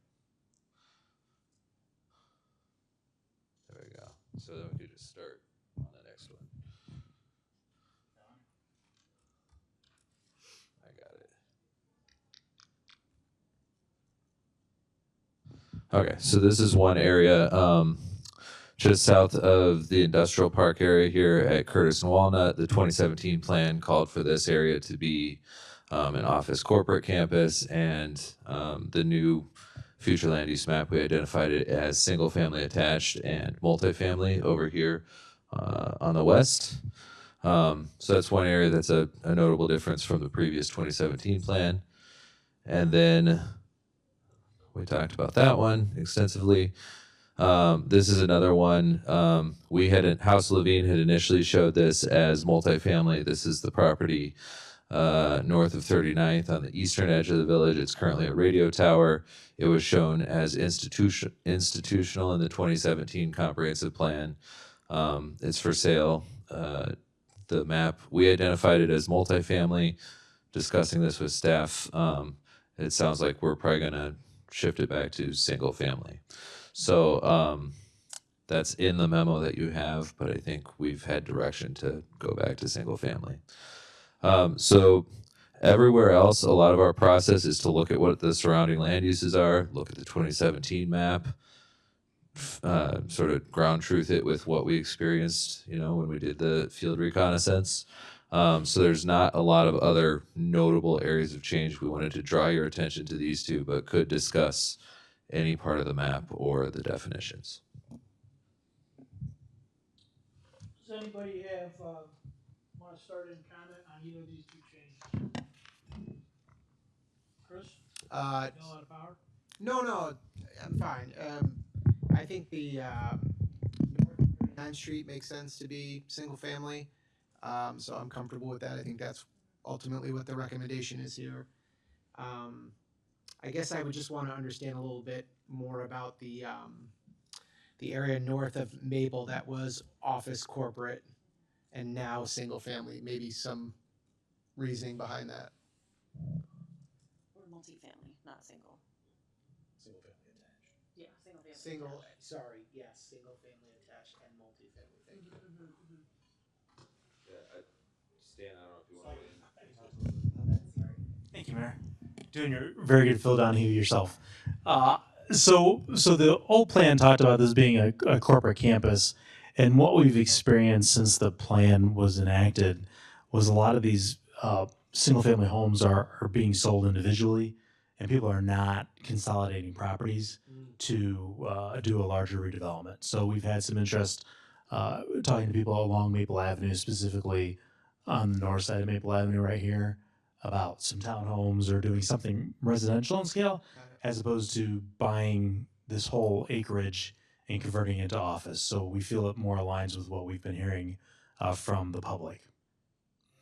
And then again, this is already housing here, some pretty well established multifamily there. And not to roll this grenade in, but can you tell me what the zoning is currently for that? So this area here is all unincorporated. Oh. So that's unincorporated Downers Grove here. So if this were to ever come in, I believe it would come in as R1. And then if we wanted to rezone it at that time to a more appropriate R3 or R4 with the lot sizes, we would do that. Do we know, I think this is... And when you say come in, you mean we incorporate them? If we, yeah. Yeah, so when annex, thank you. That's what it is. Yeah, so if we were to annex in, all annexations automatically come as the most restrictive zoning ordinance, which is R1. Okay. And then if typically when people bring in annex in a residential property, they will rezone it to a different a different R zoning classification based on lot width to get their setbacks for the house that they're going to build that way. And so these are R6, which is multifamily residential. Okay. Yeah, that looks good to me. Martin, you got any thoughts on these two? I agree with both recommendations. Okay.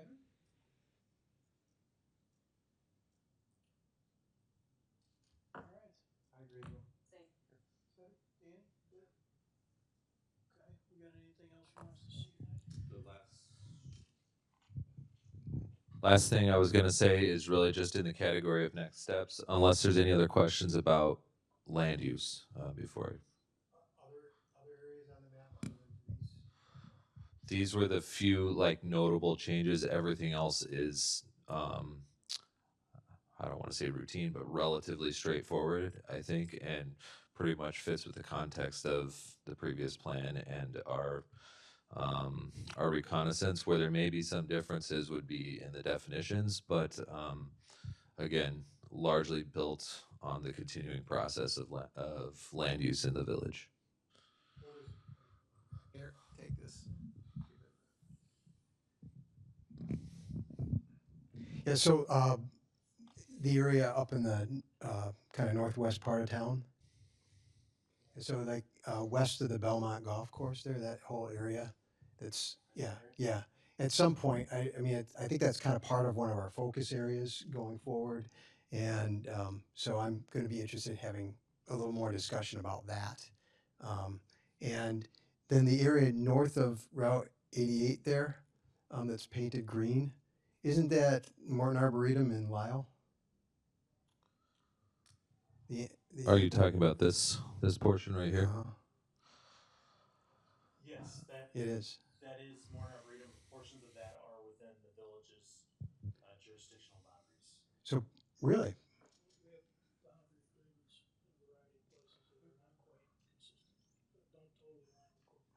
Okay, learn something new every day. And then, just in some of the narratives too. I mean, Hidden Lake Forest Preserve is actually the largest open area in Downers Grove by acreage.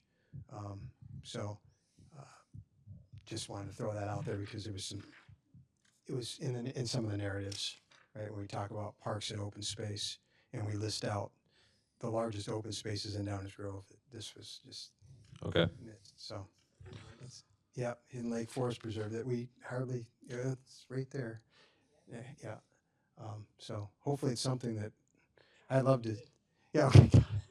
Well, hopefully it's something in the future that we can gain better access to, and that's other discussions. So that's all. Thanks.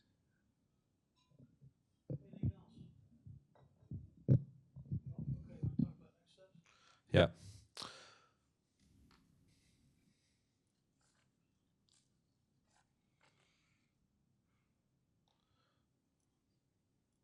Okay. So, an update on what we've been doing. We've been pushing ahead on the preliminary focus area framework plans. So smaller sub areas within the comprehensive plan, West Ogden, the Belmont area, and then 75th Street. We had a really successful and productive working session with staff to sort of outline and talk about some of the key issues, opportunities, opportunity sites, and catalyst sites within these areas. And we have a summary internally in draft ready to get to staff. We've got to make a few tweaks to it, and we should have it to the staff team this week for them to take a look at it. And then that's kind of the jumping off point for discussion with you all. And as we start to develop these smaller area plans. And then going into the holiday season between November and December, we'll be working on these focus areas and also starting to get into drafting the core elements, which is the next step after we've set the tone for vision, goals, key recommendations, and the overall future land use plan. We're ready to start into the chapters of the plan document, the policy chapters. So good progress is happening even as we've taken a couple extra meetings to discuss this core piece. So all coming soon. And that's all I have. Yeah, last piece of the puzzle, just because all the changes that we made on the fly tonight, great job by everybody on the team for rolling with that. We did want to confirm that the changes that we made to the goals and key recommendations based on the previous council discussion were correct. I know I checked in with each of you individually before the meeting, but it would be nice to get some consensus that we had that right so we can move forward on those. Martin, you good with those?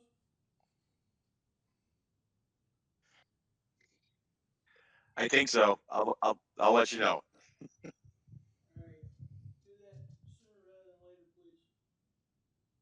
I'll do it on Wednesday.